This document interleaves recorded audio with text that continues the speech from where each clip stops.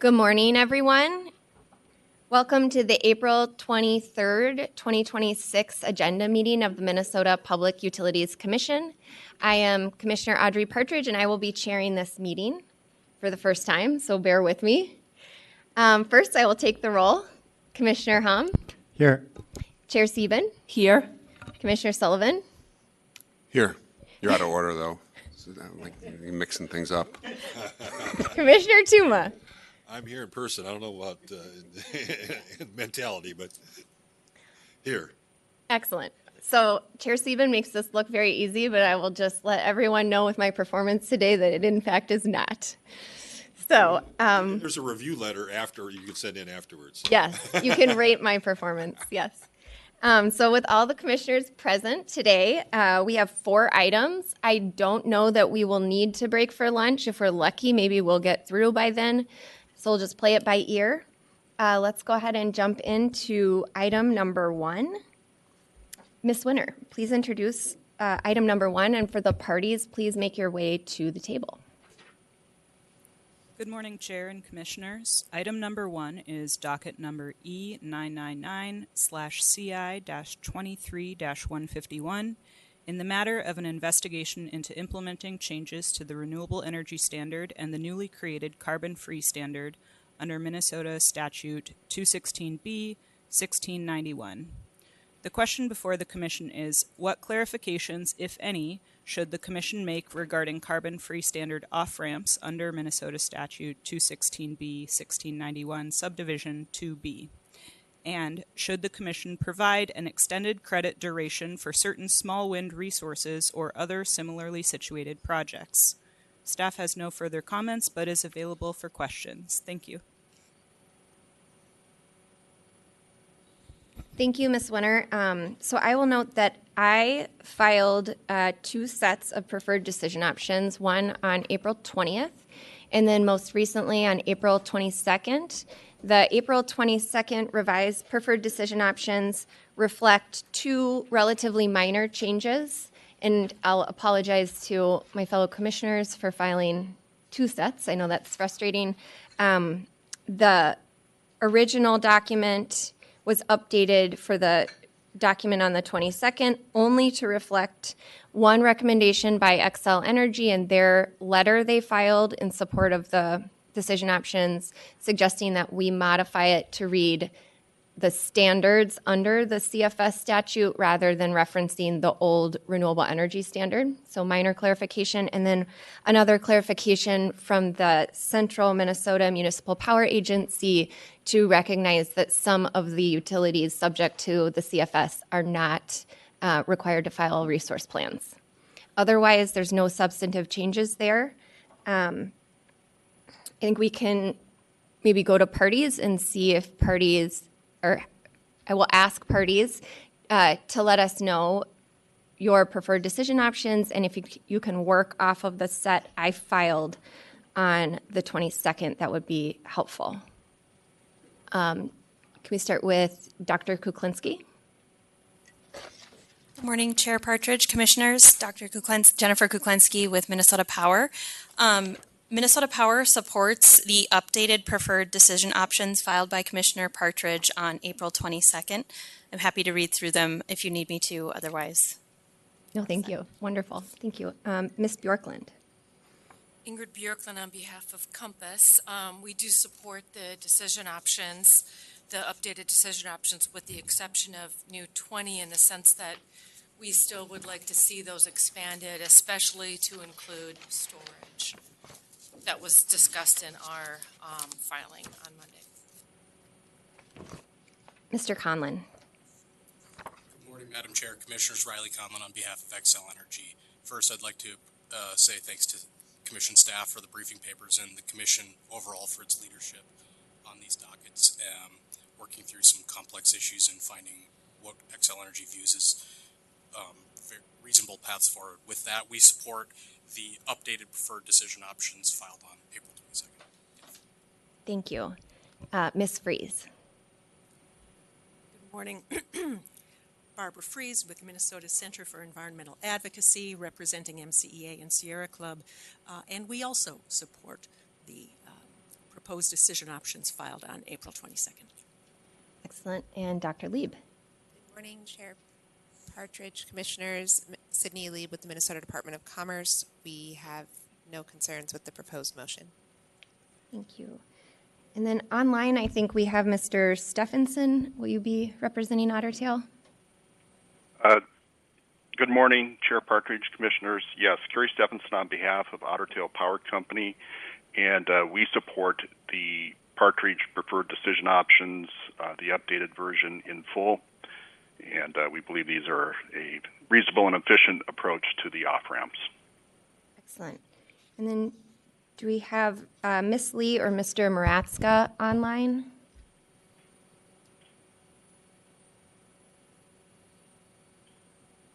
Good morning, Commissioners. Can you hear me?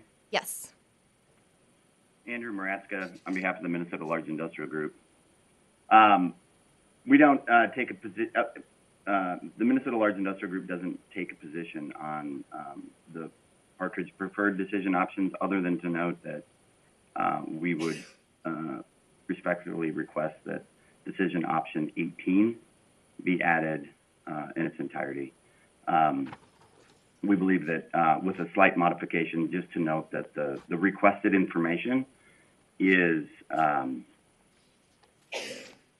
looking for the average all-in current rate and the average projected rate increases all in. And that's not information that our clients are presently seeing in the resource plan, and we think it's important to see that information as we work towards compliance in the under 216B, 1691, and the resource planning processes.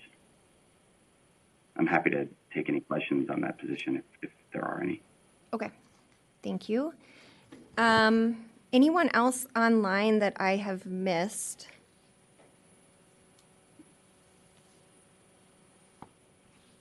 All right. Oh, GRE, in person, sorry. Mr. Rizicki forgot to come up to the table when invited. Just kidding. Good morning, Commissioners. Chair Partridge. Like the other stakeholders here, GRE supports all the filed decision options by Commissioner Partridge. I would say we would not support 18 as a non-rate regulated utility, issuing customer rate class specific information in IRPs. We can have that conversation as the commission would like. Great.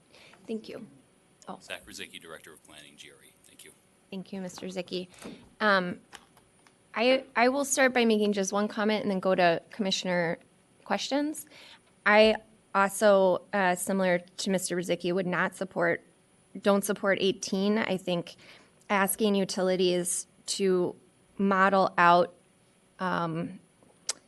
reference cases that do not meet state law is not a good general practice. I think if we get to a point where we need to start looking at alternatives, we certainly will do so in IRPs, and the parties will always have the opportunity to file IRs. I don't think we should start off by looking at opportunities or alternatives to meeting our CFS at this point. I think the other note I would make around the recommendation by the Central Minnesota Municipal Power Agency is just to, from my perspective, the additional bonus shelf life for the RECs that we ordered in August was specifically to encourage utilities to go as fast as they can to expedite projects to receive tax credits and to bring those home to ratepayers and members, and not to go toward other types of projects. In Minnesota, you currently will have a 4-year shelf life on the RECs that you generate, and so we're not, removing that. We've decided to stick with that 4-year shelf life, and so any RECs that the utilities create right now. We'll have that 4-year shelf life, and then that bonus is really to push utilities to do everything they can to bring home those expiring tax credits through the IRA, in my perspective. And so I'd like to keep that narrowly focused on projects that receive those tax credits. And that's where I'm at. As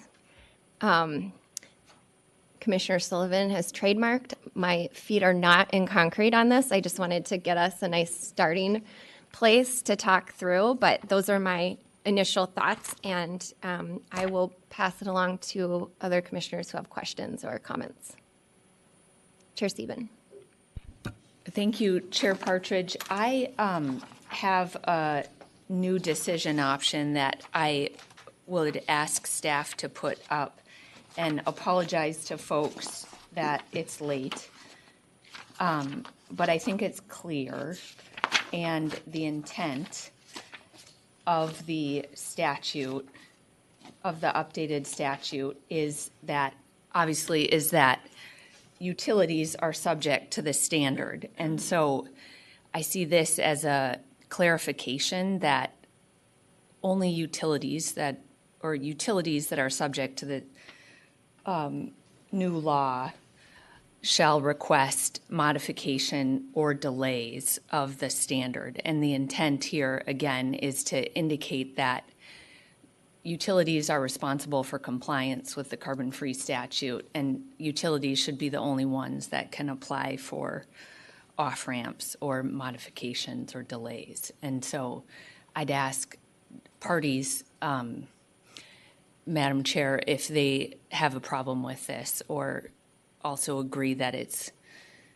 the intent of the statute, and or if they see any problems with it. Why don't I start, if you don't mind, just with Dr. Kuklinski, and if anyone has an objection, maybe if you don't support, if you have an objection to it, maybe you could indicate you'd like to speak.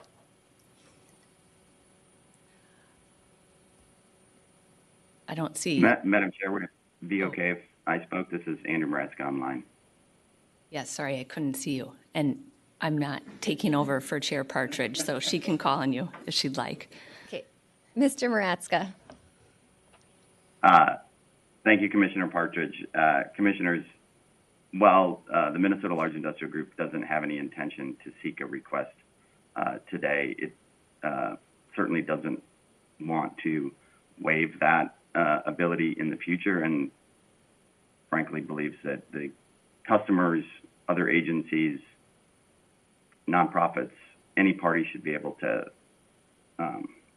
submit a request to the Commission to delay the standard if appropriate. Does anybody else have a comment? And Dr. Lieb, for the department, I just wanted to confirm that you're comfortable with this decision option.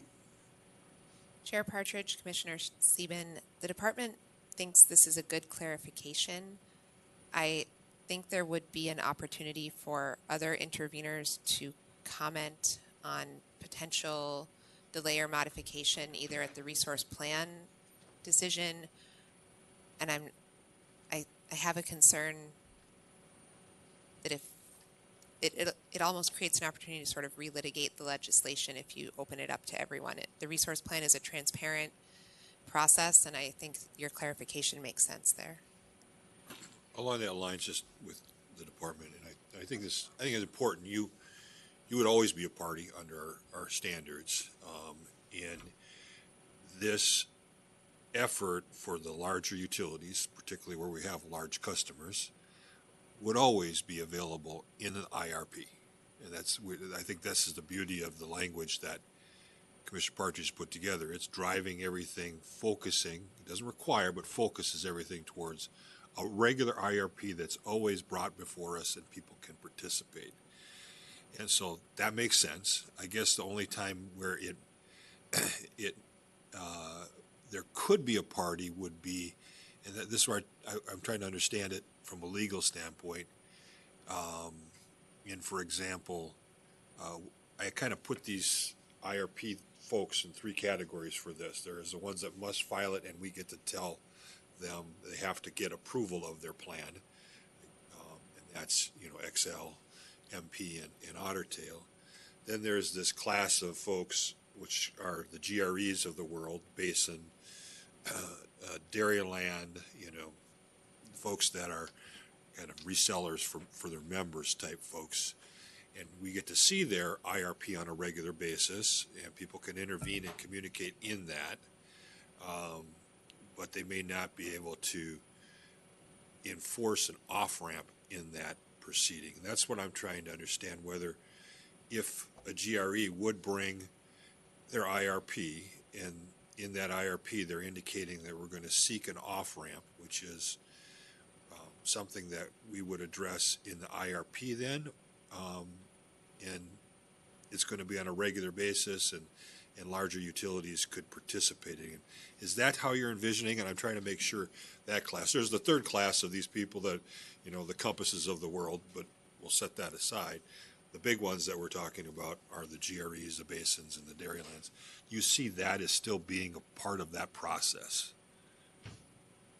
Chair Partridge, Commissioner Tuma, I think the way the department envisions it is that the advisory IRP, even though it's not a full IRP where the commission can and cannot tell the utility what to build and plan for on their system, it still provides an opportunity for transparent discussion about what the modeling is showing the system needs, and I think creates an avenue for interveners to come in and you could certainly, as an intervener, bring in to that docket a discussion about an off-ramp and some additional modeling showing the need for an off-ramp, and that would be an opportunity for the commission to consider it at that time. Those municipal and cooperative utilities are also governed by their own boards, and I'm not an expert on those processes, but I suspect a large customer could come in and petition a muni or co-op governing body to come in for an off-ramp at that time too. So I think creating sort of a free-for-all at the commission for off-ramps to be proposed at any time is unnecessary given the existing structures with muni and co-op governance structures and the either advisory or full IRP process that happens at the commission.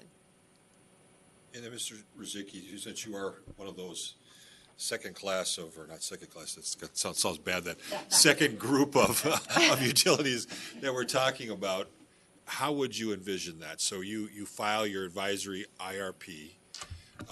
You think you got a good plan to go forward. It might cost some money. Large industrial intervenes in the IRP, advisory IRP, and says you should delay the construction of all these wind farms because they're too expensive or whatever, something like that line. Would that be a place where off-ramps could be discussed and we could make a decision, or would it have to be somewhere else? I'm just trying to envision how that would look and how you would see it happening in that event. Yeah. Mr. Rizicki. Thank you, Chair Partridge. Commissioner Tuma, in my mind, I think this is pretty straightforward.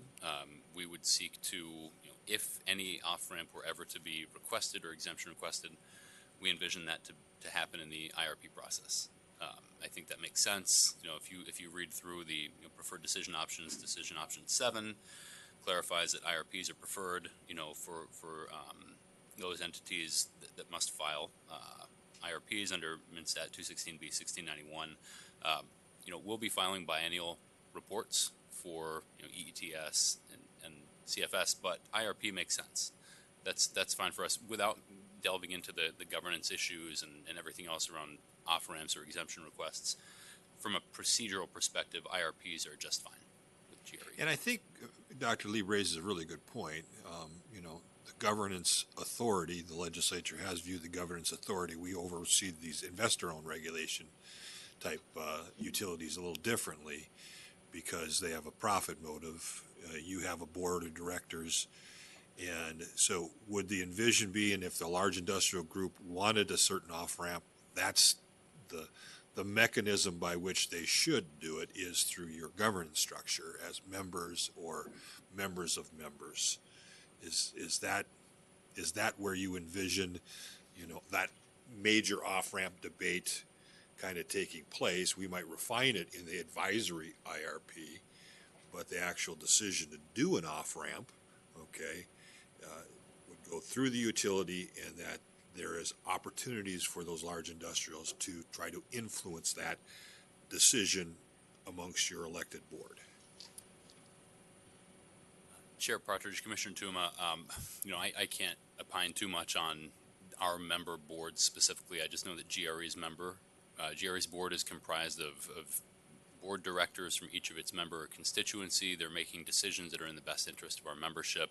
Right now, if you look at our most recently filed IRP, we're in a very good position for the CFS. GRE hasn't even begun procuring clean energy specifically for the CFS yet, because our existing portfolio puts us on a glide path to compliance through at least 2035.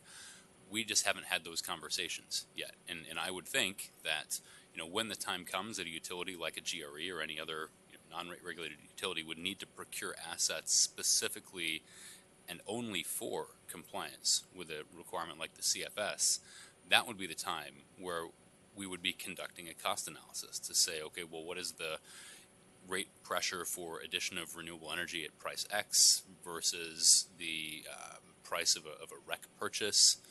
And I think the flexibility of the CFS really helps with the decisions to pursue exemption requests or off-ramps. It is a flexible standard. It's a good, well-constructed policy instrument. So we don't have any internal concerns right now with needing to procure something or needing to request an off-ramp. In the future, maybe 2037, 38, that might change, right? We don't know what's going to happen with renewable prices. We don't know what's going to happen with REC prices. But right now, I think the procedural process here, the GRE governance, and I can't speak for other utilities, but our governance process puts us in a position where we can make recommendations to our board. That's going to be reflected in an IRP that's brought to the commission and to the stakeholder process. That's the last part that I wanted to hear. Yeah. That's where it's happening. Yeah. And it would come up through your members or a major customer through your members. That's where that would come up, and it would be debated, it would be discussed, and that's what's presented in front of us. That's probably for this second grouping of utilities where that activity would take place, versus the more IOU type setting where we have to oversee it to make sure they're not overbuilding and doing things that are inappropriate for the ratepayers. And so I think that balances it. I think it's appropriate that people have that voice, but I think this is the intent of the legislature. I just wanted to make sure we were very clear. There were still opportunities. We're not like saying, no, you can't have influence on this process, particularly when it comes to that second grouping of utilities, and that makes sense to me. Thank you, Madam Chair, for letting me mull through this, because this is the first time I had to think through it, and so I apologize for you to suffer through that. Commissioner Sullivan. I'm actually, if you could put the language back up on, and I hadn't really thought about the point that Commissioner Tuma that you were sussing out there with the cooperative and the municipal utilities. In general, I think there's more opportunities within those structures for different interest groups to be heard and to talk to their boards or their city councils. But in this context, Commissioner Sieben, when I read 216B.1691, I didn't see the authority to do this. And for me, it felt like the statute is silent on this question, and it was silent on it, and no need to read into it more. And one of the concerns that I had with this is that it actually ends up putting too much control into the hands of the utility. If I'm reading it correctly, if I'm understanding where you're going with it.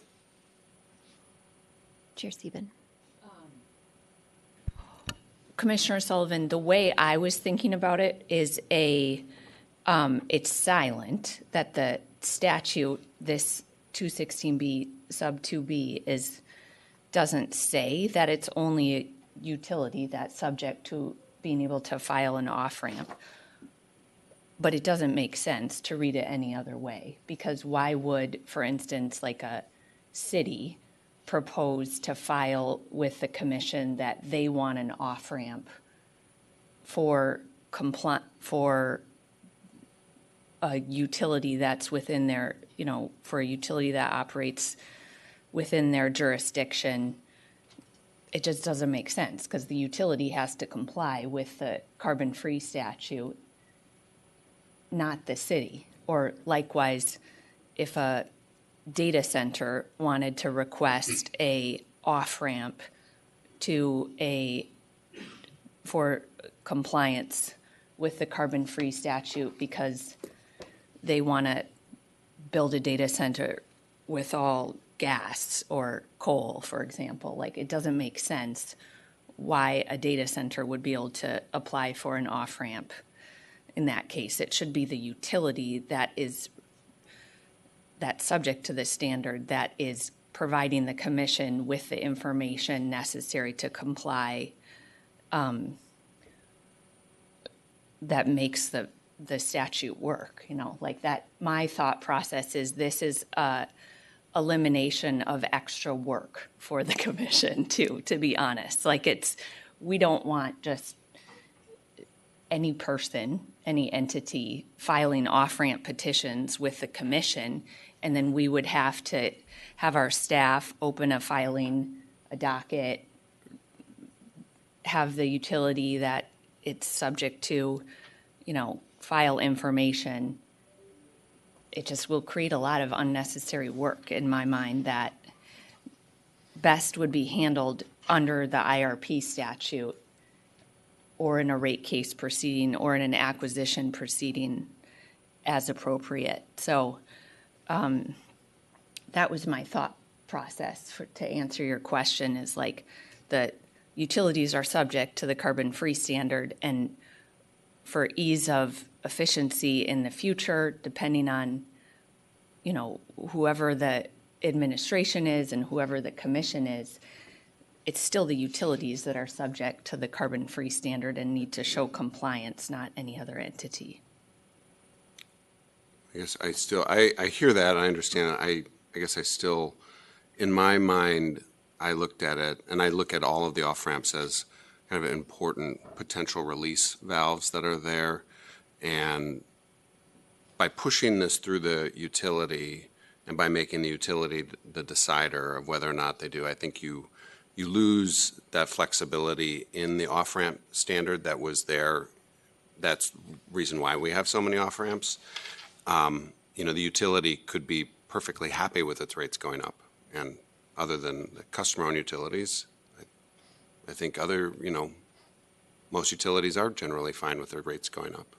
And no offense, you can all groan at that, but I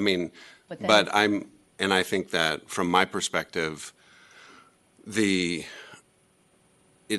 takes away from, I can envision organizations, not just data centers, but large industrial organizations like Mr. Moratzka's customers or his clients, but residential organizations who, why it's the utilities compliance. From my perspective, that argument is not particularly persuasive to me, is because the people are the ones who are paying the bills. And they may, ultimately, this gets to us as a case and a record that gets developed, and we decide one way or the other. And I think actually putting a pause on the clean energy standard, which is the least expensive part of the the energy system, is not going to happen. From my perspective, I have to wait to see what the record would show, but I don't see it as likely that we would, well, who knows? I'm not trying to prejudge something, but there are other parts of the system that are much more expensive. And I guess I just see it as an important release valve that's there for organizations, not the utilities, to be able to petition their government over. And I also think it's important to note, nobody's ever done it. There have been no off-ramps that have been proposed, and the Next Generation Energy Act is 19 years old. And I suspect that in 2040, we'll hit the standards, we'll hit the goals, and we won't have any off-ramps proposed by then either, because the juice won't be worth the squeeze. But that's just where I'm at. And I understand your thinking, and I do think the statute is silent, so there is room for interpretation. That's where I came from, is more on policy grounds. Commissioner Hom. Thank you, Chair Partridge. So I reverse that discussion in a different way. I think without this clarification, we may get into the rate making and the resource decision of the utility, which we do not have a jurisdiction. Third party trying to use our process to influence their rate making and the resource plan process. For example, Compass and all those small utility co-ops and munis are not regulated by Minnesota Commission, but third party can use this process without clarification, can try to indirectly influence their decision-making process. To me, that's why without this clarification, potentially we are violating that agreement that we are not regulating those utilities for the resource decision and the rate-making process. So I think there are two sides of the concern. Yeah, I agree with your concern too, but also there's the other side of the concern on this. I mean, I think to that point, I think you could just exempt the customer-owned utilities from it and just say for customer-owned utilities, you have to go through your normal processes, but for IOUs. But I hear what you're saying. I hear what you're saying, and we'll just. Well, and I think this is where I'm kind of, this is a procedural question in my mind, because that's where I was going with the questions with Mr. Rosinski and Dr. Lee, was that we regularly take up an IRP, and I don't think it's your intent, Madam Chair, is that in an IRP that a party could not say we should delay this standard and we shouldn't be buying these solar panels or whatever because of the cost. And we do cost determinations forward-looking in the IRP, and we look at them regularly. By law, they have to come in front of us. That's the place, the procedure where an intervener like a large industrial in an IOU situation could come forward and make that. And I think by making that clear that that's where that needs to be done, maybe the language could be a little clearer on that, but we're not saying you never ever can in the appropriate proceeding not say to us, let's do an off-ramp instead, Cub or large industrials, because the IRP is the place where we do that. That's where we want that conversation to have. And in my mind, it's that special filing, in between the IRPs, that somebody comes and we say you can do that, utility. You should be reserved, is the language used instead of shall. And so that means you can still come in between the two IRPs, but we're not going to look kindly upon it. But I would hate that to be an opening door for third parties just keep filing and filing and filing, that we should be doing off-ramps for this coal plant or whatever. That should be dealt with in the IRP where that coal plant is being addressed. And I think that's where you could, as a party, say, no, let's keep that coal plant running and do an off-ramp here. I think that's appropriate, right, Madam Chair? I don't think you're trying to deny that IRP discussion. You're just trying not to procedurally allow open opportunity for people to just keep filing stuff. Chair Stephen.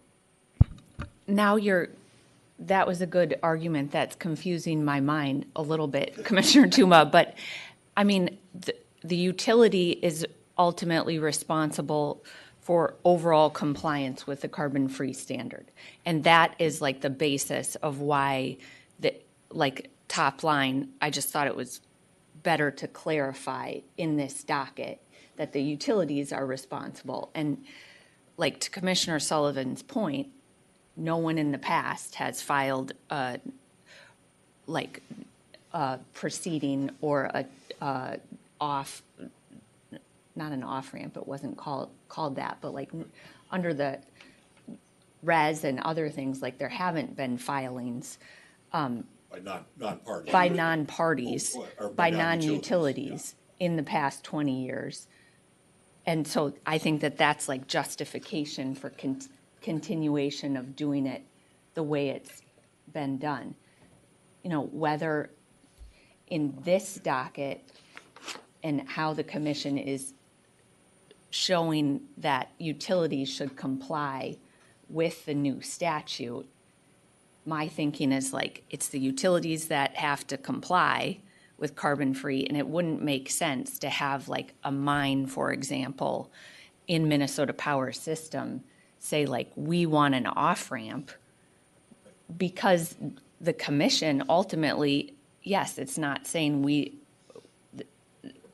have to look at the overall utilities rate impacts for that off-ramp petition, how the utility complies with all other portions of the carbon-free statute. So it doesn't make sense in my mind that like a non-utility could file a petition, because it's the utilities that are subject to the statute. So, and I agree with that totally. It's the point of what the utility files an IRP, okay, which is like a petition. Now we're going to be addressing the carbon-free standard in that IRP. And we welcome parties to intervene. They can intervene. We want them to intervene. We even say in our standards that they can even ask for rate information. But we're trying to make sure that falls in that IRP structure that we have. And in that IRP, the large industrials could say, we think our plan is you should do an off-ramp for this gas plant because we want it to be used for our mine. So they could do that, but it's structurally in that IRP proceeding where we have normally handled those questions. It can't be a separate filing. They lose in the IRP and then they turn around and file something the next week and say, we want an off-ramp, and we're the petitioner for that off-ramp. And I agree with that completely. I think that is what we should do, and we should leave that question to the IRP. But we shouldn't say to folks that are interveners in IRP, you can't propose a plan with an off-ramp. That's part of an IRP plan. You could, and we would address that at that stage in our normal process, and they would do their modeling and that. So I think it gets to the both worlds, what you're concerned about, but maybe not. So you're shaking your head no. Can I jump in real quick? Apparently I can't accomplish No, it. I mean, it's fine. So I just want to reflect back what I'm hearing and thinking, which is I think Chair Sieben is trying to avoid one-off proposals and possibly even politicized, for lack of better word, stunts of filings that are coming in from organizations or groups who maybe don't like the CFS in general or did not like that law was passed.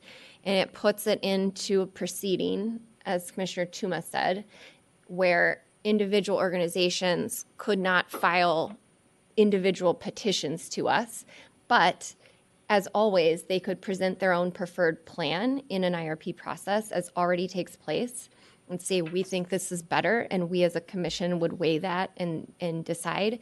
But also, I think to Chair Stevens' point, the utility is the keeper of all of this data and information that we would need to understand and know before we could even consider an off-ramp. And so I also think just logistically for an outside individual to file, I don't see how we could have a proceeding around that. Excuse me, sorry. But I don't think, and Chair Stephen, correct me if I'm wrong, you're not saying a party to an IRP can't express their opinion about a delay. Right. Or I think maybe this discussion, like we do need to, maybe we should tweak the language to say something like outside of an IRP, only a utility subject to the standard under the off-ramp provision may request modification or delay of the standard, so that in an IRP, then Mr. Maratska's group could say, MP files their IRP, Mr. Maratska's clients could say, we don't agree with this, you should instead have an off-ramp, and this is why, and then we would handle it in there. And does that help, Mr. Maratska, address your concerns? It may not go as far as you want, but I do think that would allow like a more robust opportunity for your clients if they want to request an off-ramp, for example, to then do it. Madam Chair, Commissioners, I think this is a helpful clarification for our customer group. I think in general, you know, the delay, if it is warranted, is going to be based in large part on cost, and customers are responsible for paying those costs. I understand that the utility is subject to the standard, but the standard is paid for by the customers.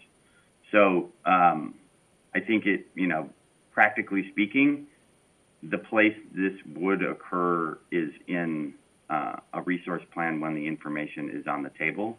But this is, you know, probably a reasonable compromise, but it's still a limitation that I don't, MLIG doesn't think exists in the statute. Mm-hmm. Does that help you, Commissioner Sullivan? Not really. I guess here's my just thinking, and we don't need to spend more time spinning our wheels here. But I mean, I look at the off ramps as they're structures that are there that create flexibility for the renewable energy standard and the clean energy standard, and I think it speaks how well crafted the RES was and the CES is that nobody's used them yet, and they're there for the taking if somebody can make a case. And I see that flexibility as really important for our work, but then also for the public to see like there's flexibility here. And if we start taking that flexibility away and routing it through the utility, through the resource plan, it removes one of those things that I think makes our clean energy framework work better. And I'm kind of the mind, like, you know, you don't pick a scab. So that's it.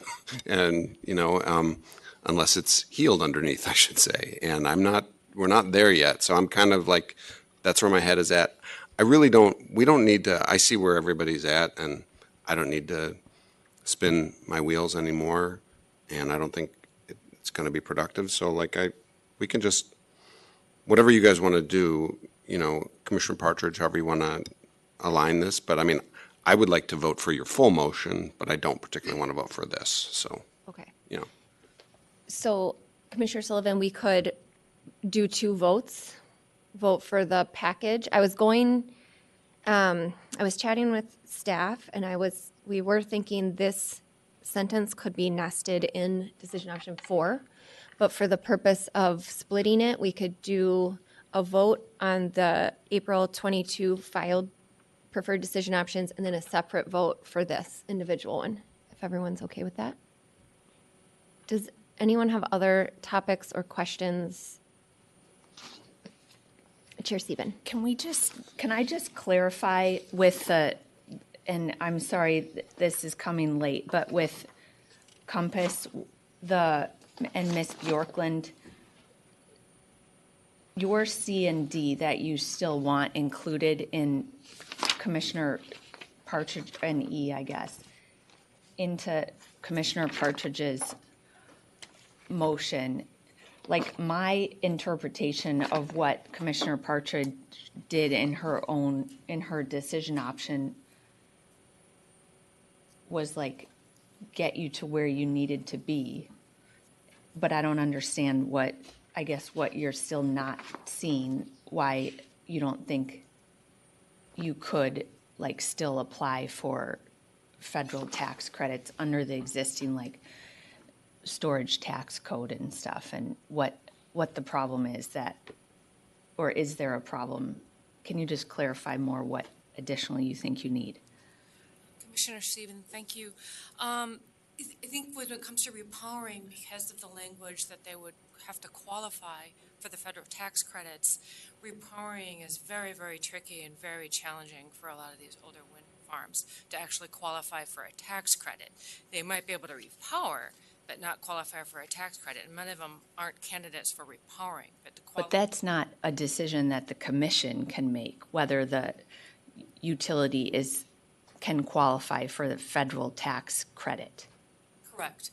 So our thinking here is that the utilities that are larger, that can push forward and quickly move these bigger projects forward to qualify for the federal tax credits, that flexibility in by extending the credit duration, that added flexibility is really going to go to the large utilities.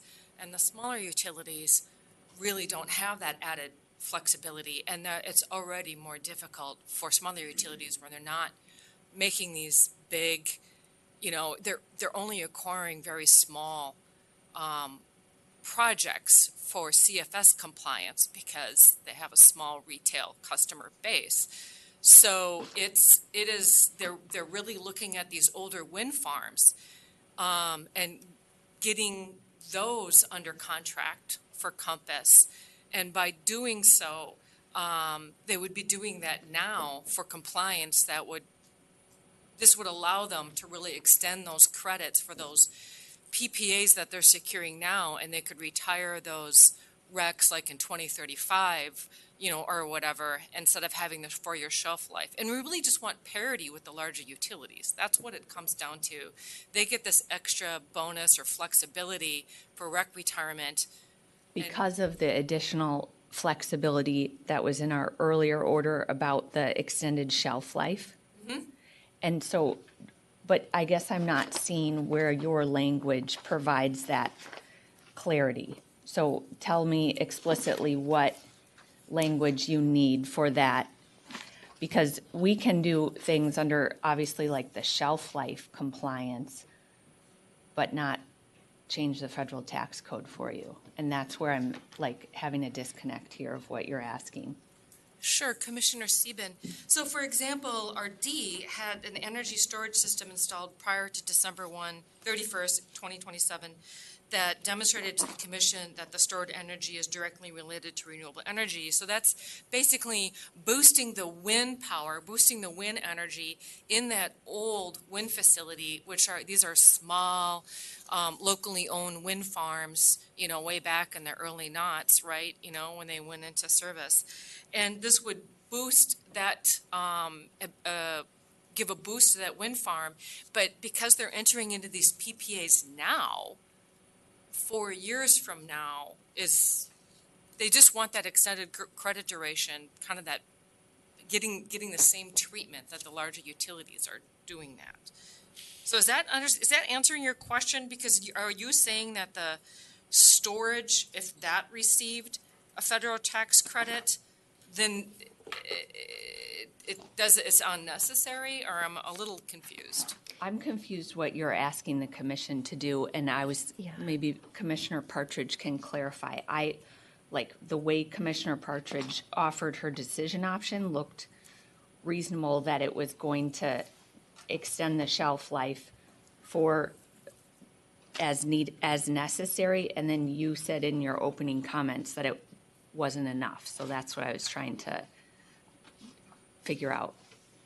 Thank you, Chair Stevens. So what I will say is the purpose of the original decision was not to provide additional opportunity to comply with the CFS. This was very narrowly focused on getting the federal tax credits for the benefit of Minnesotans. You will have a 4-year shelf life on all the RECs you create, and you can use that as you think is necessary to try to meet the CFS. I was not interested in giving every renewable energy project extra credit so that the utility could more easily meet the CFS. It was just focused on getting those expiring tax credits to Minnesota ratepayers and member customers.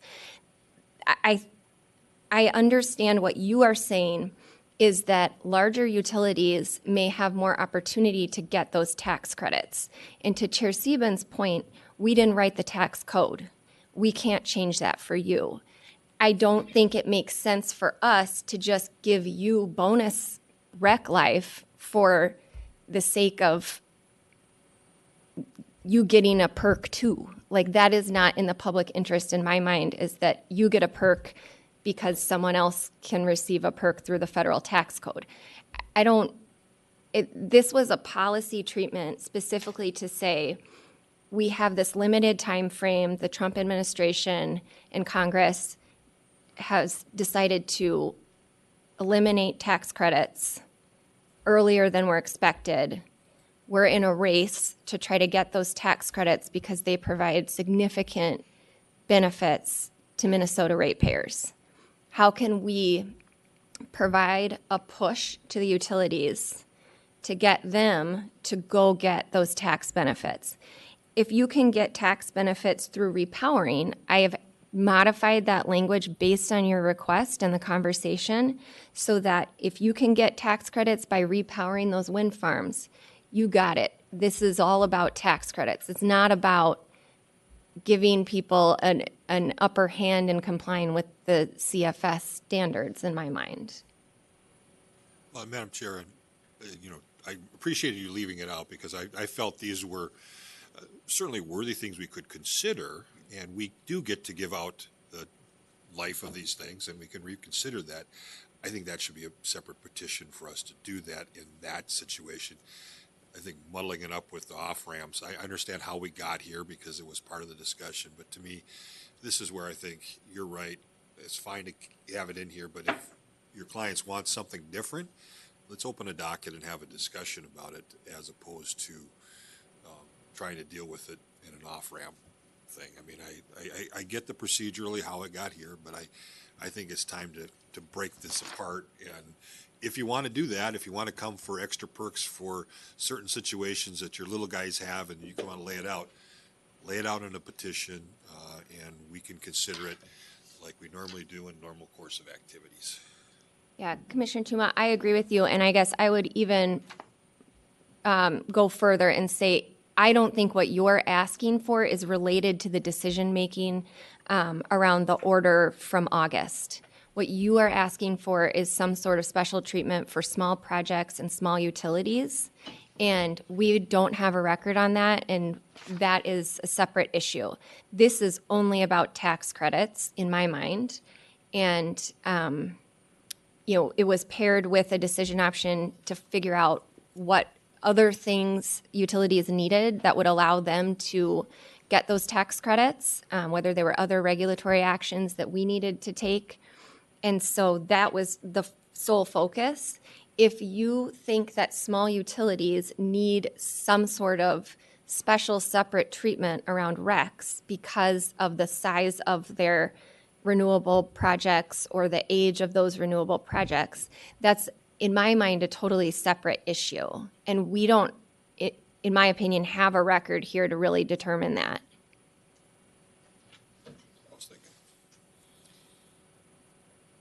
Thank you, Commissioners. Yeah, I understand where we are right now, and we'll take that under consideration. Thank you. But we were just offering to extend the concept to this situation because they are kind of getting into securing these PPAs now to really avoid purchasing, unbundled RUCs for compliance. But we hear you, and we'll take that under consideration. Thank you. Okay, I think that's good. I don't know why, if you're talking about using these in 2035, I think you should consider opportunities to comply with the milestone in 2035 that are different from banking RECs for 8 years or buying unbundled. I think it's a good opportunity to look at other types of investments and weigh the costs and benefits of unbundled versus, investing in renewable PPAs and projects.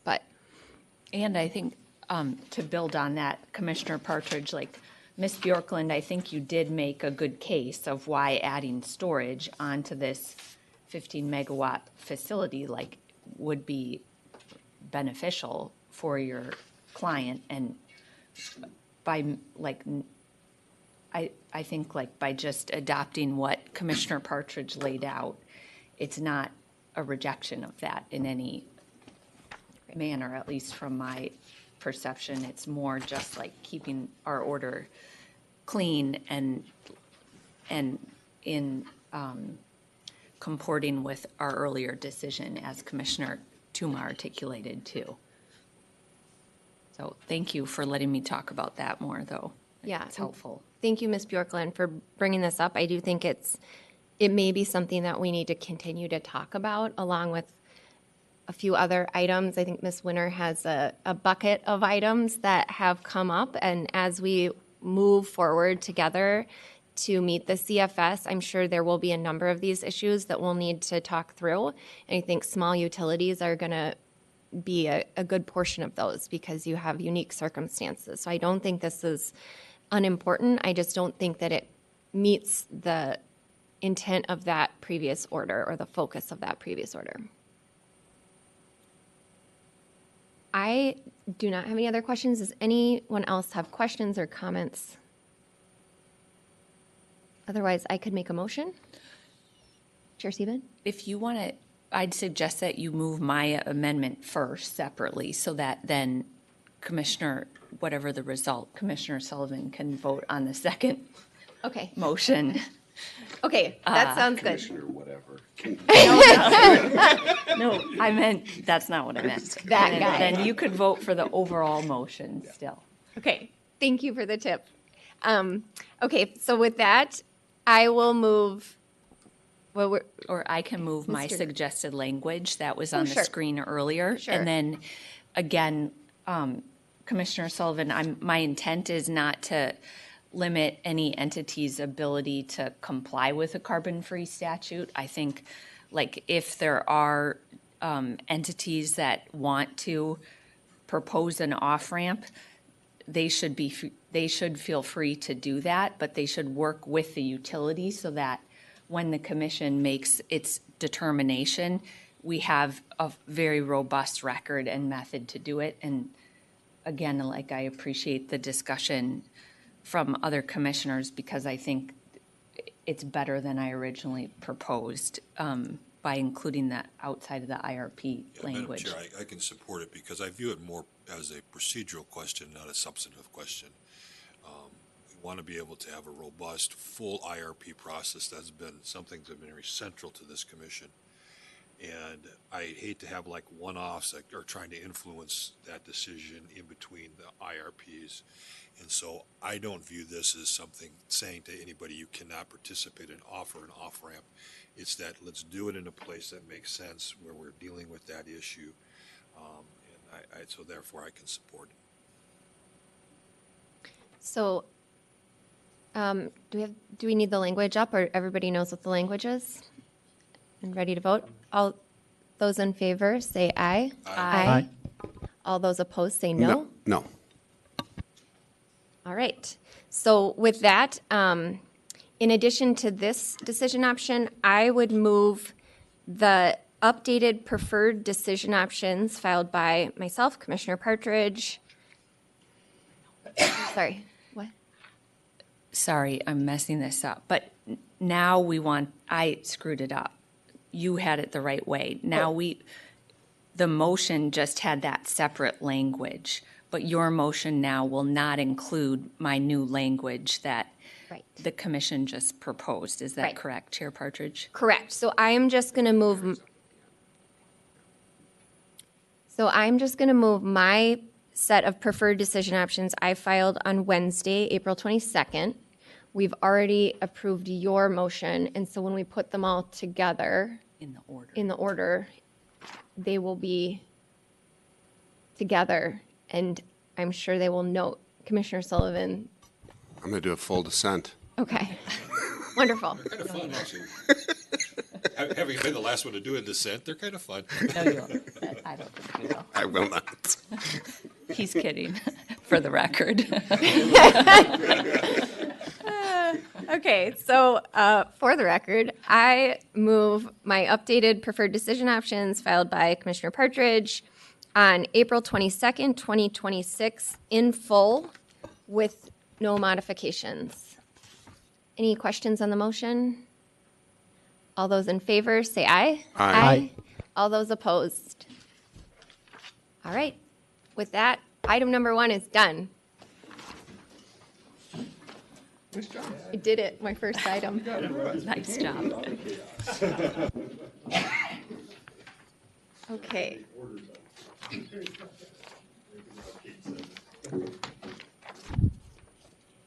right, so we are moving to item number 2. Does anybody need a break or should we just keep going? Good. Parties for item number 2, please make your way to the table.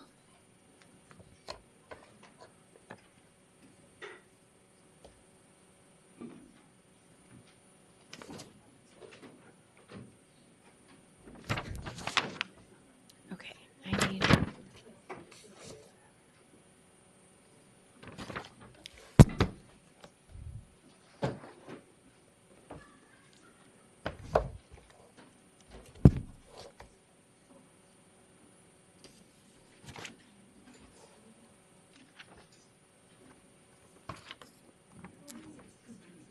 Great. Ms. Marcus, you can introduce the item whenever you're ready. Good morning, Chair and Commissioners. Item number 2 involves Dakota Electric Association, docket E111M25442, in the matter of the petition of Dakota Electric Association to modify its member service information tariff. The question before the Commission is, should the Commission approve Dakota Electric's petition to modify its member service information tariff? There is a there is a correction on page 32 of the briefing papers. The decision option currently labeled as decision option 17 on page 32 should be renumbered as 10A. Following the briefing papers, the filing of the briefing papers on April the 16th, preferred and revised decision options were filed by Commissioner Hom on April 20th. Revised decision options were filed by Commissioner Tuma on April 21st. And preferred and revised decision options were filed by Dakota Electric on April 22nd. Copies are available in the front of the room. Parties are prepared to provide preferred decision options, and staff and parties are available for questions. Thank you, Ms. Marcus.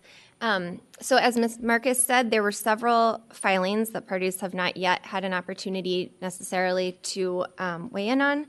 I think the first of which was Dakota Electric made a revised variance proposal in their reply comments. Then we had decision options, a comprehensive set by Commissioner Hom, an updated decision option 29 by Commissioner Tuma, and then finally a letter filed by Dakota Electric at 4 p.m. yesterday. Not that I'm paying attention, Mr. Heinen. So maybe we should just allow parties to provide their preferred decision options, and if you can please work off of the decision options filed by Commissioner Hom and Commissioner Tuma. And I will start on my right with Ms. Stasny or Mr. Heinen, whoever is speaking. Adam Heinen with Dakota Electric Association, and with me today is Ms. Stasny, if you have any legal questions, and then Nick Devine, he's a billing systems manager at Dakota Electric, if you have more technical questions that you don't want me answering. So we go to the decision options, and again, I'll start off, I'll apologize to Chair Partridge. We wanted to get this letter filed as soon as we could, or hoping to get it earlier in the day, but 3:30 or 4 o'clock was as soon as I could, so again, my apologies. If we, before we go on, I want to thank staff, really good briefing papers. Also want to thank the parties. They really good back and forth throughout the record and even up toward the end here, trying to get the best product possible to the commission. Some really appreciated the suggestions and comments from the other parties, and we're hopeful that it's made it for a better petition as we're here today. And going to, I'll go to decision options, and this should flow with Commissioner Hom, but if I missed something, my apologies. So we would have decision option 3, decision option 4 and that would be delaying the variance for the disconnect reconnect to May of next year, May 1st of next year. Hom modified 5,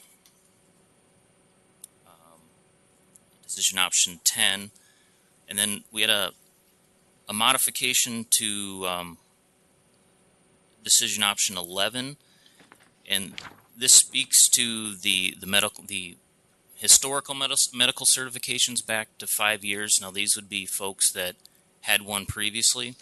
Now, folks that are on a current medical certification, to a separate bucket. We just want to make sure that we can look at our internal systems to make sure whether or not this is feasible and cost-effective reasonably. So that's why we put the language in there to give us some time, and we'd provide a compliance filing with a definitive answer on that one, because we want to make sure that this is something that we see as useful, but we want to make sure that we aren't promising something that we can't ultimately deliver.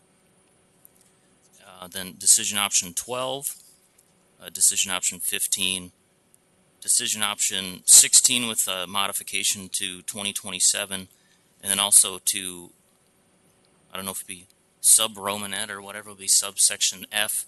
Our IVR system doesn't allow for a touch tone, so if we send out an automated call and they call back, or we make a in-person call to someone, we just can't say, you know, press 2 to be reconnected. Our system just can't do that. Then 17, 19, 20, and then 20 would note the clarification to that we would be waiving the deposit on the first 2 instances of disconnect, and then on the third and beyond that in a year, it would be the full upfront deposit amount. 21, 22, we have just removed the ending phrase there. HOM modified 26, 27, 28, and then Tuma, we made a modification to Commissioner Tuma's revised 29. That's just to note that the process for deposits would apply to residential members, and we can make sure to make the clarification in the 30-day compliance after the order, and then obviously agreeing to decision option 30 for the compliance filing for the tariffs. And I would be happy to answer any questions that the commission may have. Commissioner Sullivan. Just a quick clarifying question for Mr. Heinen. So with 16, you were okay with all subparts except for F, and that was because it was technically not possible to happen, right? Partridge, Commissioner Sullivan, yes. Okay. Chair Steven. Mr. Heinen, apologies, but with all the back and forth and me traveling, so what are you ultimately gonna get if we approve your overall modifications as it relates to when disconnections could begin, and then like what's the overall effect of what you're proposing on your customers? Chair Partridge, Commissioner Sieben, I'll try to give the Cliff Notes version on this one. So in terms of the deposit, the changes to the deposit policy that came out of our settlement agreement, those will begin now, May 1st of 2026. We will make those changes to the deposit. People will be paying less for a deposit and at a later date. Not necessarily Commissioner less. Sieben, they might be paying the same, but they would not be having a deposit until the third instance of breaking a payment period during the 12-month period. So right now it's assessed, you know, let's say you had a deposit was going to be $200, it would be assessed to you the first instance immediately. In this case, we'd waive it on the first disconnect, reconnect, waive it on the second one, and then it would be the third instance, which would be several months into the future, and perhaps could be almost, you'd be back into the cold weather rule protections possibly as well. And you're starting at number 3, granting a variance for disconnection. That wouldn't change. That would be what you're doing now. Chair Partridge, Commissioner Sieben. Then to the next part, the disconnect, reconnect question with the remote disconnects, that wouldn't begin until May 1st of next year. And what are you doing now on remote disconnections? Oh, thank you. Currently, right, apart from the known safety concerns, a very small subset, we run through the regular process. We do a final attempt of the door knock as required by rule. And then in terms of the disconnect, we go back to a truck and then hit the button there to disconnect service. We currently aren't pulling meters or anything, and that's in line with what we've been doing since about 2022 when we installed the new meters. So that's the current process in terms of disconnects. And that would remain in place until May 1st of next year. And then May 1st of next year, you're proposing what? Then, try to explain this. We would be making contact when we get the disconnect. If somebody, it would be similar to what Xcel had previously. Now, if we leave a voicemail or we get a hold of them or they answer a text message that definitively they knew that a disconnect's coming up, that would be an instance where we could disconnect from the office. Now, if we try to make contact through the letters or phone calls and we aren't able to leave a voicemail, aren't able to have someone pick up, or they aren't able to respond to our communication, we would then still attempt to make a final site visit before disconnect. And then that disconnect would be from the truck as we normally do. So if it follows the data that Xcel provided previously when they had the variances in the neighborhood of 10% of their total number of disconnects still required a door knock. I don't know if that will hold for Dakota Electric or not, but we've used that sort of as a planning objective as what we would expect in terms of still needing to go out for site visits. And then that would be a 1-year variance. As Commissioner Hom, then we would have compliance to reporting on how the first year went in spring or late winter, early spring of 2028. And then we'll see where we are there. I'm optimistic we'll come up with a product that will, hopefully we can continue the variance if it's approved, but if not, then we won't. So effectively, I'm not trying to get into deliberation. I'm trying to just understand. You're asking for a modification now to be able to remotely disconnect people, but the plan that you're putting forward is still to be able to remotely disconnect people, just with different variations on contact prior to that. Chair Partridge, Commissioner Siebman, I think the answer to that is yes, but again, the change to this wouldn't start until May 1st of 2027. Yeah, this is why it's confusing. Okay, but thank you. That's helpful, I think. Ms. Henderly.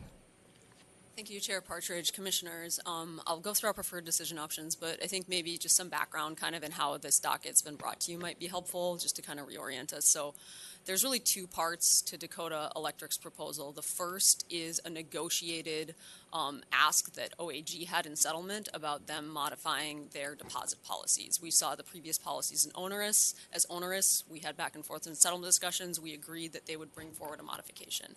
In their rate case? In the rate case, yeah. And that was as you know, without going into settlement discussions, there's a lot of give and take in rate cases, so that was something we felt strongly about and we negotiated for. When Dakota brought forward that proposal, they also brought forward a proposal to remotely disconnect customers.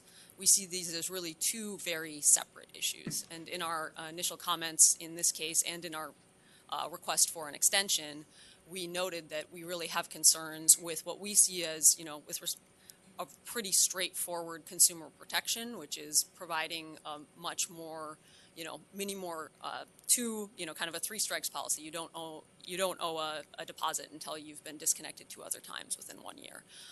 That we think is a good consumer protection, and that's been packaged with what we see as a proposal that's continuing to evolve, that we have a lot of concerns about.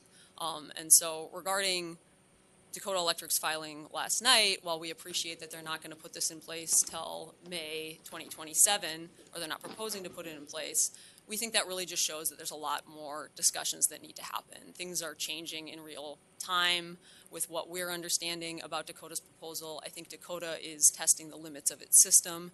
So from our perspective, we just don't think you need to act today at all on the remote disconnection request, that request for a variance. We think you could either table it, you could deny it without prejudice. It just seems to us like the stakeholders here need to have a really more robust conversation about what that looks like and about how we protect Dakota Electric's utility workers from safety concerns that they have while continuing to protect particularly medically vulnerable customers with safety concerns that we have about them being disconnected without a site visit. So I'm happy to go through our preferred decision options.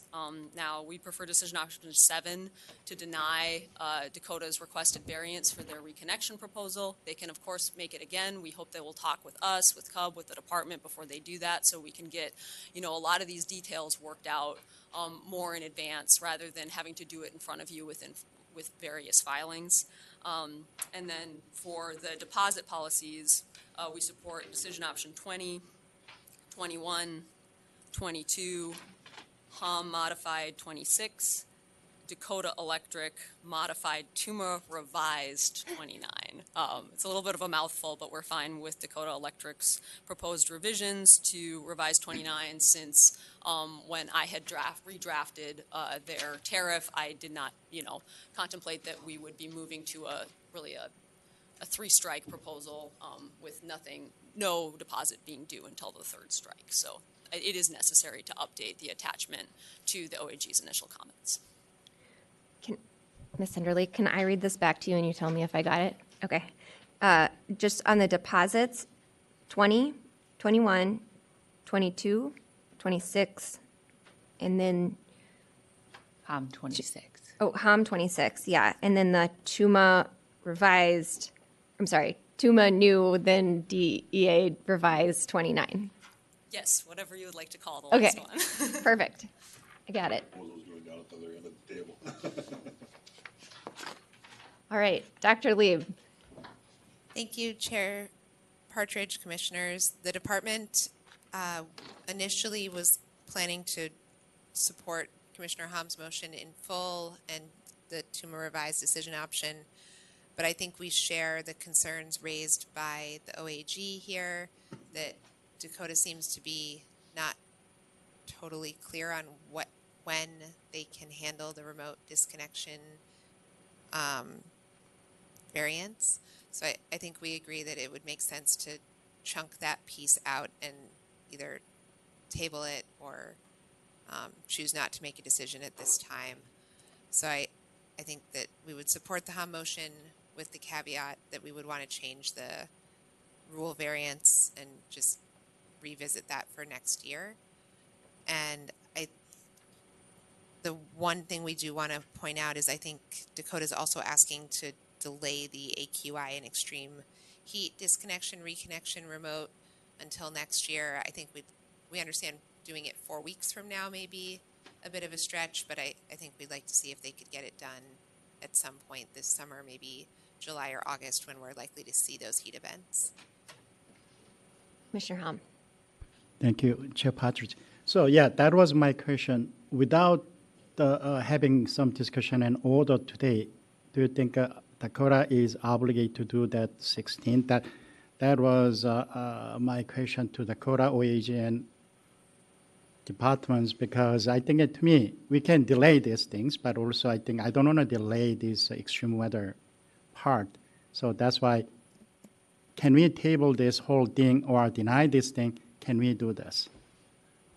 Chair Partridge, Commissioner Hom, I think you should definitely ask Ms. Hinderly about the legal allowability of that, but I think procedurally we required Xcel to do the remote disconnection, reconnection, and separately denied their variance to disconnect customers for non-payment through AMI remotely.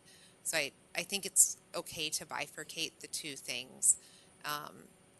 And so, I also think there's a difference for the system operationally to disconnect, reconnect a small number of customers during extreme heat event or high AQI events versus disconnecting large numbers of customers for non-payment remotely. I think they can be bifurcated procedurally, but that's not a legal opinion. So when you say table it or deny it, you meant that you just carve out this section outside the table or denial process, and we can deal with it today. I think that that would be our recommendation, yes. Okay, thank you. Thank you. Yeah. Mr. Crawford. Chair Partridge, Commissioners, Brandon Crawford with the Citizens Utility Board of Minnesota. We share Dakota Electric's overarching objectives to protect its workers and mitigate the impacts of non-payment and disconnection for all of its members. We were not part of the settlement conversations related to the service deposits, and we take a different approach from the other parties. We see service deposits as a pretty significant barrier to reconnection, so we are opposing those. We do appreciate the modification for the waiver for the second instance, but based on average bills from last year, a service deposit would be about $227 due upfront and payable at the time of seeking reconnection. So we see that as a significant barrier, especially for those customers that have already had instances of affordability challenges. We also disagree that it's reasonable or necessary to carry out remote disconnections without conducting that final in-person visit. The cooperative has framed it as a matter of protecting its workers, and we understand that goal. However, the existing variance for known safety concerns, I think, adequately achieves that. So we are also recommending that that variance be denied. However, we agree with the department that we can move forward with the AQI and extreme heat protections. I recognize that Dakota Electric has indicated some potential challenges with implementing the 8-hour duration. And as a potential compromise, if they're able to implement the 24-hour on an earlier timeline, and then take the learnings from that and agree to 8 hours next year, I think that's a reasonable kind of compromise. We can take those learnings, make changes as necessary to achieve that outcome. So in summary, we support decision options 7, 11 through 13, 16, 17, 19, 24, 25, and 30. Mr. Crawford, can you say those one more time? I apologize. Yes, of course.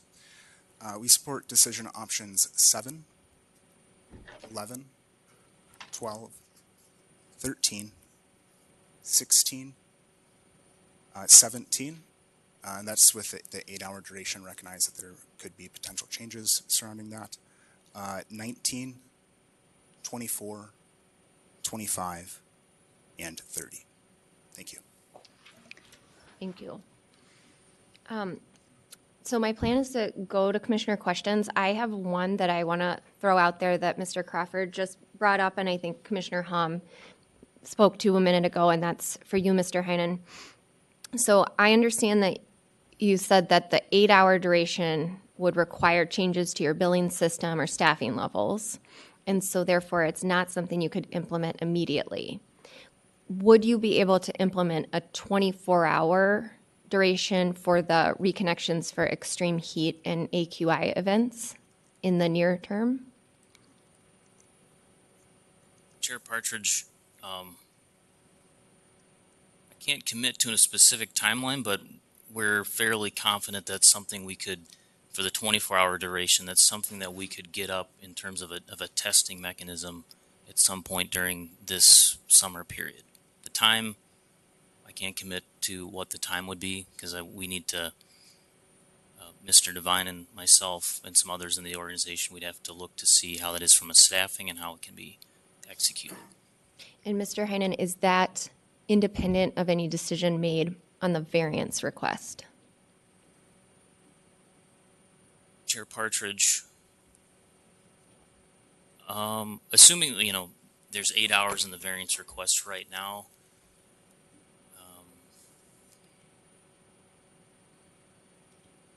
it could be independent. I'll be honest. My preference would be if you had a 24-hour sort of test period starting this summer, that it would evolve then to an 8-hour as part of the variance request in starting May of next year. Yes, I'll leave it there. So I think to clarify, I'll preview this for my commissioners, I had this in mind as well and put together a decision option that Mr. Graham has that we can look at to say, go ahead and do the 24-hour as soon as you can, and then work towards the 8-hour for the extreme heat and AQI events, just so that we have something in place this summer when we may see extreme heat, may see air quality issues as we have in previous summers. I think the question I'm asking you is, if we carve that issue out, can we separate that? And I think this is what Commissioner Hahn was getting at. Can we separate that from this question about site visits versus remote disconnections more broadly?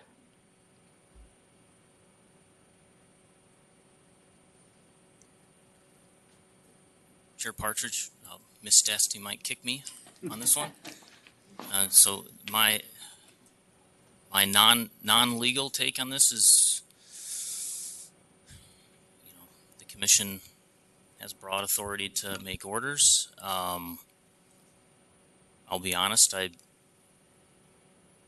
the remote disconnect petition, I mean, we can go back and forth about the timing on it or whatnot, and if folks think that I was being a bit weaselly with that, my apologies, because I wasn't being. This is the issue of the remote disconnect is a managerial and also a board priority that's happened, truthfully, since the incidents that happened in Burnsville now 2 or 3 years ago, where first responders were tragically murdered, and that's something meaningful that we're keeping an eye on. So, just from my sort of resourcing perspective that we're having, there was time to work on the petition last year, and since deposits and other parts of this live within the same part of our CIS and how we support members, it made sense to me to have them as the same petition. If others disagree with me, then this is America. We can all have our own thoughts. I'll be honest. I would. This is something important. We knew that moving to remote disconnects would potentially be a significant change for our members, and we offered the sort of temporary reconnects for AQI and heat as an acknowledgement of that, and something I don't know, as a benefit or something that we could give as part of that request. And we thought also, for moving forward from a member perspective, that was a reasonable and just thing that we should do. It's probably my long way of saying, if this were not tied to a variance request, this is not something that the cooperative likely would have given. Not because we don't think it's important, because it's in a position where we, there are resources, and there's going to need to be buy-in from other parts of the organization to do this. And if it's not tied to something else, there'll be people that are unhappy, but that's my job to deal with the unhappy people if that's where it goes. Okay. Well, Mr. Heinen, the reason I asked is, I think, one, to understand if operationally these are somehow connected and the timelines need to line up, and two, just for the ease of this conversation, to identify the areas where we have agreement from the areas where we have disagreement. So if operationally it's something you can implement and we can all agree that that's a feasible, good thing to do and it's in the public interest, we could potentially set that aside mentally as an area where we agree and then focus more on this variance request. So that's why I asked. So operationally, though, you can do it, is what you're saying. Chair Partridge, my apologies for my long rambling dissertation before that, but strictly operationally, we are confident that at some point, we don't know how long, in the summer, the 24 hours is achievable.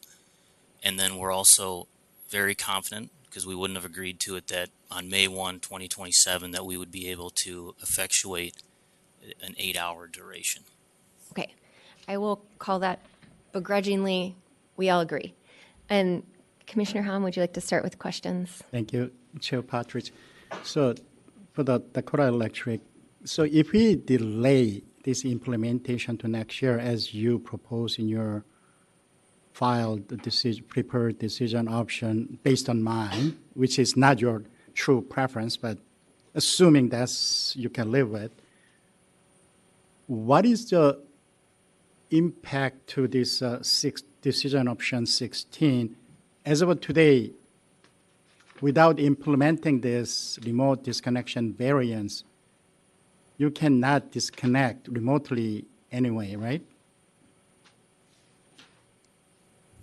Chair Sieben, Commissioner Hom, if you're asking in terms of from the office, can we disconnect someone without a site visit? No, but by the law. I mean, by the law and rule, not about your practice or the physical ability.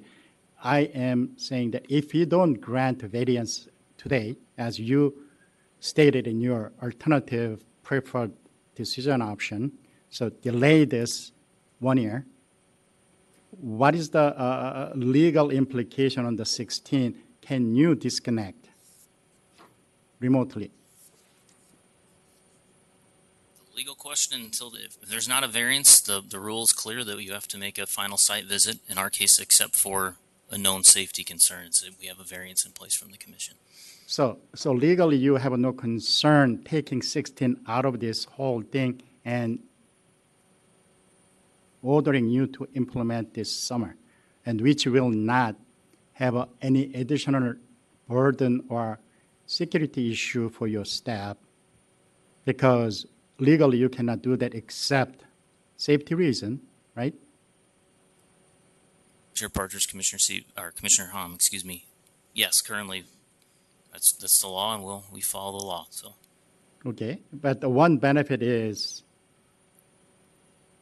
you maybe reconnect remotely under this 16. Chair Partridge, Commissioner Hom, we already remotely reconnect any member if they're disconnected, unless we identify some sort of safety concern. Obviously, we would not remotely reconnect, but it's part of our, in 2022, our decrease in our reconnection fees that we applied for. So. Okay, so in isolation of the 16, you are okay if you can agree with staying or tabling it or denying your request without prejudice at this point.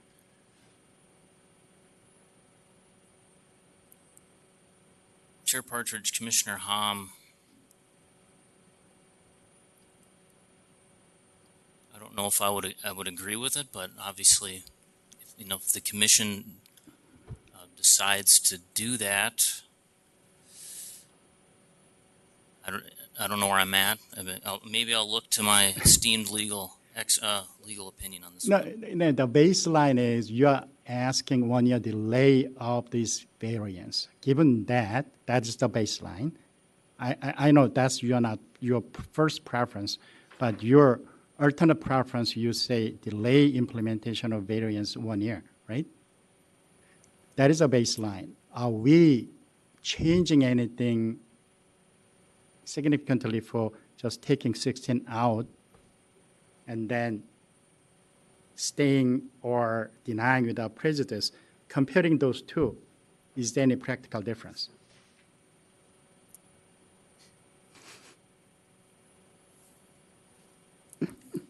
Mr. Heinen?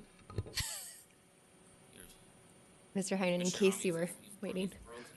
My brain apparently, so I'm trying to follow it. Yeah, I'll defer to Ms. Stasny. Ms. Stasny. Thank you, Chair Partridge, Commissioner Hom, Kristen Stasny on behalf of Dakota Electric Association. What I would say is, from our perspective, there is a distinction between denying the variance without prejudice and moving forward with the remote reconnections under decision option 16 versus simply approving the variance today with a delayed implementation.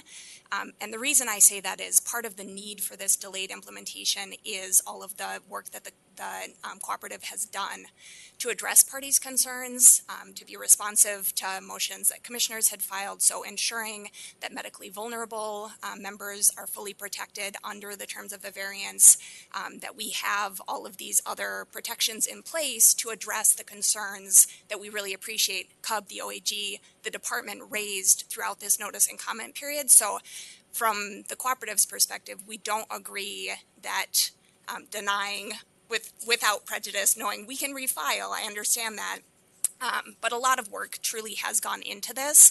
And I think, as Mr. Heinen noted, we have modified the variance proposal to a point where we feel like this is going to be a good product. It addresses the real concern that we have regarding employee safety. Again, we have the existing variants with respect to known safety risks, but that really is a very limited case where a member truly is already identified. There's going to be situations where it's not known in advance and it still poses a very real, tangible risk to our employees. So that's what we're trying to do is sort of bridge that gap, recognize that there are these additional steps that are going to need to be taken on the variance request.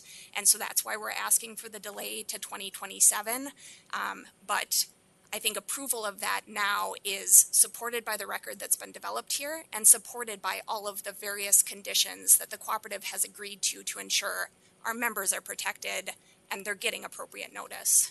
Okay, so what I heard is a practical difference is approving this with your alternate preferred decision option can improve safety of your worker in your perspective. Chair Partridge, Commissioner Hom, that is correct. The primary driver for why the cooperative brought that aspect of this petition forward to seek this variance truly is an employee safety. And truthfully, I mean, I think we addressed in our comments just the reality of our members want to communicate differently as well. I think in today's environment, there can reasonably be some fear answering the door when somebody knocks and you don't know who it is, even if they are wearing a utility uniform and have identification. And so I think there just has been a shift, both from a safety perspective. We're living in a world where there's a lot more unpredictability today than there was 2, 3, 5, 10 years ago. And the same goes for our members in terms of how they want to engage with their utility and what they're most comfortable with. So I think we are trying to strike a balance of, on the one hand, having these consumer protections, ensuring that members receive notice, that they have an opportunity to make a payment before they're disconnected. Truly, the cooperative views disconnection as an absolute last resort. So we do make every effort to ensure that consumers have that opportunity to pay before they're disconnected. Okay, thank you. Commissioner Sullivan. Thank you, Chair Partridge. I guess, Commissioner Hom, it seems to me the extreme heat protections are really critical, and that's the most important thing that, in my mind, when I was reviewing the record. And I looked at this like, this is a carefully woven sweater. You have rate cases that, in my understanding, there were commitments made to work with folks on. We have lots of moving pieces. And what I liked about your motion was it felt to me like you kind of struck the right balance. Like that's where I appreciated where you were at. And because we would be getting the AQI protections, which I think are really significant. As somebody who has asthma, I am deeply empathetic to people who are in that situation. So anyways, I just wanted to say, I don't know which direction you're going, but I kind of liked, your original decision option seemed to be homing in on the right target. So, I mean, I would be interested, from the cooperative's perspective. I mean, I've just put my bias on the table. I think cooperatives and municipals, I know you're not a muni, but cooperatives, but you're extremely close to the people that you serve. And I mean, Ms. Stasny had indicated that, you'd go to every effort to not disconnect folks. I mean, I guess, I don't know if this is a question, but you feel free to respond it, but I feel like people call you, you do your absolute level best to keep them connected, and you can feel free to respond to that. Chair Partridge, Commissioner Sullivan, our call center manager's not here, but we'd echo that. They aren't necessarily written down, but we try everything we can to work with the member, take their concerns, and try to do our level best to help out when we need to be mindful of what the member is going through. So. And the reason I bring that up is because, I think if we're talking about CenterPoint or Xcel, where they have millions of customers, you guys have far fewer customers, and there is, you don't have to have the same level of process. Mr. Heinen.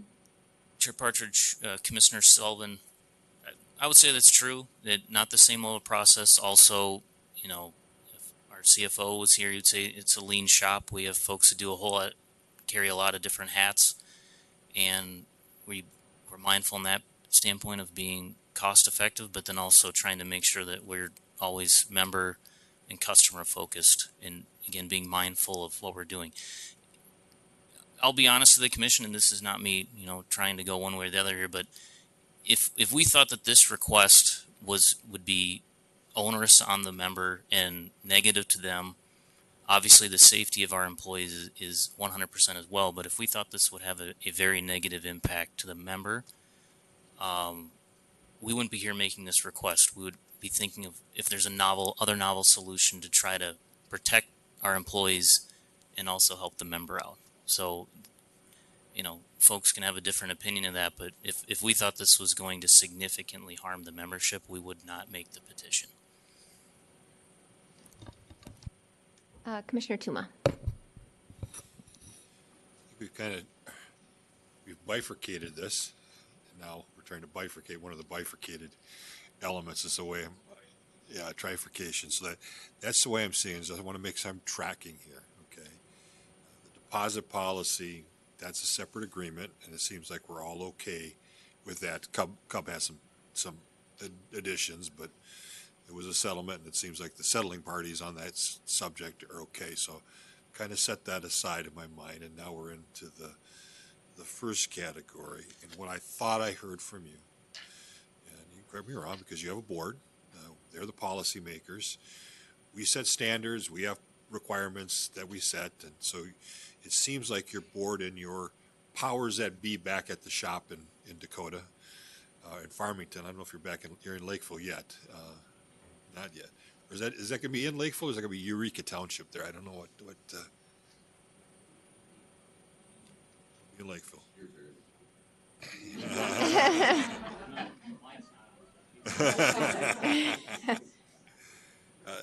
That they're struggling with how to get the implementation, and they're not necessarily opposed to the implementation of this extreme heat air quality thing, but they feel somewhat that this is in their bailiwick a little bit too, and whether this should be part of that. That's kind of what I was hearing during your soliloquy, and us lording it over them from the commission. I don't want to be viewed as that. I want this to be an agreement, but it seems like that what you were attempting to do was, with your remote disconnect and this, was try to put an agreement together that you could bring back to your folks, and we could start the hot weather heat and policy, the 16 through 19 part of this section, okay? And it would make it easier for you bringing back to everybody to say, look, we've also have a delay, or we're going to get our remote disconnect. It's just going to be next year. So that's what I thought I hear. I know that's a more simplified approach to it, but that's kind of what I'm hearing, and I know this is a different relationship than I would have to CenterPoint or Xcel. Chair Partridge, Commissioner Tuma, I think you've distilled that down. Then with the delay to that part, it can be definitely sold internally if there's concern that there's still another year before you have a remote disconnect. Is that the parties have raised real, concerns looking what Xcel had, and very helpful suggestions about how we can do this better. Because if I'm coming here asking this request, the board, senior management, they're wanting this. I know it's only a 1-year variance, but the expectation is this is a long-term solution to a real safety concern. And the delay for that part allows us to build the right system, make sure there's all the consumer protections. We're very confident that we have them there, but we want to, the OAG Cub department have, individuals with cognitive disabilities. My son has a cognitive disability. That's very important to me. So the fact that I want to make sure that folks that have to deal with that are protected. We want to make sure if there's a way we can give additional reach outs to people that maybe don't have a current medical but have in the past, we're very happy to do that. We want to make sure that we can bring a product where we don't have anybody slipping through the cracks. So what I understand is the 16 through 19 area, you're going to test that this year, but the full implementation won't be till next year. Is that what I heard? Or that was where I was getting a little confused in this conversation. I know Commissioner Hom and everybody wants to get 16 as soon as possible. And so help me out. I want to understand what you're actually saying. Chair Partridge, Commissioner Tuma, appreciate the further clarification. I'll put it in terms if we table or you deny without prejudice the remote disconnect part. If I go back to the board this afternoon, which I have to give a presentation to this afternoon, unless you keep me here much longer, is I don't think they'll be particularly happy if I say we have to make some system modifications with the hope that maybe we'll get a remote disconnect variance approved for next year. I'll be brutally honest, they probably won't be too happy with that. If I come back and say we're going to start something next year with remote disconnects, but hey, we have to do AQI and heat, hopefully, as soon as we can AQI this year. And heat, if let's say we go down the road and we give you what you asked for today, you're saying to me there's a better chance I'm going to get the 16 going this summer, 16 through 19 this summer, knowing that we're going to have the process moving forward with the remote disconnect. Chair Partridge, Commissioner Tuma, the commission can order me to do something. Right. I would just say that folks will feel better about the extra work that needs to be done if the variance request were to begin next year. Let me, go ahead. Sorry, Commissioner Tuma, I can't help but dive in here. Let me run with it. You'll get a chance to run at them. I want you to get a run at them. I'm just trying to see if there's some middle ground. This is Tuma being the lawyer, the small town lawyer, and I apologize. I just can't help myself. Okay, Ms. Hinderly, I understand where your concerns are, and we don't know exactly how this remote thing is going to play out. But if we delay it a year, and you continue to work with them, and then it's only a year, I'm trying to understand why the opposition to the remote disconnect. Because I assume you're okay with 16 as Hom has put it in here, and so the sooner I get it, the better. I'm trying to understand the concern you have for, waiting till next year on the remote connect. Chair Sieben, Commissioner Tuma, we don't have any concerns with waiting for, we are happy to have the remote reconnect put in place as soon as it's feasible. Regarding our concerns with the variance, I think as a lawyer, I was a small town kid too. Yeah. I was never a small town lawyer. But I go back to the variance standard, and it says needs to be an excessive burden, and then it needs to not negatively impact the public interest, and then the commission can place conditions in order to make it, if there is an excessive burden and the commission can place enough conditions to keep it from impacting the public interest, great. We don't think we're there yet. We're not uniformly opposed to any variances to the site visit requirement. I think where I have real concerns is I understand Dakota Electric's safety concerns for their utility workers. There are very real safety concerns for residential customers who may have a medical necessity for electric service. Some of those are known, some of those are unknown. An example I'd like to point to from Dakota Electric's filing yesterday is they Hom modified 11 to not actually agree to even a 5-year look-back period to their records to find a medical certification because they didn't know if it was technically feasible. To us, we need to know that they can do that in order to make sure those medically vulnerable customers are sufficiently protected. That has to be reapplied for every year. Folks may or may not do that. Folks with cognitive impairments may have more difficulty doing that. And so that to us is a real requirement that we need to figure out before the variance is issued, whether or not Dakota can do that. if the commission doesn't make a decision today, Dakota can go back and figure out whether or not they can do that. And if they can, great. We can all come back here and the commission will have a more thoroughly developed request for that variance with more specific consumer protections and a more specific plan for how Dakota will mitigate the very real negative impacts to the public interest that can arise from remote disconnections. So that's our concern. We could do that. I mean, what you're saying, if that's your concern, okay, before implementation, a compliance filing must be made to show just what you just asked for, okay, in 6 months. I disagree with, I have to take a practical aspect here. I mean, I disagree with kind of the argument that people are not going to want to implement it, the heat and the air quality stuff, because they're not getting it. But sometimes I can disagree with and try to find a practical solution, okay? And so I'm trying to find a practical solution where could we not say, yes, we got a whole year, in 3 months make a compliance filing that does exactly what you just asked for, okay, to show that you can do that before the implementation of the variance in next year. Couldn't we do that? I hate to send you to the Birch Room, okay, but I'm trying to see if there is a Birch Room here so that I can feel comfortable with what we're doing. Ms. Henderly. Chair Partridge, Commissioner Tuma, I understand. I think the problem with the Birch Room solution right now is there needs to be fact gathering on Dakota's end in order to know that's what I'm the trying to send you to the possibilities Birch Room to do, is to collect those facts, and you're going to get them in 3 months, and they can't implement that thing until there's a negative checkoff from you that says they can do that. That's where I think the Birch Room solution is. Whether I like the formation of how this is getting to there or not, that's a separate thing. I'm just trying to say, could we not do that? Could you not ask in 3 months or 2 weeks or whatever they can do it? I haven't asked that. And then we have a negative checkoff, and if you got your negative checkoff, it's all done. Doesn't ever have to come back to us. That's the part that I like about this not coming back to us, okay, by the way. Ms. Henderly. Chair Partridge, Commissioner Tuma, I certainly appreciate the desire for efficiency and understand the commissioner's calendar is very busy, and I very much appreciate everyone's confidence in the OAGRUD's ability to be a gatekeeper for the public interest. I'd ask Dr. Lieb also.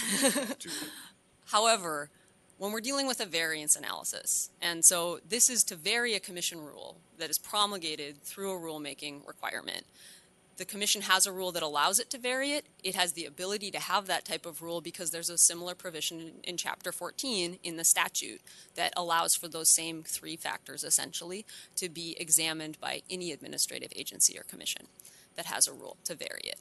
And so I have concerns with the commission kind of delegating that really real decision-making authority that you all have as appointed experts to even myself and Dr. Lieb and our entities to make a determination of, okay, this looks good. Now, understand if it's a compliance filing, the commission can step in. You could put it through a consent calendar. There are ways to do this. But I do think that these are real life and death issues here on both sides, both for consumers and for the utilities workers. And it just seems to me that by trying to get this done on this very fast timeline to get May 1st implementation for our request, which was not connected to this request, we aren't giving enough thought and investigation and having enough real specifics for you here today that were filed more than just last night about what is actually feasible here. Madam So that's Chair, thank you. You gave me a run at it. I really deeply appreciate it. I did not succeed, so sorry about that, but I really do appreciate letting you give me a chance at it. Thank you. So what I want to say is, backing up, I am uncomfortable with the way that Dakota Electric is combining all of this into some sort of grand deal. 16, the air quality and extreme heat protections, I think we can all agree is in the public interest. We have increasingly seen extreme heat that lasts for prolonged periods of time. We have seen air quality events happen over long periods of time. They've become more frequent. Providing protections for people, especially those who are most vulnerable and unable to pay their utility bill, is, I think, in the public interest. The idea that this is one of the bargaining chips and that you're only going to do this thing that is in the public interest if you get this other thing, or you will do it because we order it, but it's going to be begrudgingly and you're going to be unhappy about it. I don't think those are relevant factors in our decision making, and it's frustrating to me that you are trying to put us in a position where you need this in order to do this other thing. I think you're a good utility that does good by your members. I think that you understand that you're here to support the public interest. I'm not saying that you're a bad actor in any way, but I also don't like the way we are conflating these into the same decision.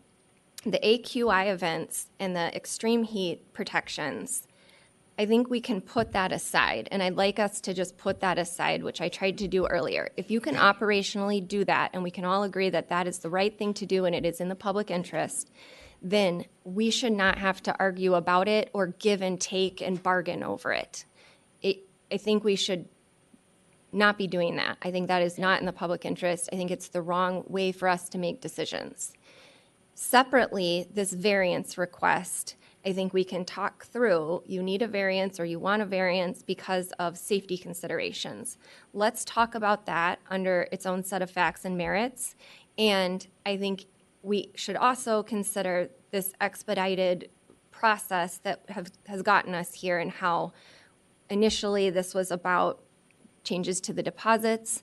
I think we can all look at those individually and say, does this look like it's in the public interest? Is this an improvement? Will this move us, in the direction of supporting the public interest by making these changes individually? And I really would like us to take these separately. I understand, Commissioner Sullivan, you thinking of it in a grand package, and I do think that the consumer protections can bolster the case for the variance, but it really gets under my skin that we're talking about whether the board's going to be happy about having to do protections during extreme heat events for members if they don't get this other thing. I don't, frankly, care if they're happy about it. That is something that we should be doing because it's the right thing, and they should be happy to do that.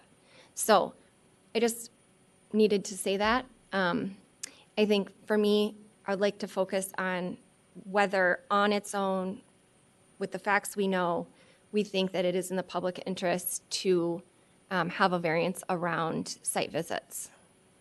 Commissioner Hom. Thank you, Chair Partridge. So for the Dakota Electric, so let's say if I reject your suggested edit in the 16D and E, so you have to implement this one this year. What is your practical impact?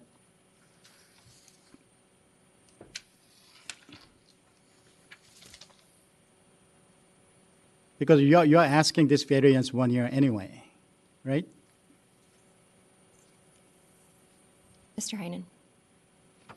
Chair Partridge, Commissioner Hom, practical impact, just strictly from just a May 1st, 2026 date. Currently, we wouldn't be able to implement that. We have to set up systems internally. But in terms of a later date this summer, the 8-hour question notwithstanding, in terms of setting up something for this year, it would be the May 1st date. But if there's something later in the summer, and again, I'm reluctant to give an exact date, but I believe that's something that we can deliver on. So why May 1 is not practical for you to implement? Chair Partridge, Commissioner Hom, strictly from a resource perspective, at Dakota, again, I mentioned we try to run a lean shop. Our general practice is not to, and also owing to doing the billing system change right now, if we implement stuff, we're very happy to implement things, but we don't have the ability to do sort of prospective or guesswork on implementation that might then change, because there's just not the resourcing there to say we're going to do something and then the commission makes a modification and we have to change how we're going to do the implementation. So that's my perhaps long way or not helpful way of answering it. Okay, thank you. So what I am suggesting now is, let's say I take all your suggested edit except those two, do you still have a concern implementing it? Because I'm giving you more certainty, right? If I go with allowing delay 1 year of the full implementation, as you suggest in your decision option 4, and then I'm not talking about tabling or denying it. Now I'm talking about different thing.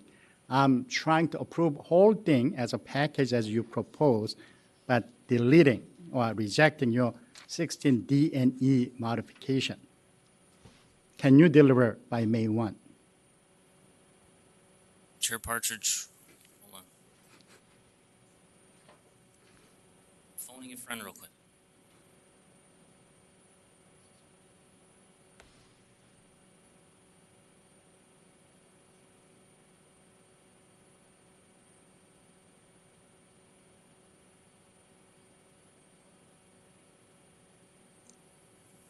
Chair Partridge, Commissioner Hom, we would be able to get up for the May 1, preferably for a 24-hour, but if you really need us to do an 8-hour, we could, but I'm reluctant to say that definitively. But the 24-hour starting May 1st, we can do that. Okay, so let's say I think I take Chair Partridge's modified 17 as a friendly. Will it make it more comfortable committing to deploy this extreme heat AQI rule in 16 in this year, May 1? Mr. Graham, can you put the modified language up? Thank you.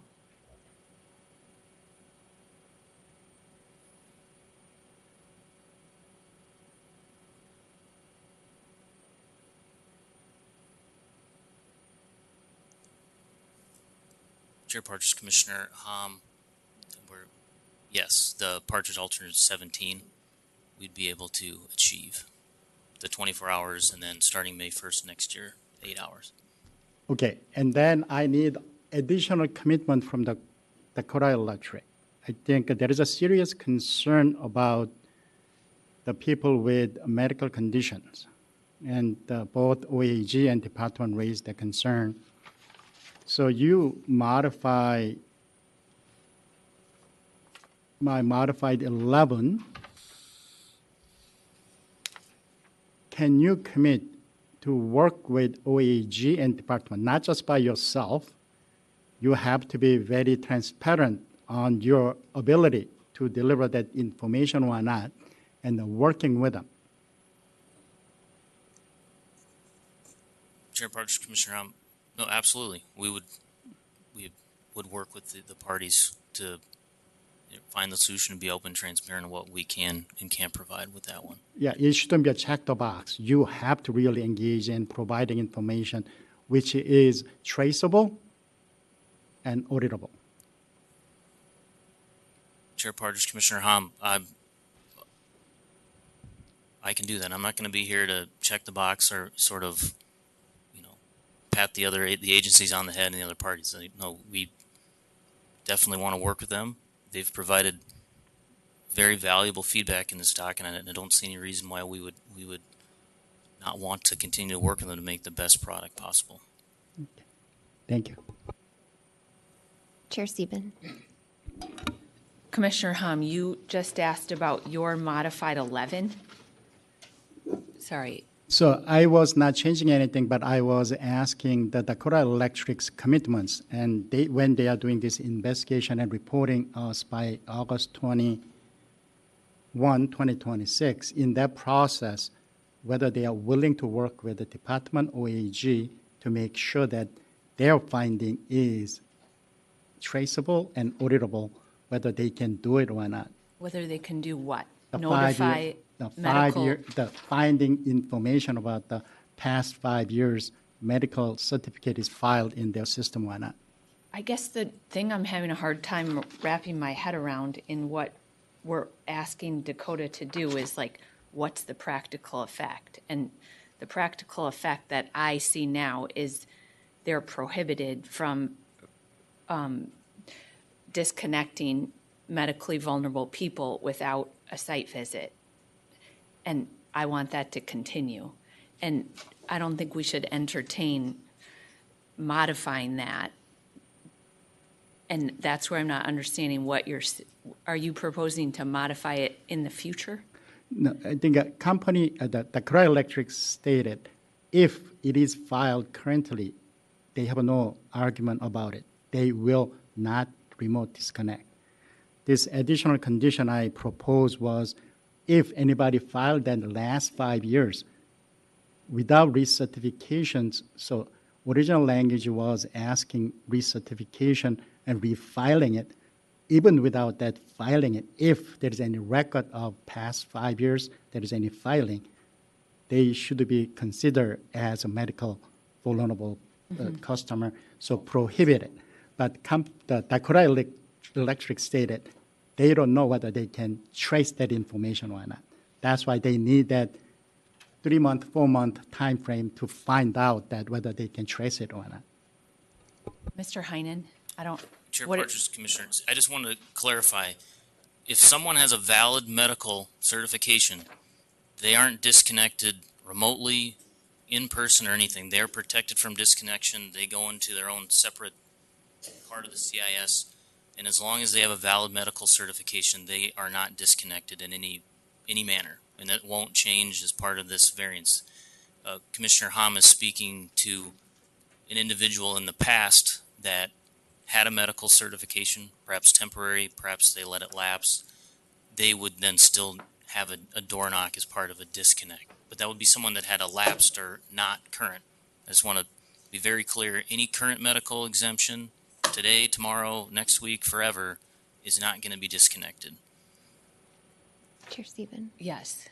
And so if we're trying to segment through these different decision options then, and we're just talking about medical protections and what Commissioner Hom just proposed and Mr. Heinen agreed to, do you have any objection, the OAG or CUB or the department, on just the medical protection section that Commissioner Hom just raised or asked about? Chair Partridge, Commissioner Seema, I'll give this a go because I think we were the ones who had the less than clear recommendation that Commissioner Hom very helpfully tried to put some parameters around. So in our view, what our proposal was to not allow, if there was any indication essentially for Dakota Electric that there could be a medical issue at a premises, like that person would just automatically get a site visit, whether that's, a past medical certification or simply like, hey, I installed a smart meter there the other day and I saw, that there was, an oxygen tank, right? Like anything, they wouldn't be allowed. Commissioner Hom, I understand wanting to put some parameters around it for terms of enforcement, right? To have a 5-year look back period, go figure out who's had these exemptions within the past 5 years. So I think as Commissioner Hom has it written, we're okay with that. Where we have concerns is Dakota Electric's claim in its letter that it's not necessarily feasible, that they don't know whether they'll be able to comply with that. That's where we have concerns. But now they're saying they will. Mr. Heinen?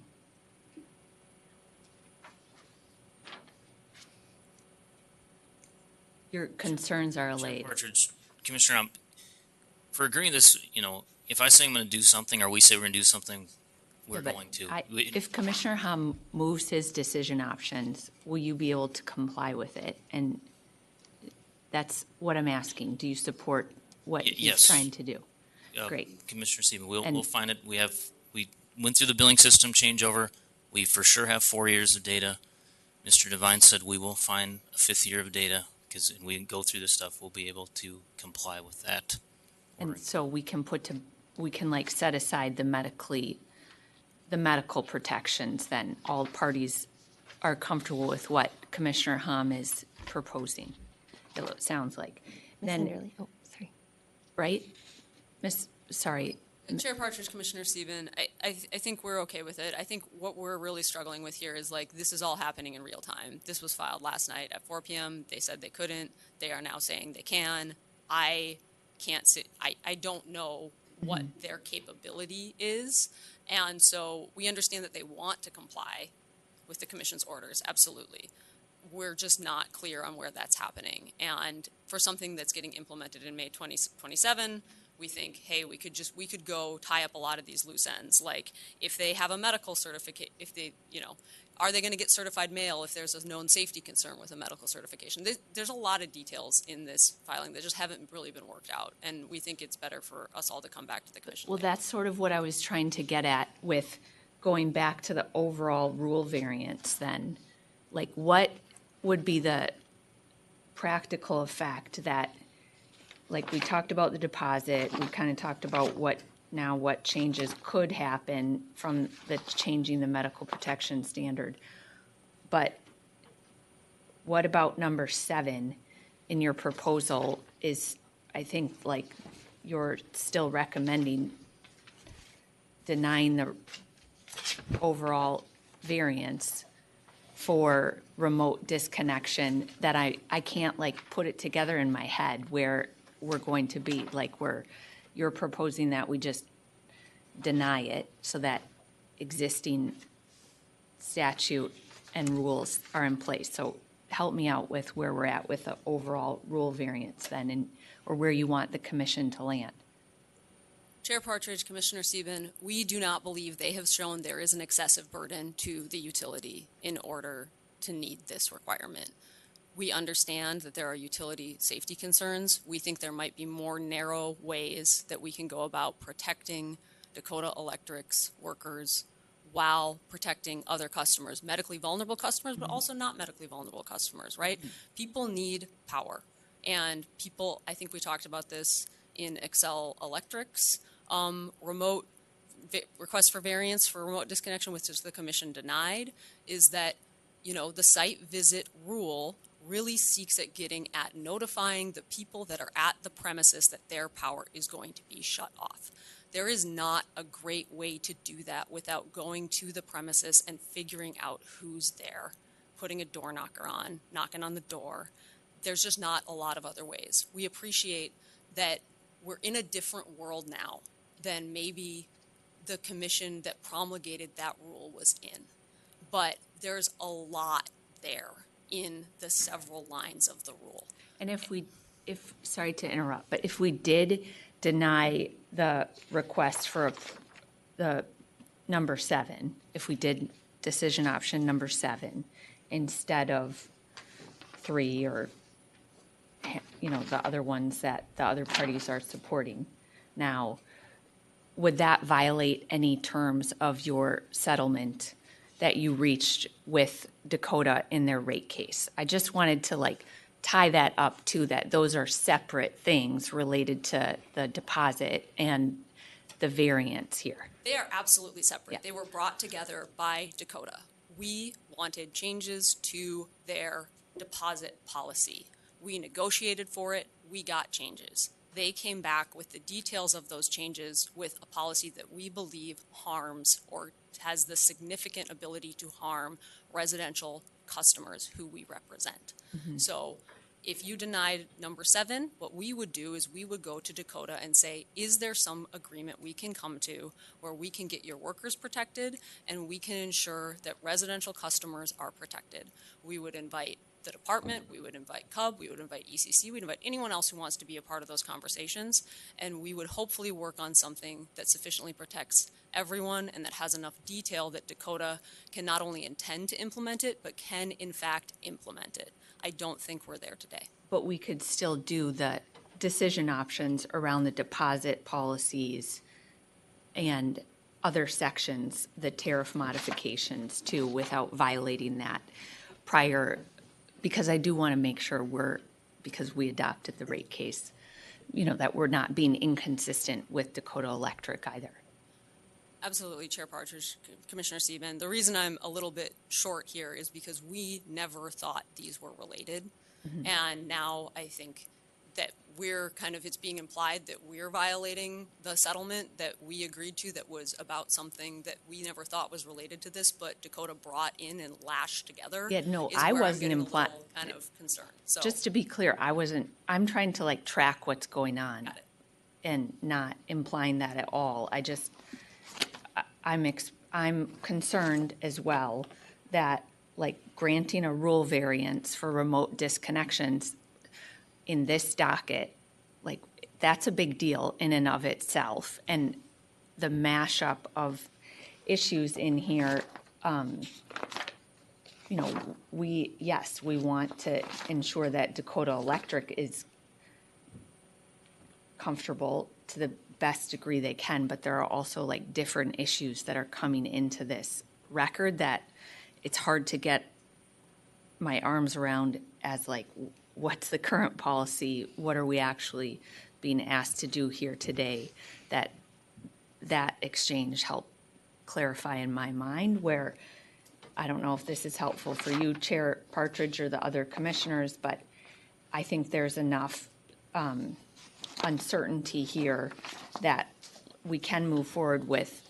I would be supportive of moving forward with some of the agreements that we've discussed earlier, but also pushing off, like, whether to grant the actual variance at this time, as Ms. Hinderly has articulated. And I think it would still be, I understand, I think from our exchange earlier, or from your exchange with other commissioners, Mr. Heinen, that might not be what Dakota prefers at this time, but it could be a path forward. Is that your understanding too?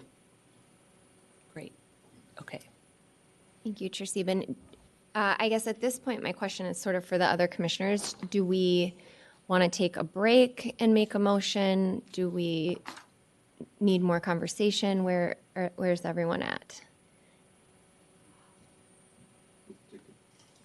I thought a break would actually get us someplace. I would say get a break, but I thought it would. Commissioner Hom was actually trying to land the plane, and I'm not thinking a break's going to make any difference. If Commissioner Hom is ready to land the plane, let's land it and take a break then.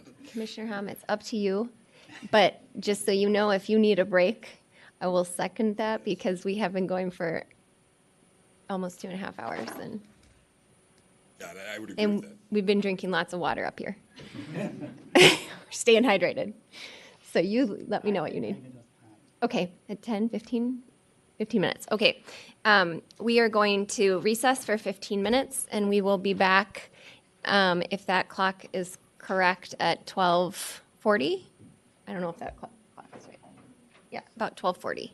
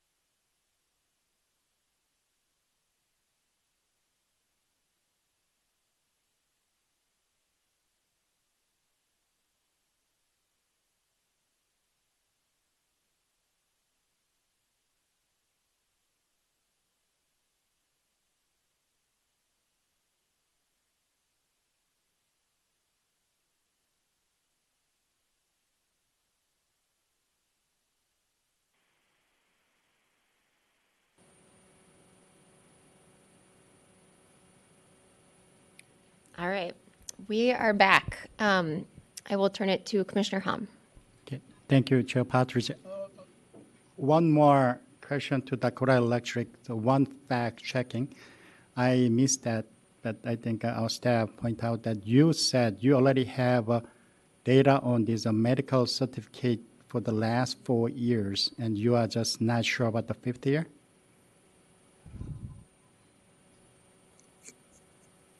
Chair Partridge, Commissioner Hom, Mr. Devine said we have the 5th year, so. Oh, you already have a 5th year too? Then you don't need to revise 11 then?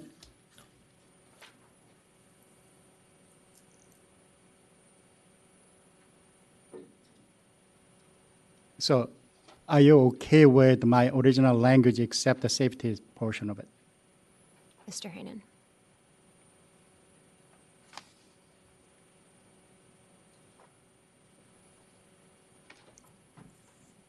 Chair Partridge, Commissioner Hom, yeah, absent the safety concern that we noted.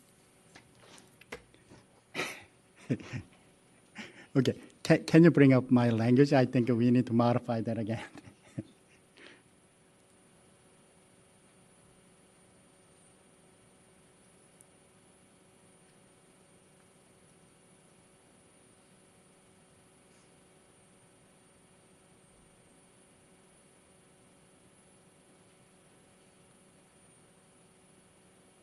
Okay, so can you strike out everything except the first sentence?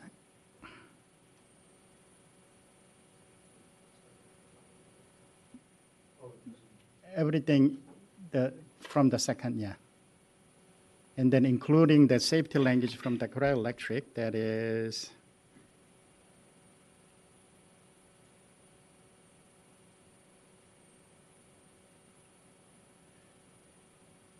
it says after 5 years, says where there is not a known safety concern.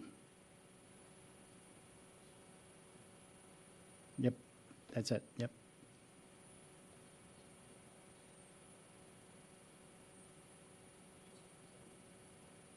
Yep.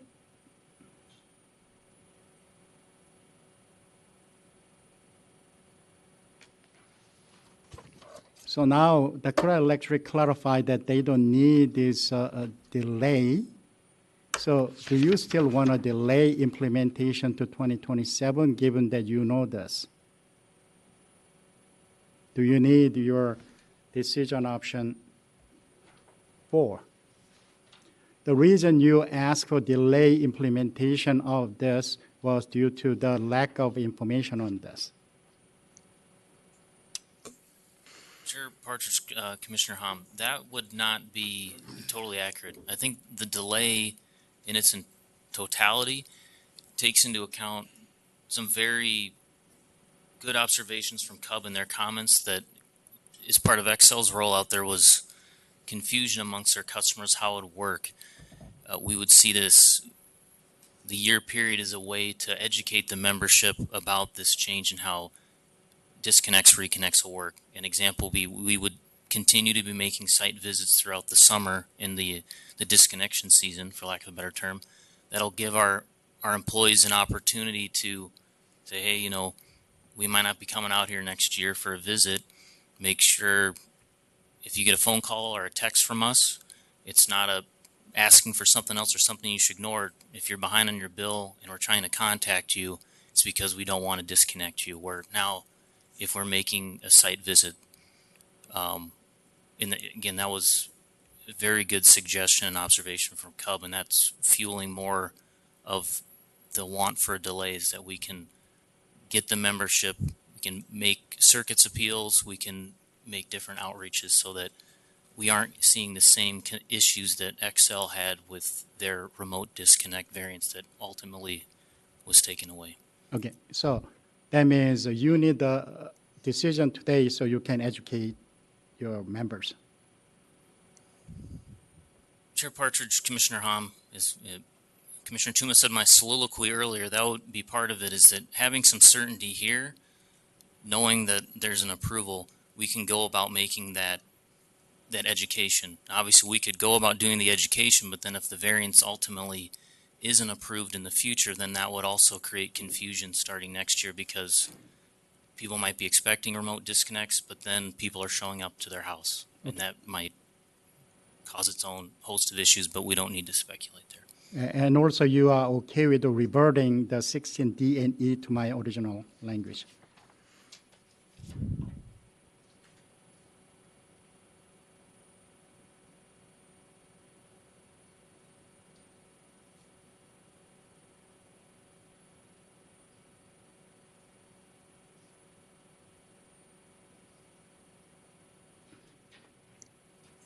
Mr. Heinen? Chair Partridge, Commissioner Hom, checked with Mr. Devine. He said, if you could do June 1 on this, we'd feel a lot better, just to make sure we get everything and to make sure that it works exactly the way we want it to. Commissioner Hom, sorry, that just threw me in.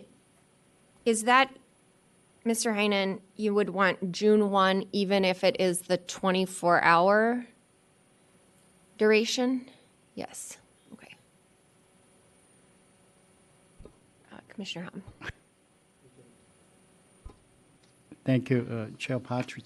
So what is holding you up there doing it in May 1 compared to June 1?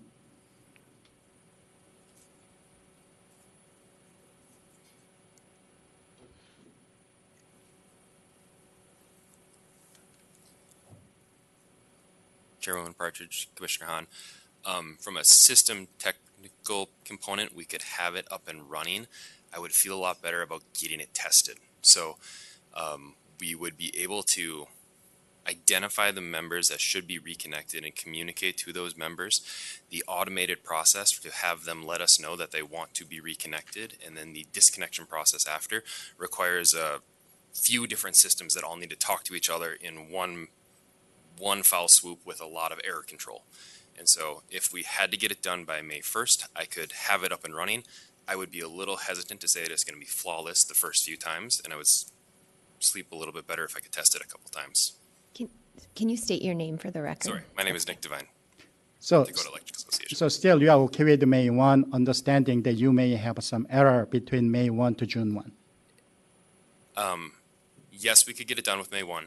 It would be something where we'd want to be very cautious, because when you reconnect a member's service, we want to make sure that they are notified that that is happening, so that there isn't a security event at the house that may cause an issue down the road.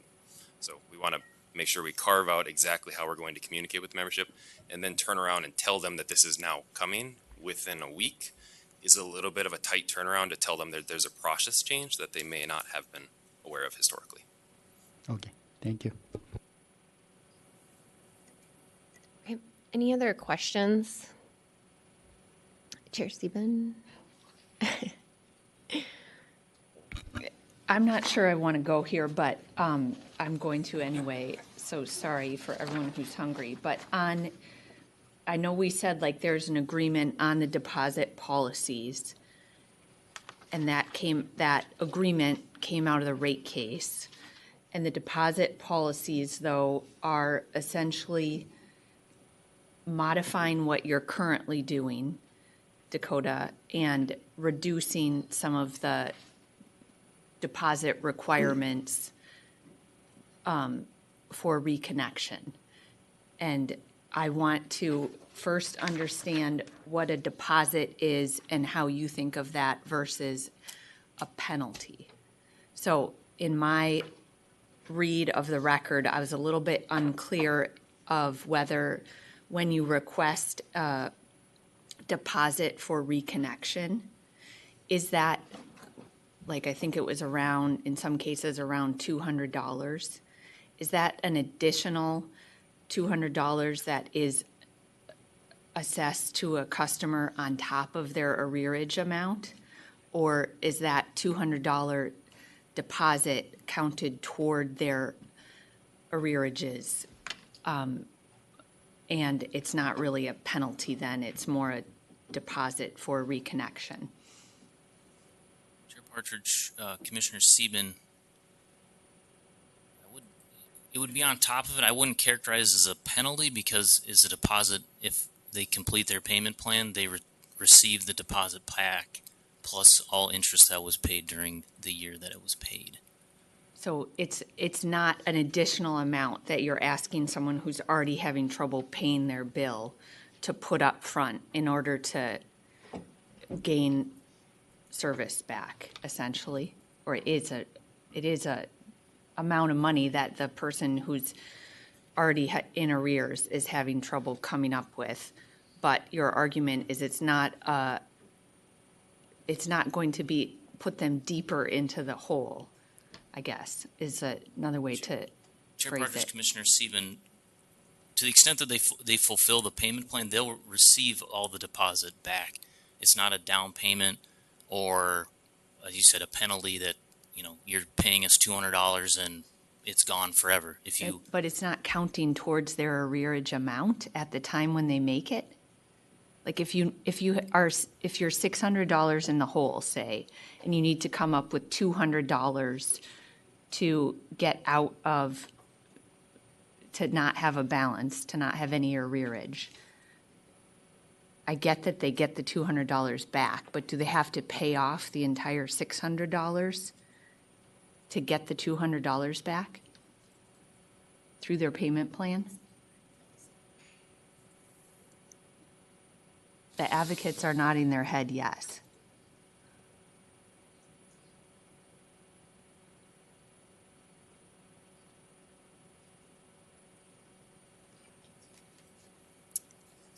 Maybe just for clarity, with respect to arrears, that could be under current practice. So today, the arrears would go into a payment plan, so work with the customer to figure out a payment plan that takes into consideration their financial circumstances specific to that member. The deposit today would be assessed for their first disconnect, reconnect, or under the existing tariff. The first time a member is disconnected before being reconnected, they would have to pay that deposit. Under the modified proposal that we worked with the department and OAG on, the change would be customer can still put the arrears in the payment plan. The first time they're disconnected in 12 months, no deposit. The second time they're disconnected in 12 months, no deposit.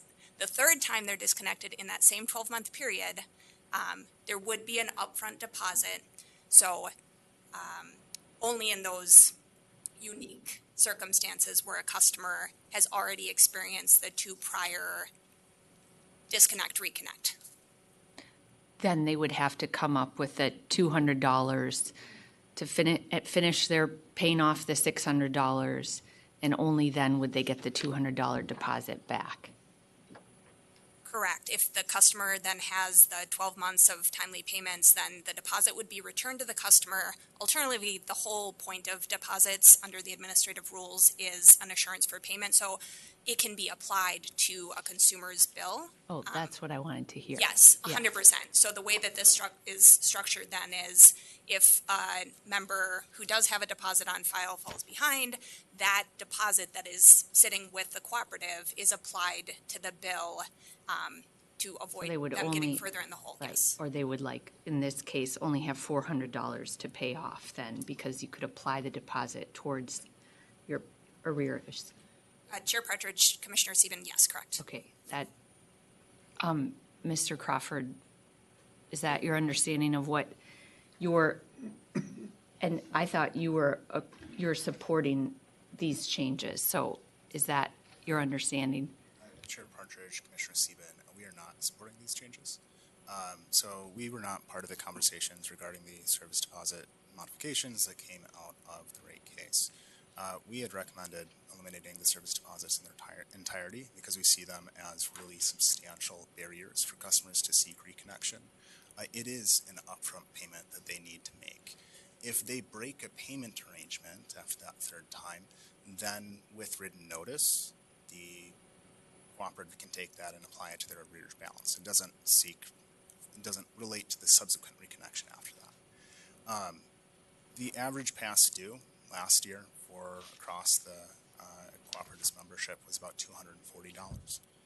The average monthly bill was around $113. So this service deposit for an average customer, where you obviously have people that are above or below that, is around $236, $37.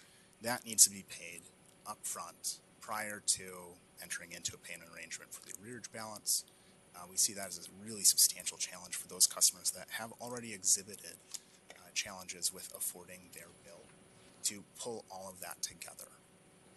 And that's why we're opposing it. We see it as a really substantial barrier that's not necessary to help the customer pay down the balance. We'd much prefer to rework payment arrangements with the cooperative, reach something that's reasonable based on the financial and extenuating circumstances of the household. Okay, that's helpful. So you weren't a part of the prior rate case agreement, and I understand that now, so thank you. Dr. Lieb, you were a part of it and said that you supported these provisions on the deposit earlier in the hearing. And so how do you think we should think about making a decision on the overall docket? Or is there anything what is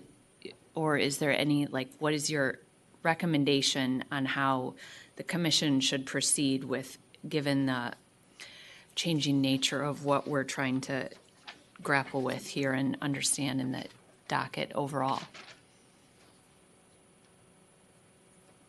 Chair Partridge, Commissioner Sieben, are you asking, just for clarification, are you asking about Commissioner Hum's proposed overall motion or specifically the deposit piece? First, I'm asking you still, on the deposit piece, you support what Dakota Electric's changes are, correct?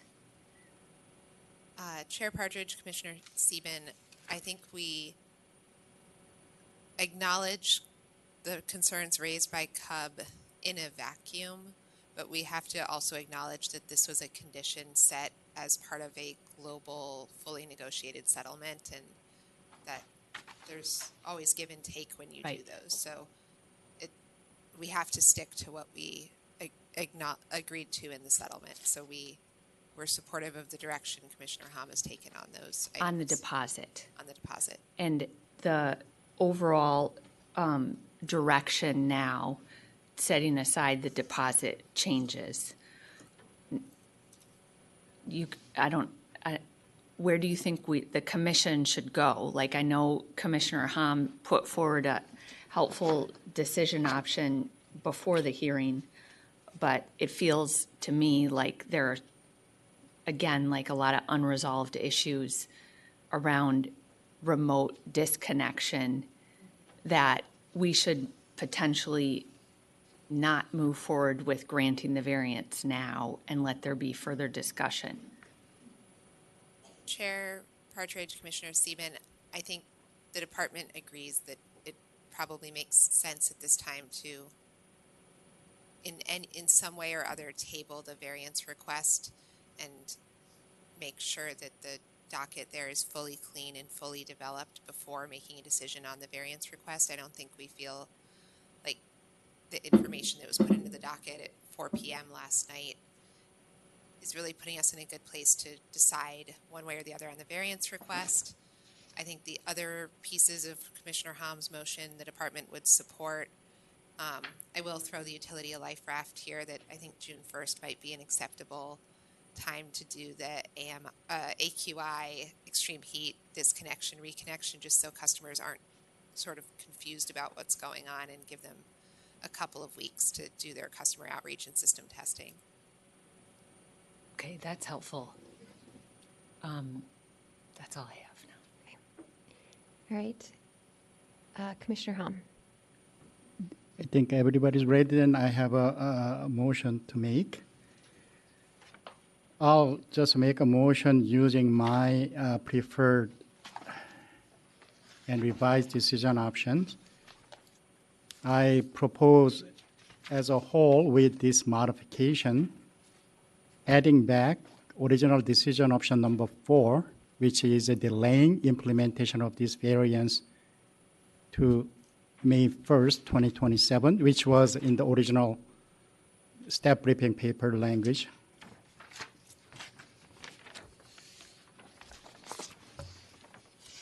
And then I'm modifying Hom modified 11 with the new language we just saw.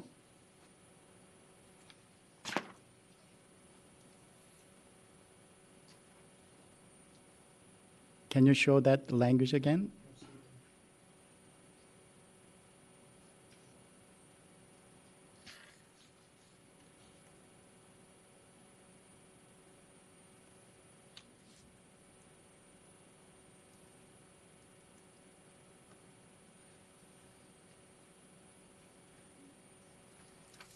And then modifying decision option 16, D with June 1st from May 1st, and then E, May 1st to June 1st,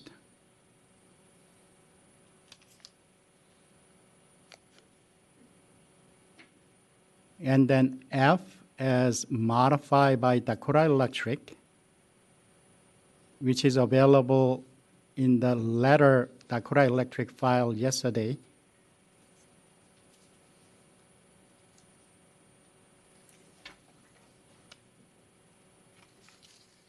And 17, I'm replacing that with Partridge 17.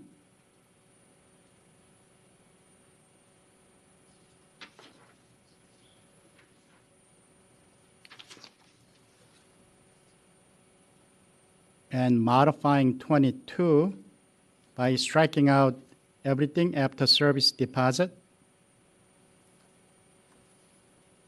I think which is suggested by Dakota Electric, which was filed yesterday.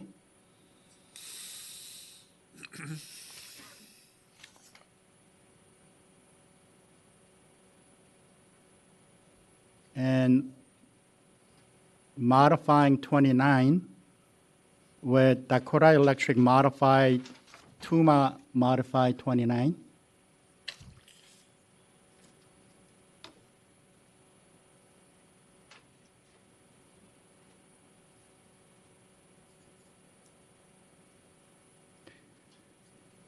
The rationale is now, I think that Dakota Electric clear that they have a full 5-year medical certificate information, so that dispute is gone. And then also delay, I think we just discussed that is to educate the customer. So I think I agree that confused customer is not a good thing. Particularly you are the member-driven entity, your member got confused, you have a lot of issue in addition to unhappy customer. And also I think I incorporate the company's concern with once again with the education issue and then fine-tuning issue with implementing AQI, extreme weather-related disconnection issue in the 16. And remaining, I think, is a more technical correction by Dakota Electric. And you're including number 32, I assume. I didn't hear that, but that's pretty standard. File new tariff sheets in 30 days. Oh, yeah, 30 is part of the original. I didn't know if you're walking through. The thing I don't understand, Commissioner, is then by doing 4, delaying implementation of the variance until May, then Dakota can still now can expand who their universe of people they can disconnect, because now they have a variance for known safety risks. And instead of doing 7, is that tied to, am I understanding that right, Mr. Heinen or Ms. Stasny? If we delay implementation of the variance until May of 2027, but then later you can, or in other parts of what you already have, you can continue to disconnect people remotely due to safety risks right now. Is that correct? Chair Partridge, Commissioner Sieben, I would be operating on the assumption that the existing known safety concern variance in the tariff language would still be in place. And that wouldn't change under because we've modified what we were originally proposed, where we'd follow similar to Xcel's, where there had to be contact with the member before there could be a remote disconnect. So there's still going to be a subset of members, even with this variance, that will still need to make door knocks to. And in those instances, you could have in the Venn diagram where you have someone who's we couldn't get a hold of that's in the bucket of a known safety concern. And we would our preference would be to not send staff out to disconnect if there's a known safety concern. But we're not, by delaying the variance, implementation of the variance until May 1st of 2027, then like what you're currently doing, which is doing an in-person visit, will still continue under Commissioner Ham's motion then? Chair Partridge, Commissioner Sieben, everything for until May 1st of 2027 will be exactly the same way we're doing it now in terms of disconnect reconnects. And Ms. Hinderly and Mr. Crawford, now I'm putting Commissioner Ham a little bit on the spot here, but or criticizing his motion, so apologies. I thought it would be better to talk about this with parties about what is the universe of people who can get disconnected for known safety risks later and not change what we're doing now or not grant the variance to make it easier to disconnect people for a known safety risk and force the Birch Room discussions that I thought Commissioner Tuma maybe supported. But I don't think that's what we're doing now. We're saying go ahead and next year, you can start doing that. And so what's your overall feel about 4 versus 7? Madam Chair. Mr. Crawford. Excuse me, Madam Chair, Commissioner Sieben. Our primary recommendation was always 7, but we recognize that if the Commission is going to move forward with this, we want to have adequately protective measures in place. We do think that requires additional conversation. Whether or not those measures are adequately protective and can go into place next year, I don't know. We know that at this point in time. I think we do need to have additional conversations, as the OAG mentioned. I would like to clarify the motion itself. Commissioner Hom, were you working from your original motion? So some of the other decision options, for example, 19 or 12 or 15, some of those, are those also included in the motion? Because I know they weren't mentioned and I was a little bit confused. Yeah, my motion is entire my package with modification mentioned. With what? So my motion was my original preferred decision option as a package with the modification I mentioned and went through. So that includes 19 then, is what you're saying? Yeah, that includes 19, 20, 21, 22 modified, and so on. So. Okay. And then, Ms. Hinderly, on the overall motion with that understanding, is this the best we're going to do now on all of this, or do you still think we should kick off granting the variance for known safety risks to a larger discussion and bring it back to the Commission? Commissioner Partridge, Chair Partridge, Commissioner Sieben, we're still supporting decision option 7. I do want to clarify that the current authorization and variance that they have is for customers with known safety risks. This is so that they can remotely disconnect everyone. So with that clarification, I'm hopeful that if we go the direction Commissioner Hom is going with today, I would just ask for the Commission's encouragement that Dakota works with us on tying up some of these loose ends. Like right now, a loose end I can think of is some issue that we raised in the previous known safety concern variance, that like when there's a customer with a medical certification or medical need who is also a known safety concern. I know that seems like an unlikely situation, but given that it includes cognitive impairment, it might not be. So I would hope that Dakota would continue to work with us so we can figure out, does that person get certified mail? Is that a police escort situation? Like, what does that look like? So these are scenarios that, you know, if we're going Commissioner Halm's direction today, I hope that Dakota will continue to work with us on. I thought I heard that commitment, but I could be wrong. Mr. Heinen.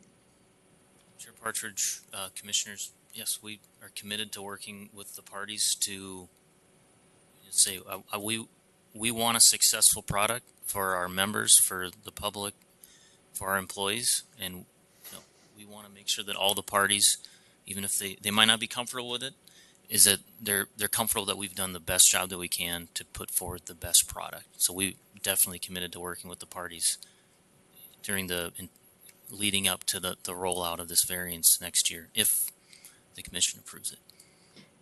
So if I can just say, I think it was probably clear to all that who listened to us for however long this has gone on. This was kind of an expedited process. In my mind, this is a really big deal to ask us to vary a rule around consumer protections. And it was filed, you know, December 31st, and here we are, which is a very fast process for any commission proceeding. I think it was clear to me that things were sort of shifting under our feet throughout this. I mean, the alternative variance proposal was filed in reply round comments, and parties didn't get a chance to comment on those or, you know, further kick the tires on that. And then we were getting filings, and I kind of was tongue-in-cheek about this, but we were getting a filing from you that clarified things at 3:30 or 4 p.m. yesterday, and then today we had new information even on top of that. So I think for me, it just feels like we're making a really important, weighty decision with shifting information on a timeline that is maybe not, I'm not super comfortable with.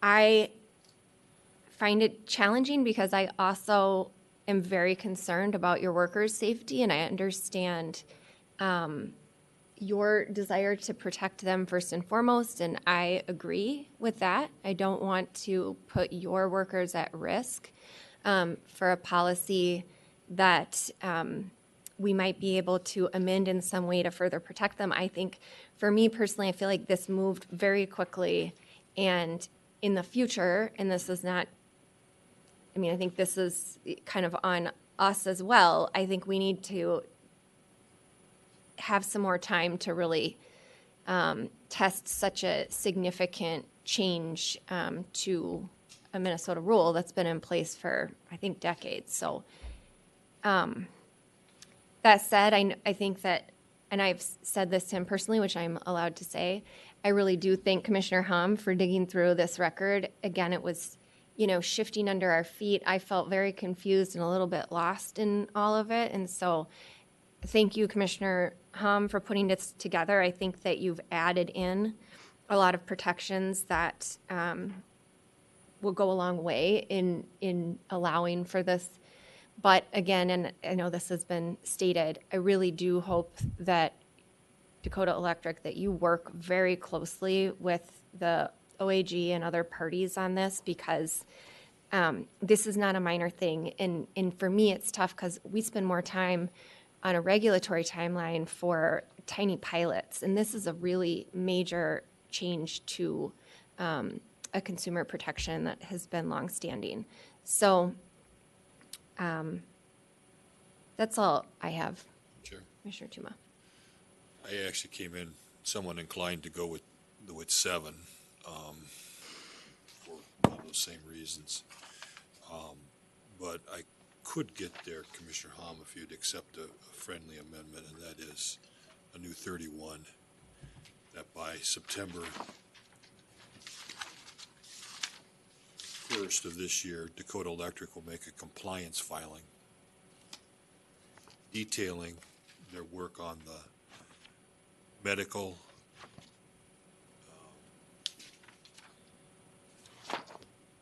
the AQI and extreme heat policies, and other issues related to the variance.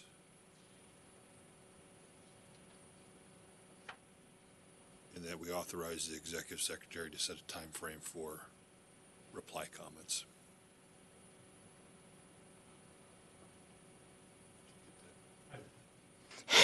That's pretty good. Pretty good. So by September 1st, Dakota Electric will make a compliance filing detailing the development of their medical, AQI, extreme heat, and other and variance policies in this docket. Period. Then authorize the executive secretary to set a time frame for reply comments. And is the idea, Commissioner Tuma, that if the parties object then to that filing, then they could also request that the commission take up whether we are granting the variance before, because the variance waiver doesn't go into effect for so far out. So I like that a lot. You're tracking exactly with what I'm thinking. Commissioner Hom. Thank you, Chair Partridge. Yes, that's the language I was trying to find during the break, but I couldn't find it. But I think always, I think we can make our own motion to reconsider. That's always I have that in mind. I think particularly on this one, because there is a 1 year delay in the implementation of the variance, I think clearly we can see how it goes. And that's why I think it's very important that Dakota Electric to work with the parties to make sure that they are comfortable with it. The thing that's, and I support it, and I think it's good, and I'll support the overall motion. The thing that it doesn't get to still, though, is they won't be, the universe is still expanded of people they can remotely disconnect under, that won't go into effect until we grant the variance or till the variance timeline passes. So they're going to be reporting on things that they're not yet doing. So you're going to, like, it's a little bit And again, it was half a more, loaf, it was more of a but check-in. How are the kids getting along in the sandbox? I guess is more than what is actually happening. So.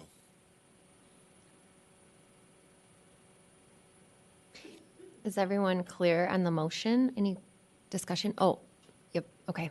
Mr. Graham.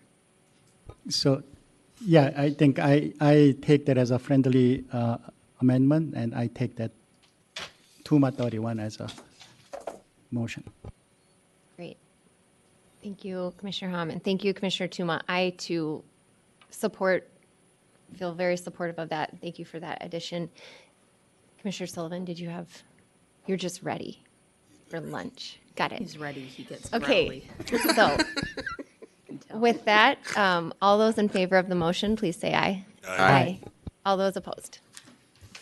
Okay, we are in recess. How long should we take for lunch? I don't remember how to do this. Till 2? Okay. We'll be back here at 2 p.m. Thank you.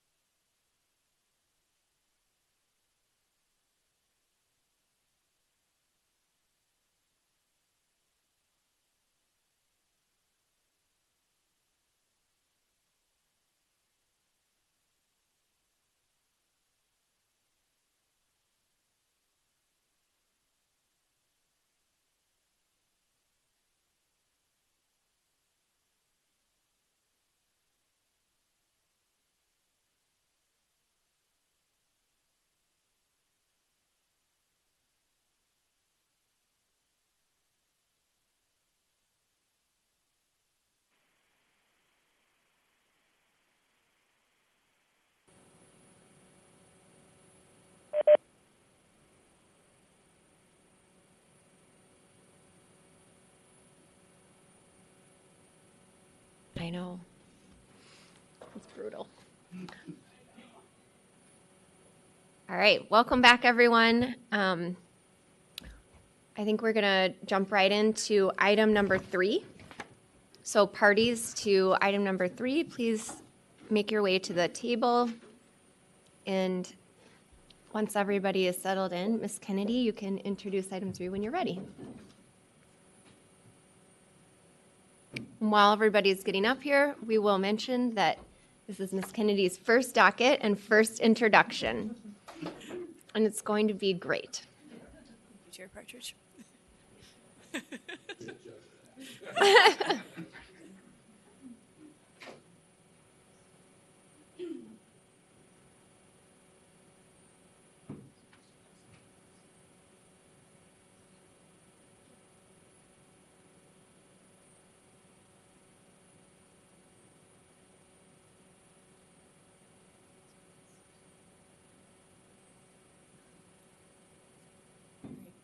Good afternoon, Chair Partridge and Commissioners. Item number 3 is docket numbers G002/M-25-31, G004/M-25-32, G008/M-25-33, G011/M-25-34, and G022/M-25-35 in the matter of Xcel Energies, Great Plains, CenterPoint Energies, Minnesota Energy Resources, and Greater Minnesota Gas's 2024 Annual Service Quality Reports. The question before the Commission is, should the Commission accept Xcel Energies, Great Plains, CenterPoint Energies, Minnesota Energy Resources, and Greater Minnesota Gas's 2024 Service Quality Reports? Commissioner Hom has filed a new decision option yesterday. Decision option 6 has been shared with commissioners and is available at the table up front. Staff wishes to note an error in the briefing papers regarding outage data for CenterPoint Energy on page 25 in tables 11A and 11B. The average outage time is shown in hours, but the correct unit is in minutes. Parties are available for questions. I have no further remarks, and I am also available for questions. Thank you. Thank you, Ms. Kennedy. I think we'll just go straight to commissioner questions. Commissioner Hom? Thank you, Chair Partridge. So for the CenterPoint, it's not in your report, but I have 2 concerns regarding your company's billing practice and some credit rating agency report on certain customers. So I think May 7th, filed in CI 20-375, which was cross-filed on the May 8th, 2025 in these dockets, which is one of your contractor collection agency reported 5,000 plus customer information to credit rating agency, which was prohibited by commission order. You voluntarily report that in that letter, but I don't see any party commenting on, and I don't see any follow-up other than your letter stating that you are working with our CAO. But I checked with the CAO. They got your phone call, but other than that phone call, they haven't heard anything on that. So I just need to have some follow-up on that issue. And I took it very seriously because that has a very serious consequence for those customers, particularly if somebody's a late payments or they have a potential disconnection, they are at the margin of this financial issue, and this can really harm them. Ms. Supis, please state your name for the record and you can respond. Thank you, Chair Partridge. Excuse me. Thank you for the question, Commissioner Hom. And just to make sure that I kind of captured everything as part of that, that credit reporting issue was resolved. And I have Mr. Luce with me if you'd like to kind of correct anything that I say here. But we recognize that the customers facing late payments and the pressures of those situations are very serious. And so that's why we self-reported it. We worked with parties, including the Office of the Attorney General. And I think from our perspective, if there's any additional questions or additional follow-up that you're looking for, we're happy to do that. Ms. Supis, will you state your name for the record? Thank you. No problem. Emily Supis with CenterPoint Energy. Thank you. Yeah, thank you. Yeah, you claim it's resolved. What does it mean it's resolved? I think in your letter saying that, oh yeah, you guys can contact this credit bureau and you can ask for the free service. Yes, a lot of people can get the free service anyway to monitoring their credit. But also this group of customer may have a lot of financial pressure. They don't have a maybe ability to do those proactively. So that's why, what do you mean is resolved? Ms. Supis. Thank you, Chair Partridge and Commissioner Hom. I have Jason Luce behind me here. From our perspective, do you want to give a little more detail? Sure. Jason Luce with CenterPoint Energy. Thank you for the question, Commissioner Hom, Chair Partridge. Yeah, we worked with the company that accidentally did the reports, as well as each of the 3 major credit bureaus. We ended up having to manually go through each one of those and ensure that it was taken off the customer's credit report. It took several hundreds of hours from the companies that we contract with, but they were able to go through, and we have a spreadsheet where we checked each one of those. Each individual account was checked against a new credit report that was pulled, which didn't impact their credit score, but just to ensure that was taken off. So, and we found that every one of them was taken off. Okay. Thank you. But I think in your letter, original letter, saying that you are collaborating with the Commission CAO and you are not informing them on this progress, I think that I took that as also a serious issue, that you put Commission on your letter saying that you are working with our office, but you are not working with the office. You have to inform them and then clearly inform them about closure of this issue and what you have done. I think if we had that information at the CAO, when I was checking with the CAO, it could have been a lot easier for me to just pass by this issue because it was not reflected in our briefing paper. Yeah, no, we really appreciate that. Okay, so one more. While I was doing it, and then I heard from CAO another issue, so I'm just checking on.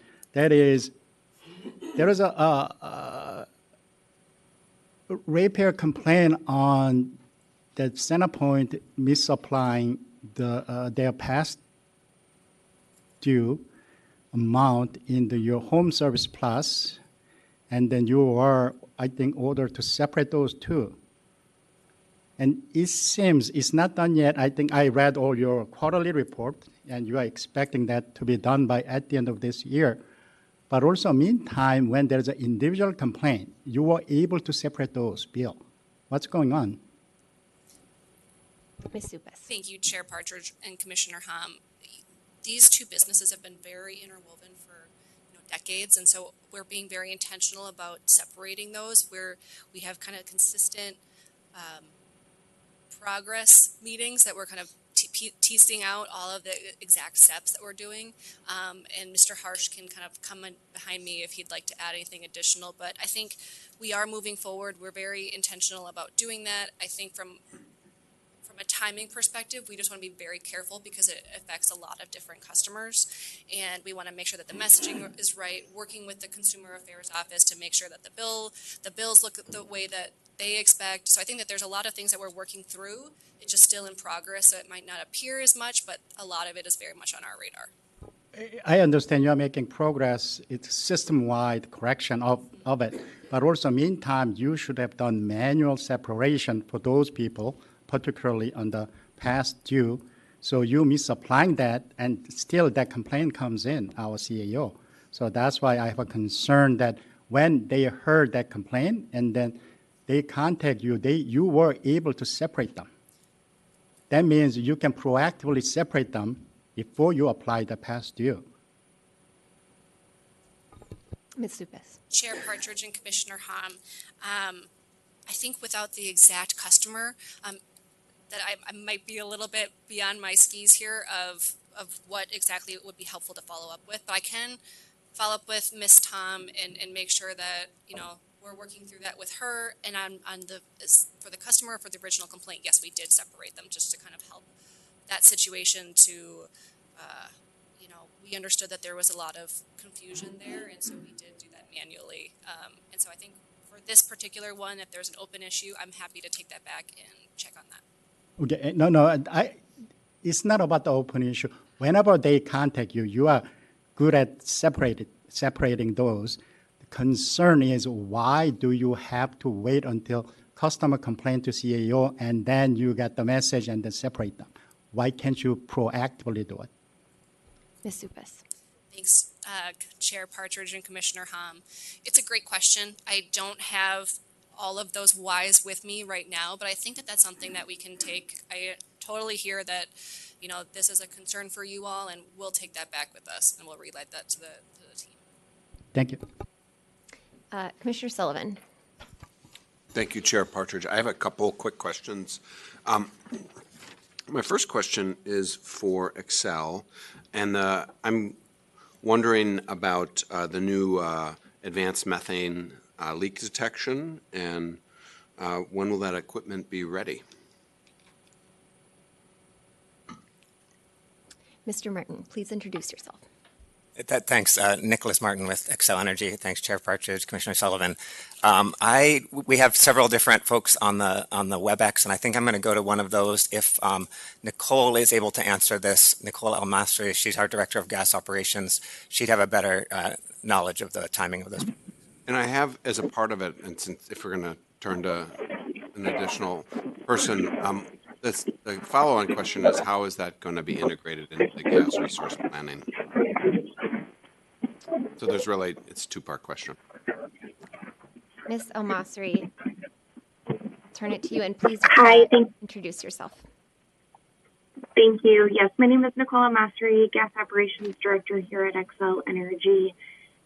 The AMLD equipment, Advanced Mobile Leak Detection equipment, is actually being installed on a vehicle in St. Paul, Minnesota this week.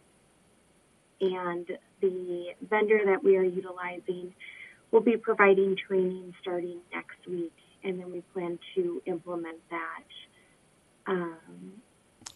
It got really quiet while you were speaking. I apologize. Can you repeat that? The volume, it was literally progressively going down as you were saying your point. Could you just speak to it again? I didn't really hear what you said. Yeah, I apologize. The volume continues to go up and down on my screen as well. So, again, my name is Nicole Almasri, Director of Gas Operations here at Xcel Energy. We are this week installing the AMLD equipment on a vehicle within St. Paul, Minnesota, and training will begin next week. Okay, thank you. And then how do you anticipate that will be integrated into gas resource planning?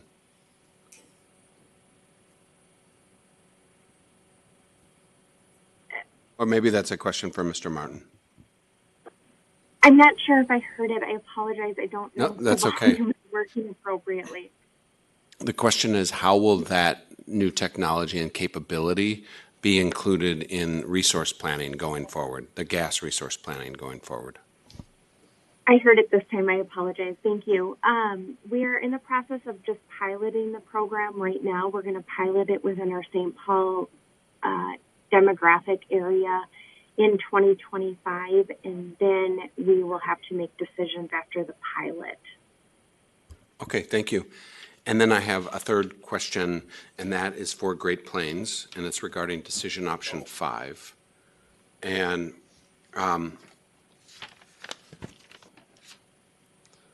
my question is that I understand there's a filing next week, and we may receive this information in that filing, and if that's the case, then we could probably do away with the decision option.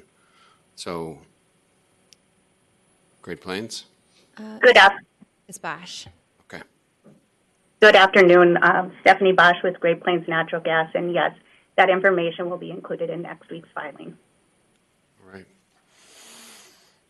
Okay, whenever, unless there are other questions, I can make a motion I think we all have, everyone has questions. Commissioner Hom. Thank you, Chair Partridge. So to Xcel, have you had a time to review my decision option 6? Thanks, Chair Partridge. Commissioner Hom.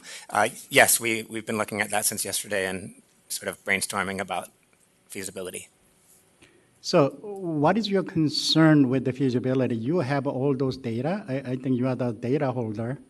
It's just a matter of how you separate them. I think we are struggling evaluating your disconnection data because your combined customer, we don't know exactly whether it's a heating customer, natural gas side, or electric customer for their cooling in the summer. What is their cause of this past due and other this financial issue?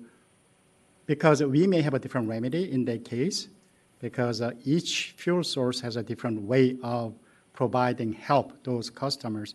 So it's good to see those separate data to make sure that we find better solution for the specific fuel source, natural gas or electric. Yeah, thanks, Commissioner Hom. First, just a sort of a clarifying comment. The number of gas services, gas customers that we disconnected is very small. That was 638 last year. So that's, and only in the non-cold weather rural months. So that's not a big share. And there's some reasons for that, why we do so few gas disconnections. In terms of your decision option, some of these things, I guess what I would say is some of these things are relatively easy to do. Some of them we could do prospectively, but not retroactively. Some of them would actually be quite challenging. And so our thought about this decision option was certainly if you'd like to do so today, we could walk through each bullet and talk through each of them.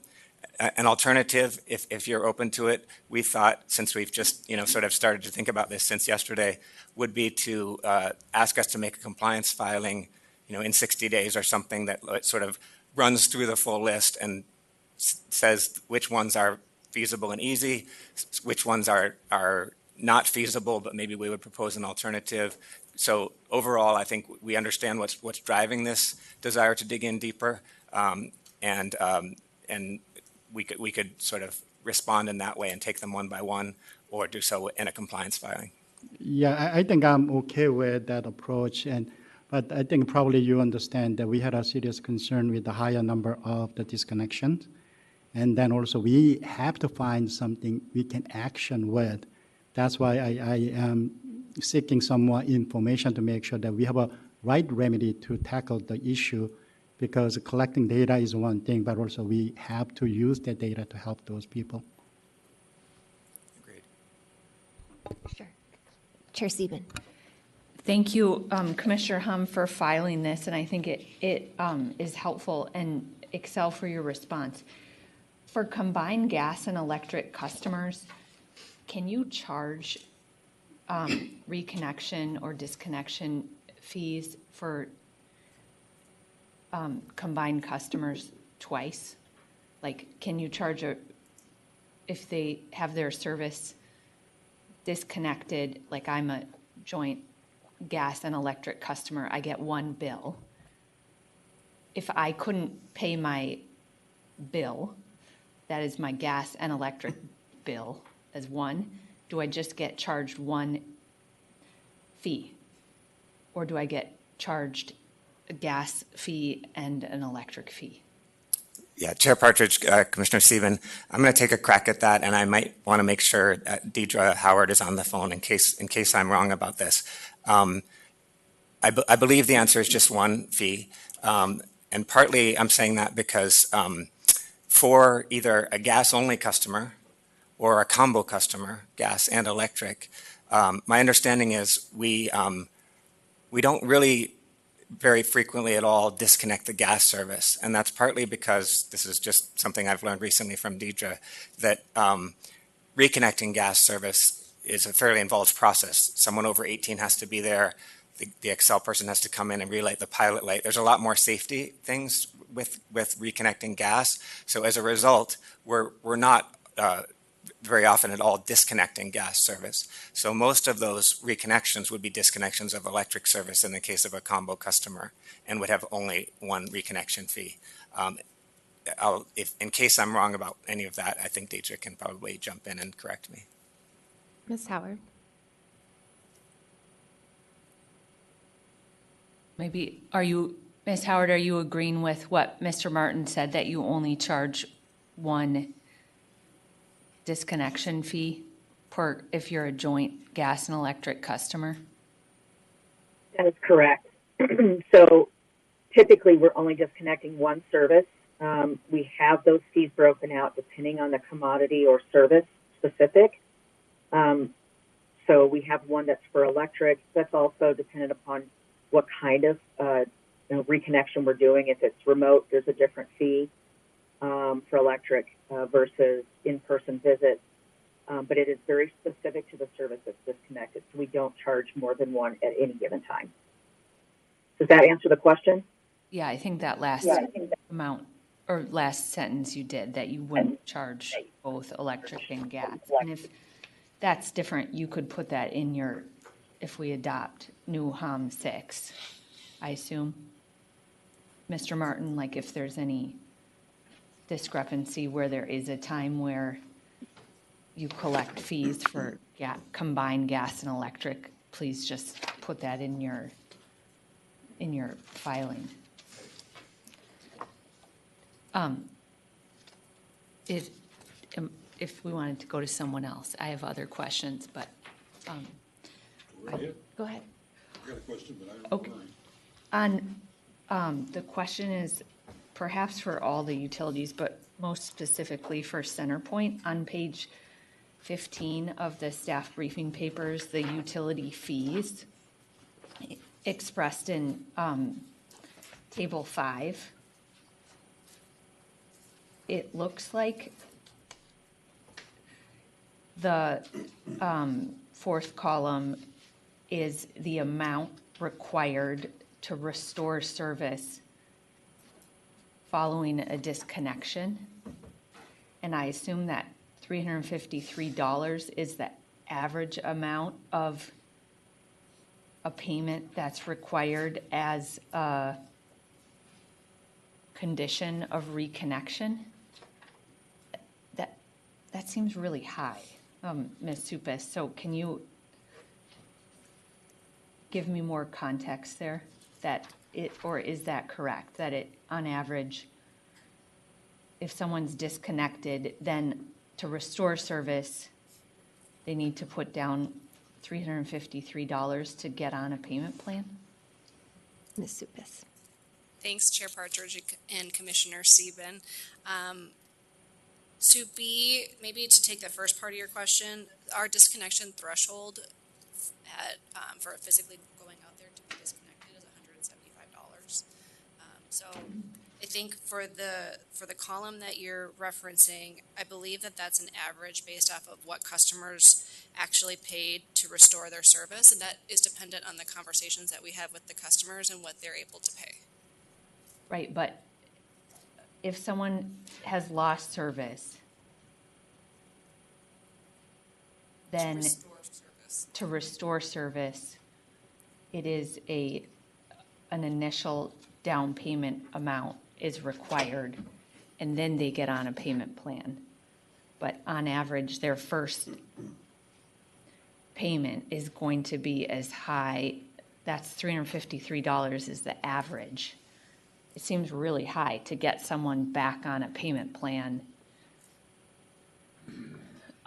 where they're making, forward progress towards digging out of that arrearage hole. Ms. Supis. Thanks, Chair Partridge and Commissioner Sieben. I appreciate that perspective because I think it really is up to those customers when we have those conversations, and I think it is customer by customer. Mm-hmm. From a reconnection fee perspective, is that a part of your question where we're not charging $353 for them to be reconnected to the system, right? It depends on how much they're able to afford, taking in the household circumstances, and getting them on a payment plan that works for them.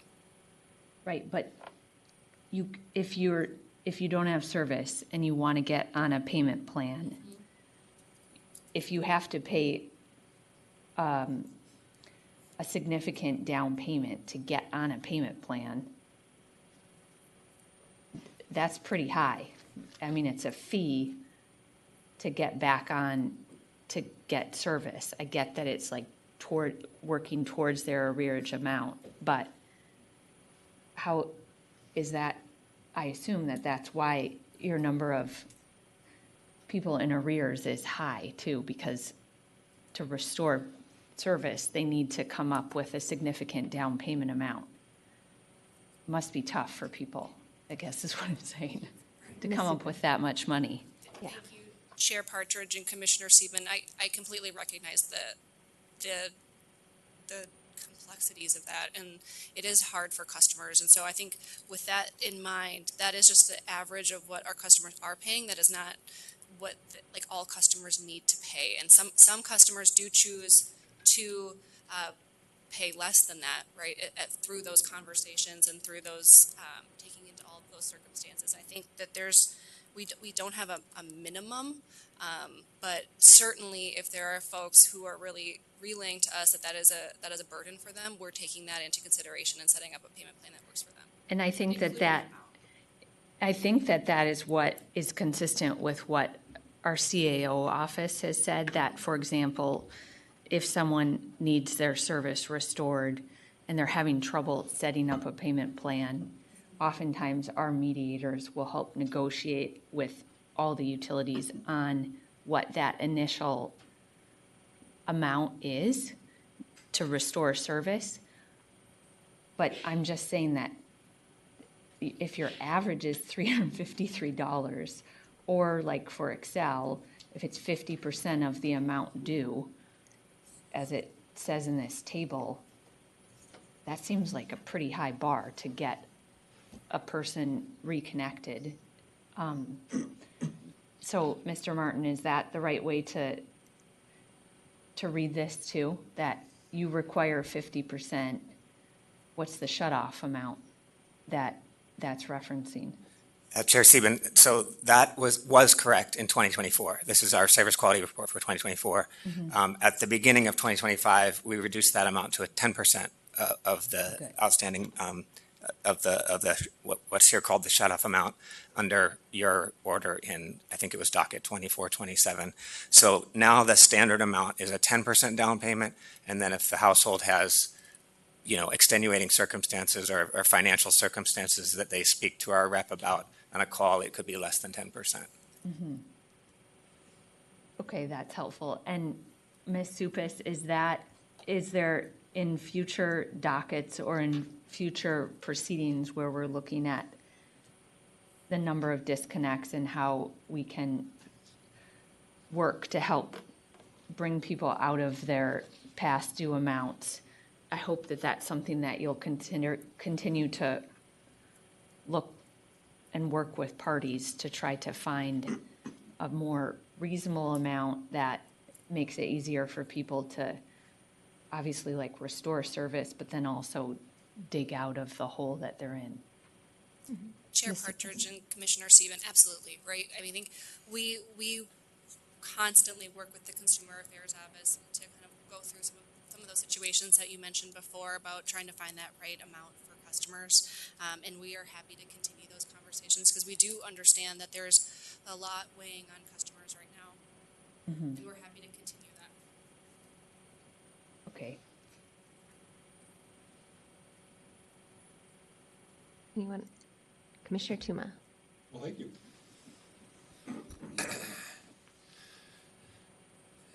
I'm looking on page 26 of the briefing papers, actually starts on 25, is the Minn ops reporting, and I have to thank Great Plains for following through on what they promised, but actually, Great Plains, you're not the problem. I'm looking at the number of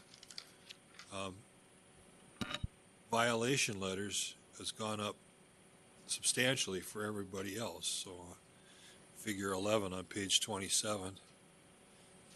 And looking at the department, I'll let you know this, that you can expect a a lot more details to be requested in IRs in 2025 around MinOps violation letters.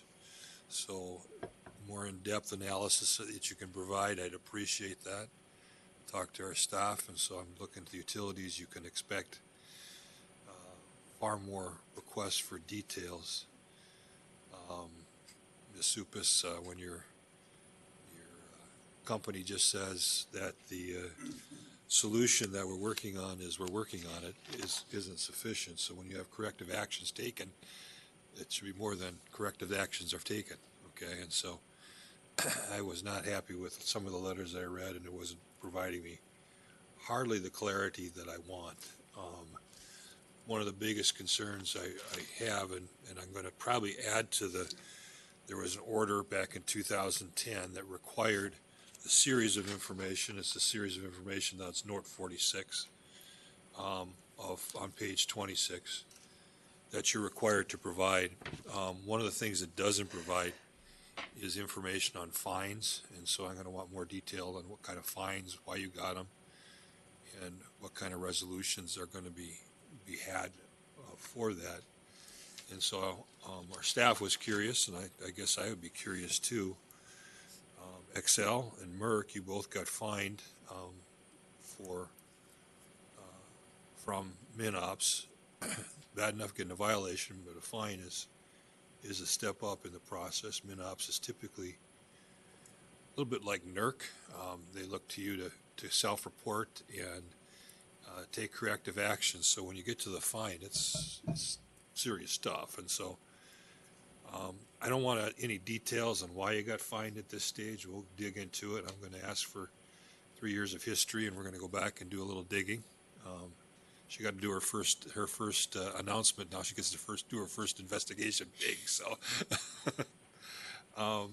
but I just want to make sure. It's a question they asked, and I think I would know the answer. But I'll look to you guys. The $76,000, if it's out of a test year, arguably the shareholders are eating it.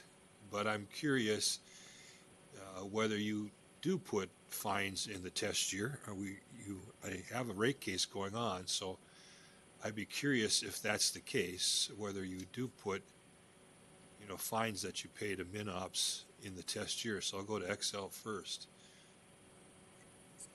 Thanks, Chair Partridge. Commissioner Tuma, I have to admit this one is beyond my knowledge. I think Nicole may know something about MinOps violations, but I'm not sure that she would know how they're treated in the rate case test year either, so we might have to come back to you on that one. I think so. I don't think you need to come back on this docket, but I think that question will be asked of you. And I might go talk to our finance folks and ask them that same question, because you do have a rate case and you do have a test year. I don't know if this one would fall in the test year because it's 2024, and I think the rate case was a 2025 test year, if I remember right. Yeah, that's right. Okay. And then to Merck, what do you know, Ms. Stupis? Kristen Stasny on behalf of Minnesota Energy Resources Corporation. Chair Partridge, Commissioner Tuma, thank you for the question. My understanding is that for these fines, there are oftentimes violations regarding locates. So to the extent that the issue was related to a locate, and it is the fault of our locate contractor, the fine would be passed along to the locate contractor. We work with them to address remedial actions. So in those situations, which I believe was the amount that was cited here, though subject to check, for 2024, those fines were related to locates. In other instances, I similarly don't know the exact answer to you. Certainly it would depend on the test year, but in terms of how that would flow through, whether it's in the test year, I'm not sure sitting here today if that's the case. We'll do some poking. I just wanted to give you a forewarning. I was thinking about a decision option, but given the timing of everything, it was just best to start doing a little more depth investigation in 2025. So forewarned. Appreciate the forewarning. And I think we share in the concern regarding the number of violations as well. I would maybe just make a couple of observations regarding that. The first one is, Merck did include a note in our filing for 2024 as a result of MinOps being behind schedule on, they conduct annual audits of all gas distribution utilities. So the audit that occurred in 2023, normally any violations that stem from those audits would happen in 23.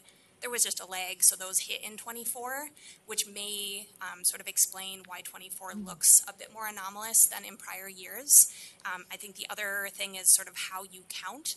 Oftentimes we will track multiple correspondences with MinOps where they'll identify something as a violation, we'll respond with additional information to help support either the practice or depending on the specific circumstance, and then there may be a second communication from MinOps. For MERC, those are reported as 2 line items on our attachment 11.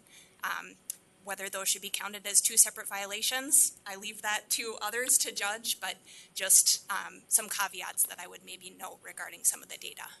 Well, I've instructed our staff that we need to understand a little bit more of the detail and the story behind the MinOps reporting. I think it's an important metric in the surface quality for us to focus on. They are the ones they're our experts.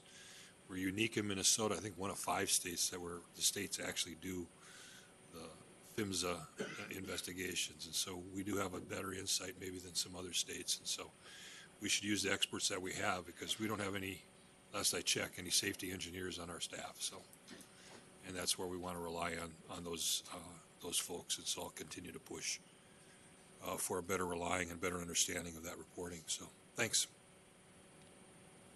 Well, I have something, though. I also wanted to just mention the advanced methane leak detection. Of course, I just put a mint in my mouth. Sorry. Addicted. So first I wanted to say kudos to CenterPoint Energy. I've said this publicly before, but I think you are the first gas utility, at least in Minnesota, to invest in advanced methane leak detection technology with the Picaro units. It looks like we're starting to get more robust data in 2024, and as a result, it appears that you're finding a lot of leaks on your system, or that it may appear that your system is leakier than others, and I just want to publicly state that this is a good thing, this is good information. You were very proactive in investing in those units, and it's allowing you to detect leaks that would have otherwise gone undetected without that additional technology. Because no good deed goes unpunished. I think what I would be interested in, and I know that your next filings are due very soon, so I don't need you to try to get it done in a rush, but perhaps in a supplemental filing, maybe a comment period, if you do have information that you could share on what materials you're finding those leaks in, any kind of surprises, takeaways, general trends or themes, I think that would be really helpful and interesting for the commission, for us to learn, and also for the other utilities who are just beginning to embark on this same technology, or maybe haven't gone ahead and invested in that technology yet. I think it could be very helpful for us to just learn from you as a early adopter and an early proactive actor in this space. I think I'm very curious and eager to learn if you're finding any surprises, particularly I know, many, many years ago, I think CenterPoint was one of the first to determine that there were changes in the hydrocarbons in fracked gas that made it create issues in some of the early plastics. And so those are the types of information that's just really useful to learn and to have that information to share. So that I just wanted to say good job, even though it's always bad when you start looking for problems because you're the one reporting more problems. And so I wanted to pull that out, that in case anyone read this or any press read this, that they at least have that context that this is a positive thing and that we're all going to learn from it. And to Commissioner Sullivan's statement, we can use this information within our resource planning processes as well. So thank you. I don't think, or I should ask you, Ms. Supas, are you able to file some general information? Thank you, Chair Partridge, and I really do appreciate the kudos there, because I think our leak detection teams are just extraordinary, and I think that they deserve all the praise that you just gave them. So I really appreciate that. As far as trends, we use the data that we collect to then inform our integrity management plans. And so we are using a lot of that information to then kind of inform then our replacements. So it is part of a much bigger picture. So we're always happy to share that message and talk about all the great things that they're doing, because I think there's a lot of really good news to share there, especially from a proactive place. Excellent. Thank you, Ms. Supis. I don't have anything else. Chair Stevens.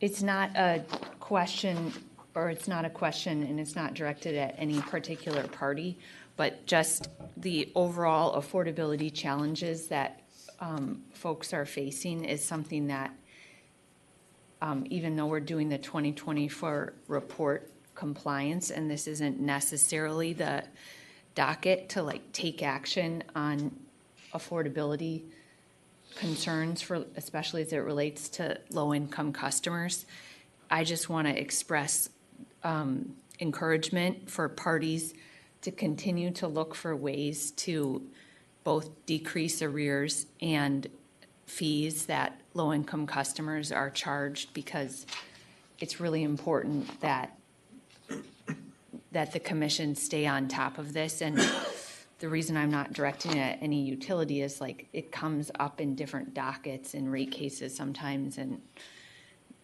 dockets like this, and it's like in the last docket we had before lunch, like it's sometimes hard to get our arms around fees, bankruptcy proceeding issues, low-income assistance in general, disconnection and reconnection fees. And anyway, as it relates to the gas utilities, we see there's still like many people who are having trouble not being able to pay their bills in a timely manner. And I just wanted to continue to encourage all the parties here to look for solutions and try to bring them into different dockets as best you can, because it is important for our overall, for all the customers of Minnesota who receive gas service, that we try to keep the costs as affordable as possible. I agree. Thank you, Chair Stephen. I think we all agree, I should say.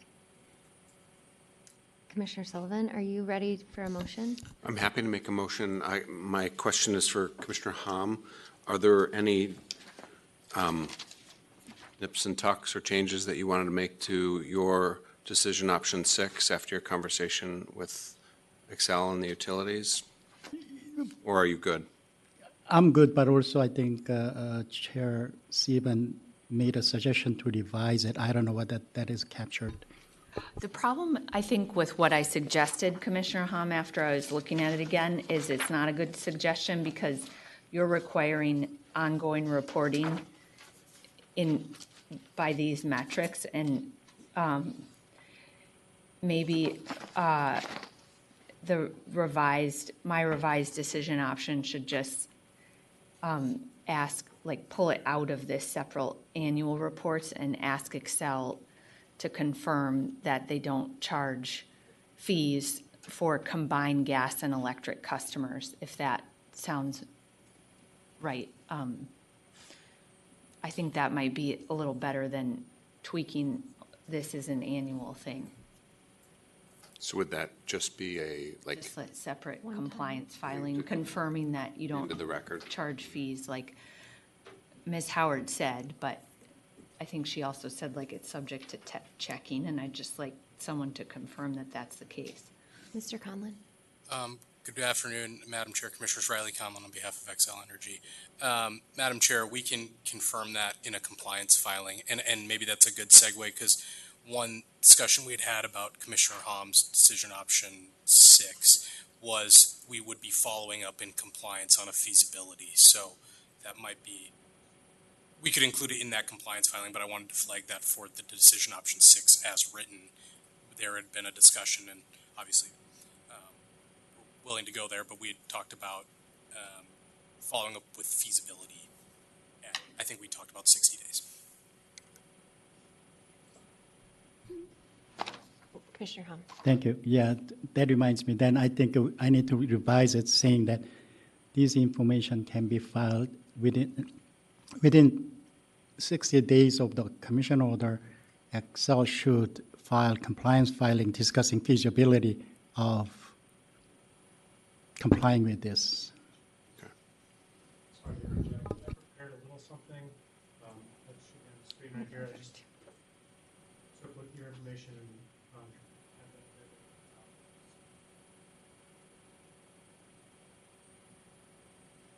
Chair Stephen, I didn't add the last one.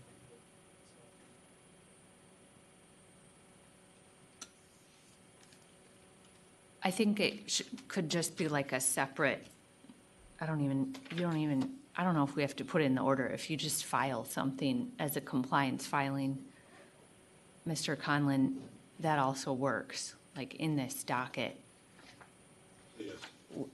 File a report or a verification that you don't double charge combined gas and electric customers. Mr. Conlon, fees. I think you were talking while the commissioners were talking. Just to catch you up. For the record. Chair Stevens said that we wouldn't put it in the order. You could just agree to file it. Madam Chair, Commissioner Sieben, I was talking while the commissioner was talking, so apologies for that. I'm also astounded at how bad my eyes are, so I can't read this. But yes, we can submit that in the compliance filing in 60 days. Okay, that works too. Yeah. So then, Mr. Graham, we don't need to do this language then? No, we need this, just not what I was changing. Okay. Okay. You thought you were ready. Thought I was ready. Yeah. So we will basically append that into your decision option 6. That's the, right. Commissioner Hom. Thank you, Chair Patrick. This is my revised. Okay. Yeah. So this will include that compliance portion of it.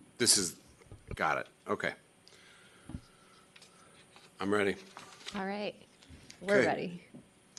I move decision options 1, 2, 4, and the most recently revised Commissioner Hom decision option 6. Any questions on the motion? Did you include 5?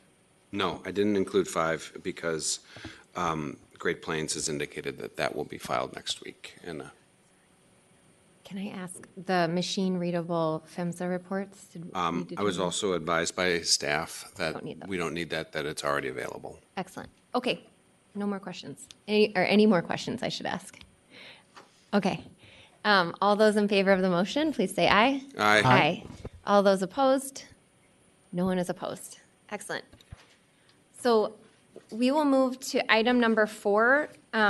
Before we start item number 4, I am going to recuse myself because I was a party in the original docket where this project was approved. And with that, I think we'll take a couple minutes recess to get everybody resettled.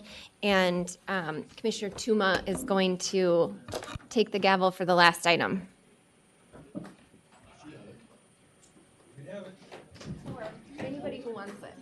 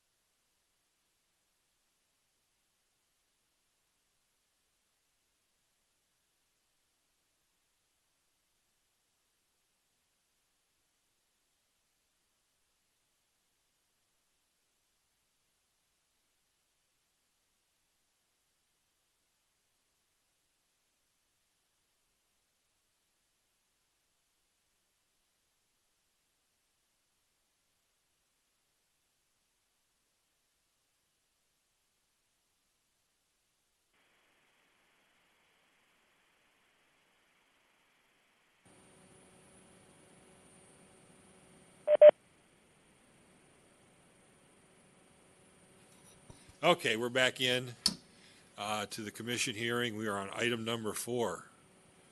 Let's go ahead and Ms. Nikitas introduce the baby. Good afternoon, Chair Tuma and Commissioners. Item number 4 is docket number G008/M-23-215 involving CenterPoint Energy, Minnesota Gas, in the matter of CenterPoint Energy's Natural Gas Innovation Plan. The question before the Commission is, should the Commission approve CenterPoint's request to modify its budget for its Natural Gas Innovation Act hydrogen blending pilot? There was one late filed public comment from Carla Escueda, and that has been distributed to commissioners, and there are copies at the back of the room. Staff is available for any questions. We, I don't think, need opening statements. We got a pretty good briefing papers and record on this, and so I think we'll go right to questions, and most of the decision options, I'm sure, will be discussed via questions. Commissioner Sullivan. I guess the question is probably for, well, it's for one of you guys. Now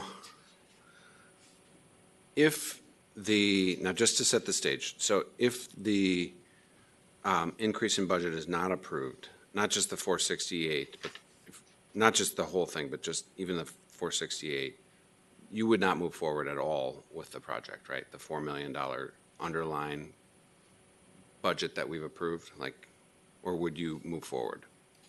State your name for the record, even though we know who you are, and we're on a new docket, so in case somebody's watching just this someday or in the future. Thanks, Chair Tuma, for the reminder and the question, Commissioner Sullivan. So my name is Emily Supis. I'm with CenterPoint Energy, and as far as the request itself, right, I think we are still invested in hydrogen. We're still looking to learn more. We would have to take a look at our pilot and understand what changes we could potentially make to it to work within that existing budget. I think this budget modification is really stemming from, we got information from our engineering study that the prices are or the costs are likely going to increase. We're looking to have certainty to get our tax credits by next year, and we really want to kind of build on that transparency of, hey, we found out that this pilot was going to be a little bit more than we had originally expected, so we wanted to kind of come to the commission for a formal request ahead of being able to use our budget modification process that's laid out in the order, which we would work with the Department of Commerce and the Office of the Attorney General. So that was a long-winded way of answering your question. I wouldn't say that we're definitively not going to move forward with this pilot. We're just looking to include all of the components that we originally proposed, and this budget modification with that increase would include those. Okay, thank you. So to the parties that wanted us to instead take the budget increase and apply it to air source heat pump projects in Mankato, like, I'm just curious, like, how would they envision that? Are they envisioning the entire money going over to the air source heat pumps, or just the $1.4 million increase? Question. Caitlin Eichten with Fresh Energy. Commissioners, our intent with providing the alternative proposal for this budget modification request was just to provide an alternative that's more cost effective. I don't think we didn't in our comments specify the amount that would be going towards that pilot. I think it depends on what the commission decides to do with whether to move forward with the full request or completely deny the pilot. I think we'd also looked at the R&D budget of $8.5 million as a potential source of funding, but that wasn't something we proposed on the record. Okay. Oh, if you were on this, I would. Mr. Steven. The way, thanks for that question, Commissioner Sullivan. The way I'm looking at this, I think I want a little bit more clarification from Ms. Supis about the second point of what she said in her opening question to you. So the commission already approved Pilot D. We have in the 5-year action plan, we've laid out like an overall pot of money that we've already said, go ahead with Pilot D, and now you're asking for a modification to only Pilot D, saying we need to spend, I thought what the proposal is saying, we understand like we need to spend more than 25% more on Pilot D. So therefore, we are coming to the commission to ask for a formal modification of our order because that threshold is above 25% just of Pilot D. Is that your understanding of like why you're, first, like, is that your understanding of what you're asking? Thanks, Chair Tuma and Commissioner Sieben. So taking a step back, we had in our order, we had a requirement that the budget flexibility wasn't going to be available to the company until the third year after the approval of the plan. And since the tax credits kind of accelerated that timeline, the reason why we're coming is to make sure that we one, have that transparency of the budget modification, but two, to then so it's use before that process. Exactly. We're but using it's it before year 3, Yep. so that's why you're coming That's exactly right. now. Okay, that's helpful because, and to Ms. Eichten's point about like, you know, how, and I'm not trying to put words in your mouth, Ms. Eichten, but your point was like, I think your point overall is like, if Pilot D is going to end up costing more than originally approved by the commission, it would be more expedient, or not expedient, more prudent for the commission, instead of continuing to increase the budget on Pilot D, instead use that money for something else, for electrification in this case, right? Yes, Commissioner Sieben, exactly. I think we're just looking at the lifetime cost, the growing lifetime cost of this hydrogen blending pilot, Pilot D, which in the table I think is, tens of millions of dollars, and thinking about in the alternative, if that were to go to heat pumps, that could be thousands of heat pumps for a community like Mankato and beyond. Ms. Eichen, along that lines, though, when you propose that, it's not like you're looking for us to approve that. You're saying, just put this one to bed and let's go back and focus on doing something like that. Is that kind of what your proposal is at this stage? That is our proposal, just with our increasing concerns with hydrogen blending as a solution for reducing emissions from the gas system as a whole. A lot of those concerns raised on the initial record, which we're not trying to relitigate, but I think those growing concerns and additional recent research, and then the continued lack of cost effectiveness, weighing whether this kind of more targeted electrification pilot would be more cost effective and go much farther for this specific community. Jesse. I think it's a legitimate point that you raise, Ms. Eichten, and it's nothing against trying to get more heat pumps on the overall into Minnesota. But I also think that CenterPoint sort of met their burden to show why they need a request, or why it would be prudent for the commission to shift dollars from the RNG proposal and the RNG and RND. I know what I'm talking about, kind of. Proposal into this pilot. And like, I just see it sort of as like a tweaking of pots of money, more than like redoing our past decision. So I don't know if that you want to hear where I'm at now, Chair Tuma, but like, I'm fine going forward with what CenterPoint and CEE proposed, which is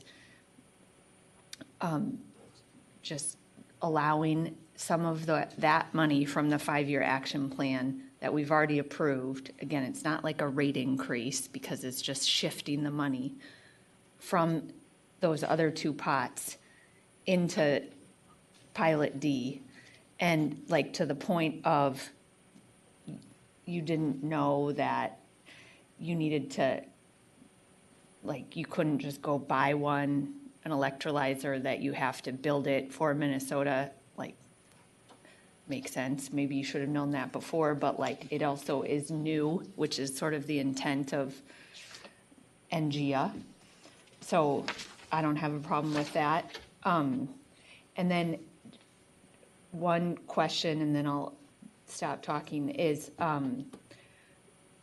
the reporting requirements that our staff allowed or recommended in the decision options. What's your position on those, Ms. Supis, on, I think it's 5, and, or any other, if we did decision option 1, are there any other reporting things that would help, that you support, that would help bring more transparency to the parties in the future and the commission? Thanks, Chair Tuma and Commissioner Sieben. Absolutely, and I think we really appreciate staff's briefing papers. We really appreciate the work that you put into this, because we're already thinking that way, and we think that putting it in the order will then just make sure that everybody's on the exact same page. And so we're supportive of both 5 and 16. And 16? Yep, 16. Commissioner Sullivan, you had hand up, or you? I did. I'm thinking about how I want to. Yeah, but I think I'm in the same spot as Commissioner Sieben. I was really looking at this like, we've approved this project. It needs additional resources, which at the time that we approved it was clear that it was an estimate. I was comfortable with the 400,000 because I think the record supports that, they'll make a go at it with 400,000. If you need more, you can come back at another time. I kind of view it also that the legislature has made a pretty clear determination that it wants us to have these pilot programs moving forward, that they've determined that it's in the public interest, so that's where my head was at. But I did like, certainly I liked what Ms. Eichten was talking about in Fresh Energy suggested, but not as the alternative, but I liked the idea of, and I would be interested in what all of my colleagues' thoughts are on this. And I did work with staff on some language, and maybe if Ms. Nikitas, if you could put up my new Sullivan 11B. It's not been pre-filed, it will just be. But it basically would order CenterPoint to work with stakeholders to develop a targeted project. I mean, we don't have to do Mankato. In Mankato, does that well, say? that's it says in Mankato because we took that language, and that's kind of self-serving, so we could probably Mankato State, west of. So we could do Highway 22. where the company in Greater Minnesota thinks it would be appropriate. What about Woodbury? Woodbury, not really Greater Minnesota, but I did. What the idea would be is to work on, in the next NGA plan, is to have CenterPoint work with stakeholders to develop part of that plan. I mean, these are technologies that have been, that are included in NGA. My slight tweak of this was that, they would be focused on deploying cold climate heat pumps with existing gas furnaces and boilers. And, it would be basically a kind of a dual fuel unit. I think that's a very strong use case that research is showing is one of the strongest use cases for cold climate heat pumps. But this is an idea that I had, and I'd be happy to have some discussion around it if folks wanted to weigh in on it. Thank you, Chair Tuma and Commissioner Sullivan. We agree. We also think that this is a technology that we're excited about, that we're looking to learn more about, and so we have an existing pilot within our innovation plan that does include air source heat pumps with, what is it? Thank you. deep energy retrofits, which was required by the legislature. So this is something that we're already working on. And so maybe we agree that we need to continue to work with other stakeholders, and we can kind of pull our heads together for our next plan. But there might be a couple small changes we'd make to this. Totally. Or we would just agree that we will work with them, and you'll just have our word for that as well. I'd be interested in hearing from Ms. Eichten or, others. Can I just, before, if I just have I have a clarification for, I think for Ms. Supis. Is that what you just described? Is that listed in the pilot on table 1? Is it the residential deep energy retrofit and electric air source heat pump? Or is it, because you were saying it's already in your current 5-year plan? That's correct. Chair Tuma and Commissioner Sieben, yes, that's correct. That's the pilot I was referring to. So yes, it's already in our current plan. But it's not specifically just in Mankato either. That's correct. That's correct. Mankato is a part of a much broader picture, but yes, we would include Mankato in that list amongst other cities. I'm not trying to be a jerk. I'm just No. clarify. Yeah.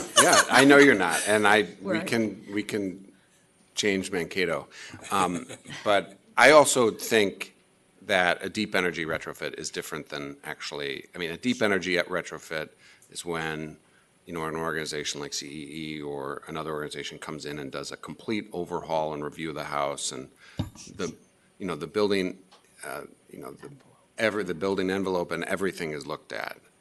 I'm just talking about just furnaces, boilers, air source heat pumps working in conjunction with each other, because I actually think that that's going to be the end use that is much more, it's going to move the needle much further.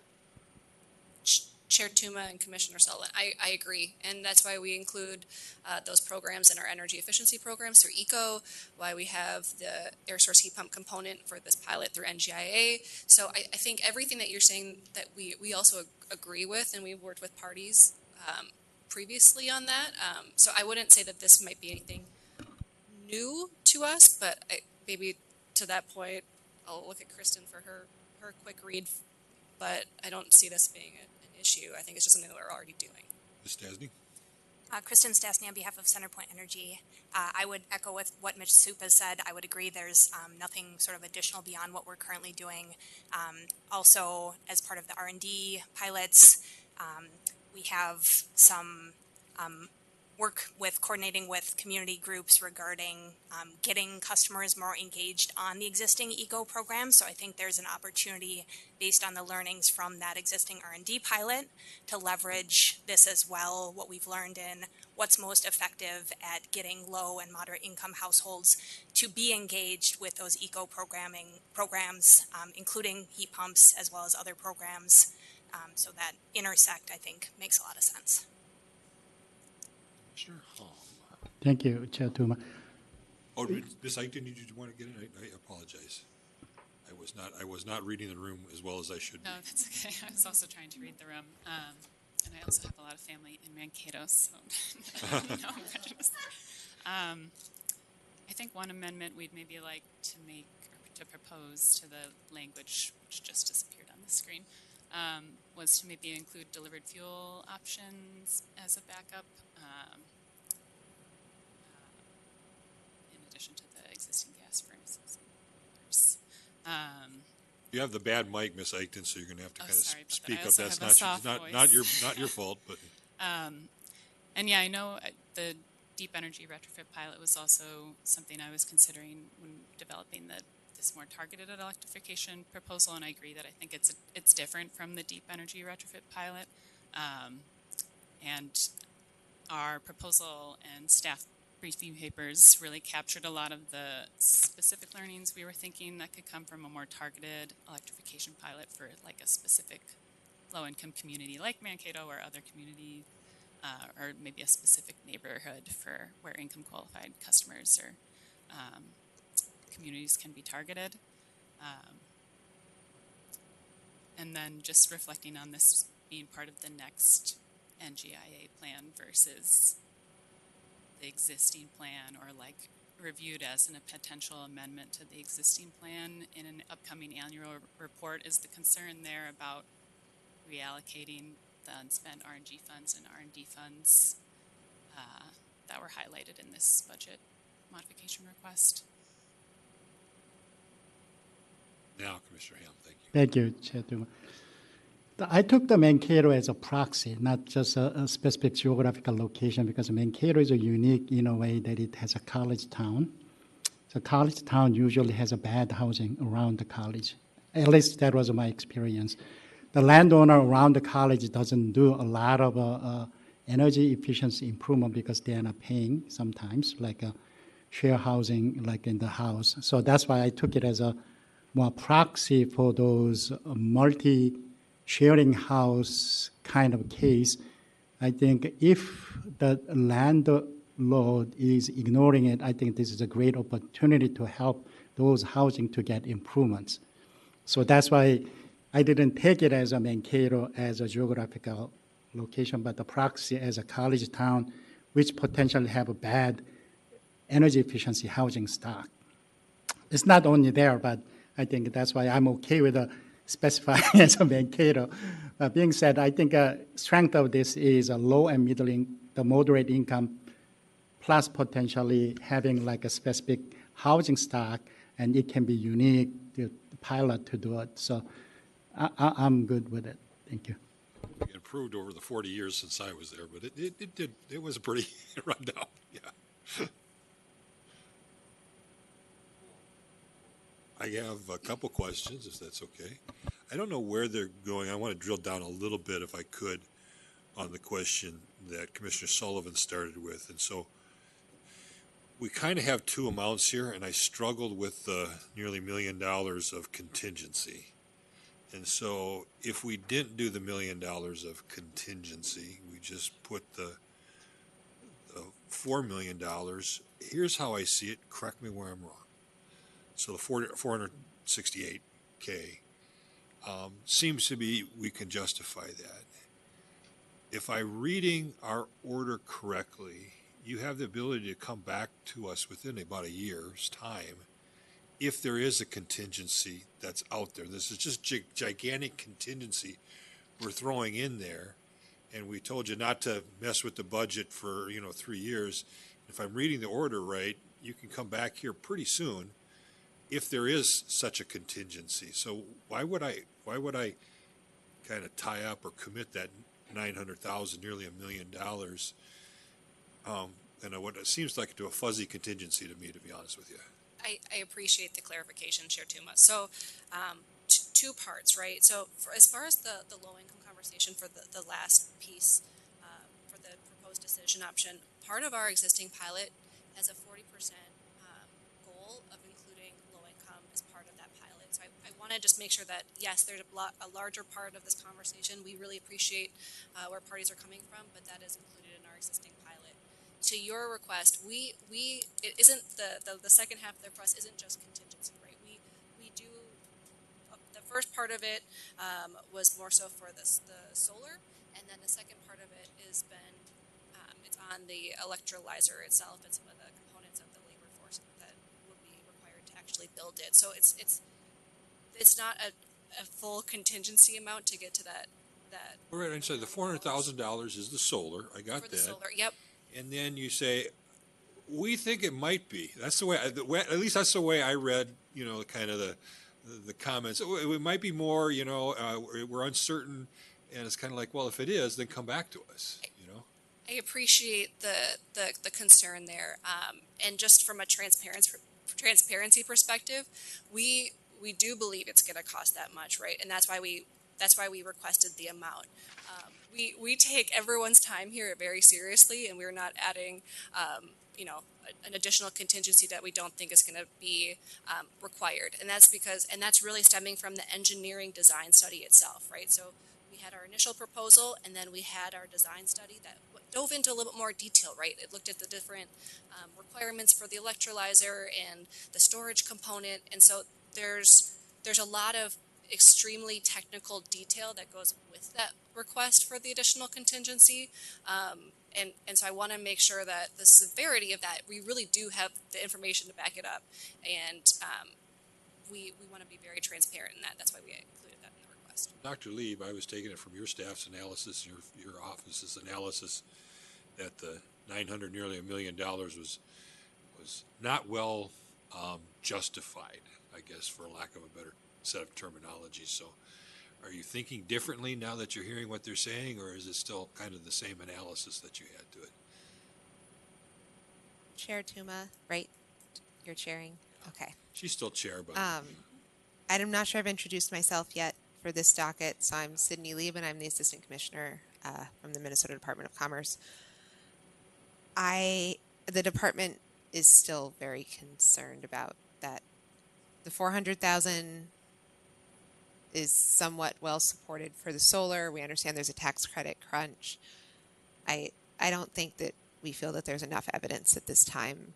And I don't see any reason why they can't come back with a further budget modification with better supported evidence. And that's why, and correct me, that's why I kind of read the order, was kind of like, you know, they'll do this, but don't come back and start changing and throwing big contingencies. That's the way I read it, and that within about the next year, they can come to us when they start implementing it. So you agree with that assessment, or? Yes, that's the department's opinion as well. Ms. Supis, on decision options 14 and 17A, I kind of like this concept. I don't know if I would go so far as the word targeted. I think if I were to suggest, I would direct you to conduct and report on an assessment, and not a target assessment, an assessment of hydrogen opportunities for the service territories focused on industrial customers and applications that are hard to do. And I was kind of getting into this concept that maybe what we thought the market was going to look like for hydrogen is going to be a little bit different, and I think that's where Fresh Energy was trying to get at, is that there might be other applications for this green hydrogen, like anhydrous, pneumonia, some other industrial uses that might be better for storing and dealing with it than maybe just pure hydrogen, but you still need to do the hydrogen. If we were to make that change in 14, is that something you could work on? Because I think the Mankato area is a unique area because it does have a lot of ag and does have different other things going on there, industries that are happening down there. So I don't know, is that something you would be willing to do? Thanks, Chair Tuma. Maybe to take a step back, we acknowledge that hydrogen and the market is changing, and that's why we're looking to be a part of that, right? And have this pilot that inform that much bigger picture.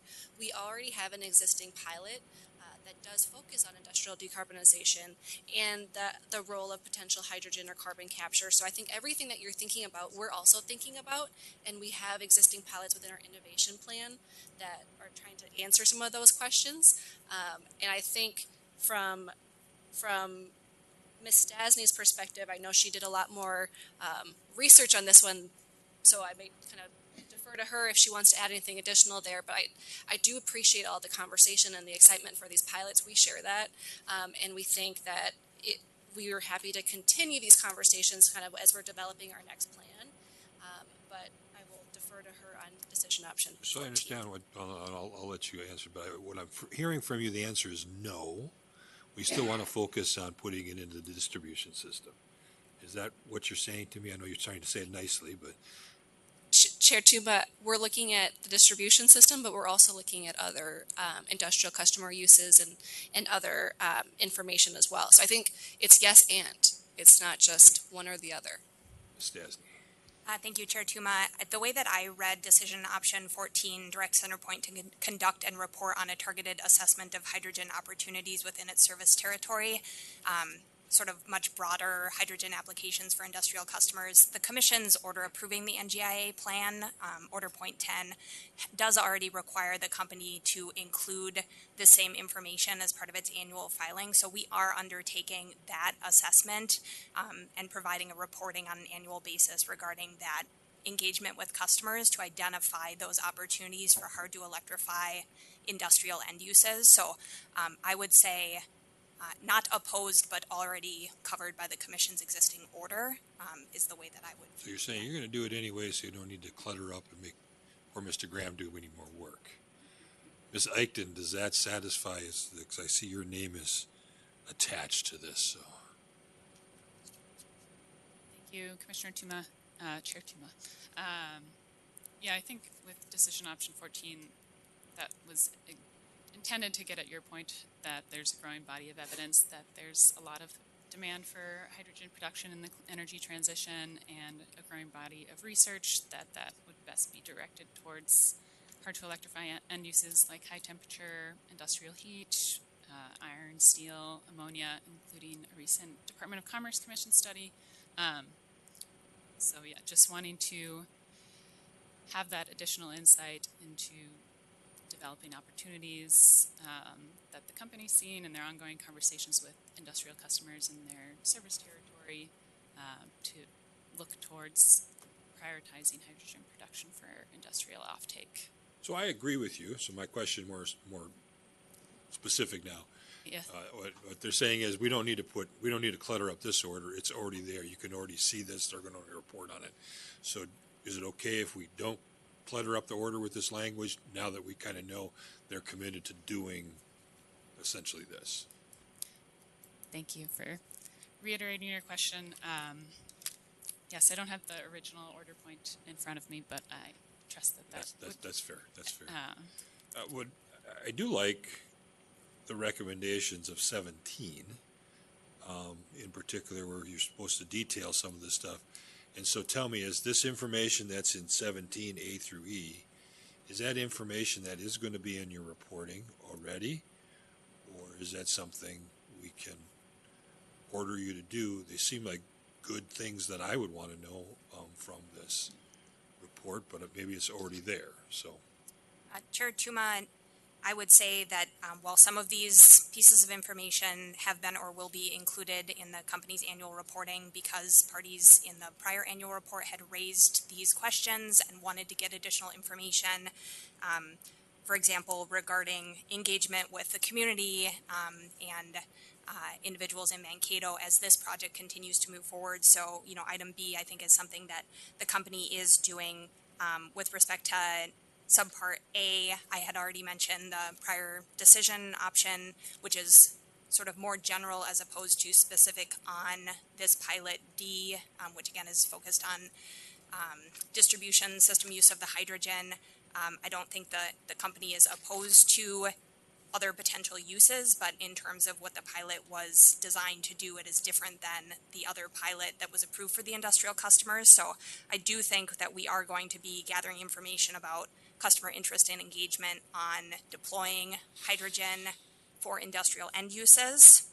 We would have concerns with the remaining, those C, D, and E items, just in terms of one, having, well, I'll start with, I think a lot of this was covered from a prior commission order. The frameworks order specifically required that any utility that brings forward a hydrogen pilot has to address a number of very specific points related to safety, compatibility with customer appliances and end uses.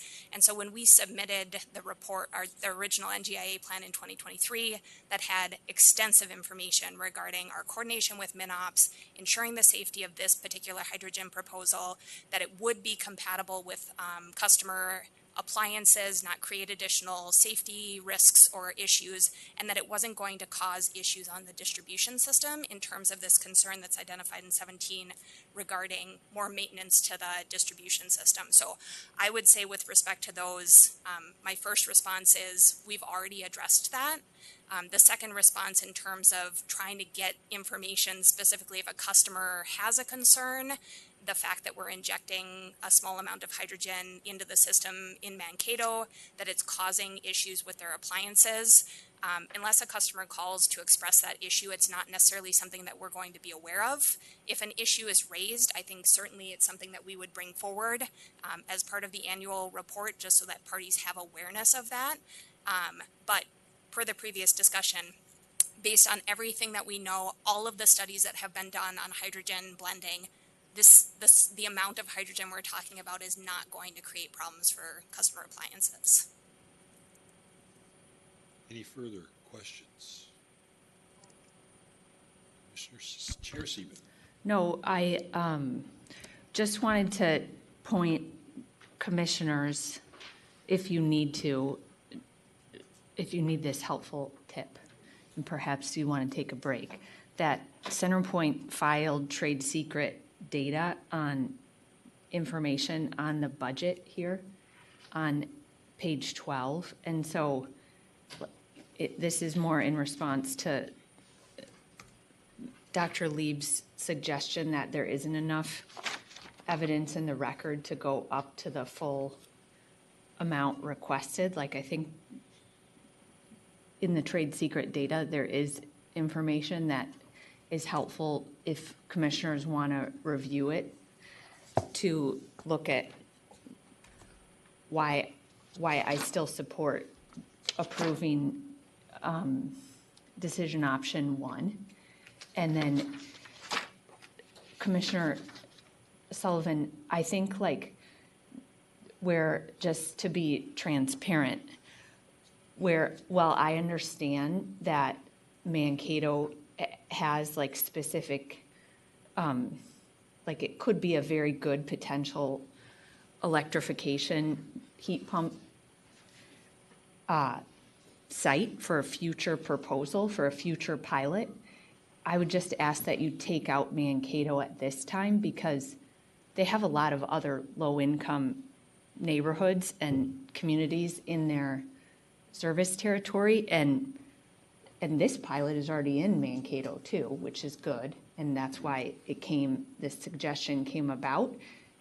I'm not saying that, like, I support your motion to add in for their next NGIA to hold in a new pilot, but I don't think it needs to be specifically targeted at Mankato, because there could be college campuses in Minneapolis, for example, where the housing stock is bad and they need, certainly, like, could work with low-income advocates to come up with a pilot that is appropriate and exactly on track with what the parties are suggesting, that may be outside of Mankato too. So that's sort of, I don't know if we want to take a break if you want to review it, but I don't need a break to review. I don't know, Commissioner Hom or Commissioner Sullivan? I just, I agree with you on the point about Mankato, for sure. I mean, it's also where I live, and I don't want it to look very weird. No offense, but I don't think you qualified for low-income assessance either, so. Your neighborhood, I don't think qualifies. You weren't looking for it for yourself. I know. That. It's just. Taking care of your neighbors, good man. I just don't want it to, but just to be clear, like, when it was set up, it was taken from that existing language, so. But one of the things that I'm not interested in just making work to make work. So when I heard folks talking, I don't know if I really heard a theme. I heard CenterPoint say, and correct me if I'm wrong, I didn't hear you say, we can do it, we're already working on these other things, and we think that it's not crazy, we agree with you, but I didn't hear you say, don't worry about it, we're working on these other things, it's going to answer the same question, or you said, oh no, we think that's a good idea, we can move forward on something like that. And then I heard Ms. Eichten say, let's add, delivered fuels to it. I don't know if you actually could do that, because I don't know if the money has to be spent in CenterPoint's service territory, and delivered fuels would, by definition, not be there. But I totally sympathize with the point that you're making. So I didn't really catch a theme if I didn't hear what you guys were putting down. Like, do you want to do it or not? I'll be very clear. Like, so do you want to do it or not? Ms. Supas, what do you want to do? Or maybe want is the wrong question. Want is the wrong question. I mean, I don't want to make work just to make work. Thank you, Chair Tuma and Commissioner Sullivan. I want to kind of, I guess, my clearest way to say this is that I would really love to get with our implementation team to understand all of the potential impacts of like what this could actually look like, right? And so I'm not prepared to speak to all of this in detail, right? But I think from a themed perspective, a targeted electrification pilot would be something that we could explore. I feel like it's something that we'd want to know all the cost benefit analysis and do a lot of the engagement with others. It's just that, because that's really what when I look at it, it's like, go talk to stakeholders, and if you come up with something, yeah, great. That's ultimately, Ms. Eichten, what do you think? Commissioners, yeah, we're happy to continue to talk with the company and other stakeholders, potentially ahead of the annual report filing in June could be good timing. But I think, and we did send over a language that included a delivered fuels aspect to that decision option. I agree that I think maybe delivered fuels customers might be more ripe for full electrification opportunities, and therefore maybe not CenterPoint customers, but yeah, willing to work with the company and stakeholders to continue to discuss the pilot, but like the decision option as it is, unless the commission would be open to specifying maybe a percentage of the next plan that would be going towards this pilot or a specific budget around it. Dr. Lieb? Dr. Lieb.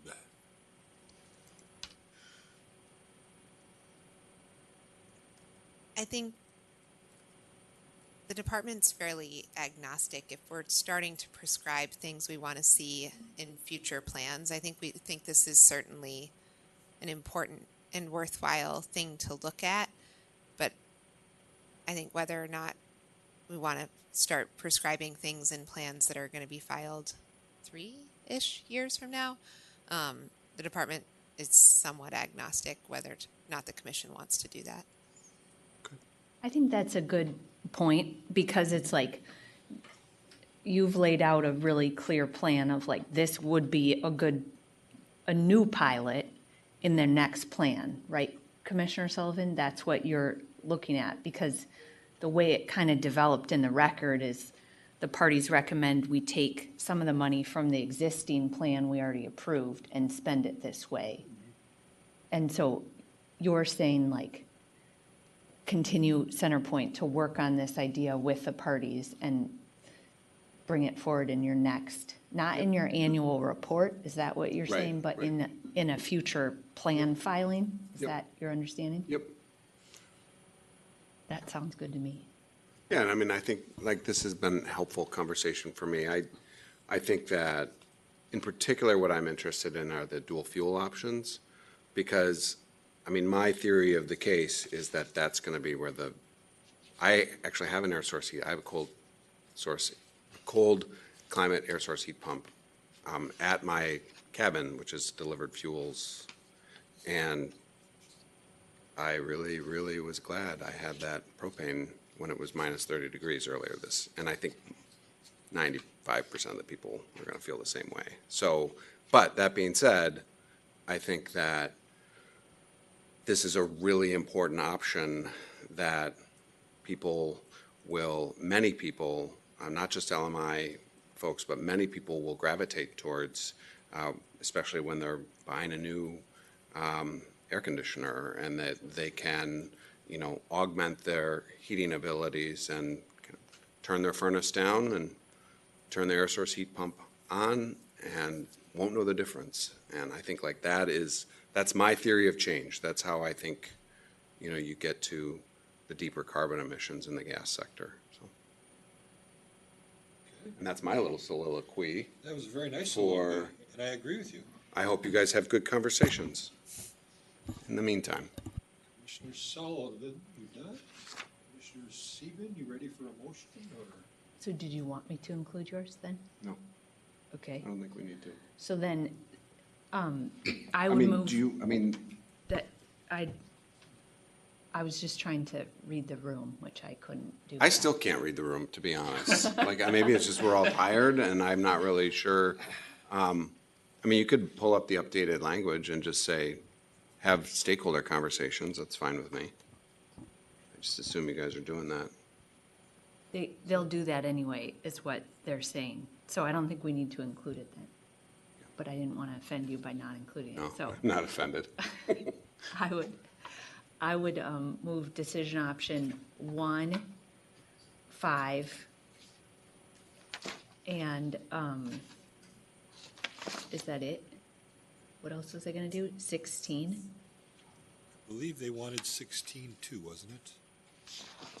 That's what I thought I heard, Ms. Supes. 16 and 6, correct, to determine which budget it's coming from. So 3, 5, 6, and 16, is that what I heard? 1, 5, 6, and 16. 1, oh, sorry, 1. 5. 1 is approving it at Okay, the yes. higher amount of 1.4 million. And then 5 is the flexibility to show that it is comporting with our earlier order. 6 shows like where it's coming from, both the RNG and the RND pilots. And then 16 is the reporting. Got it. Mr. Graham, you understand the motion? You understand it? Commissioners, do you understand the motion? Any discussion? Seeing no discussion, all those in favor of the motion signify by saying aye. Aye. Aye. All those opposed, same sign. Motion passes unanimously. We are adjourned. Get out of there right away. Here, we're going to pass.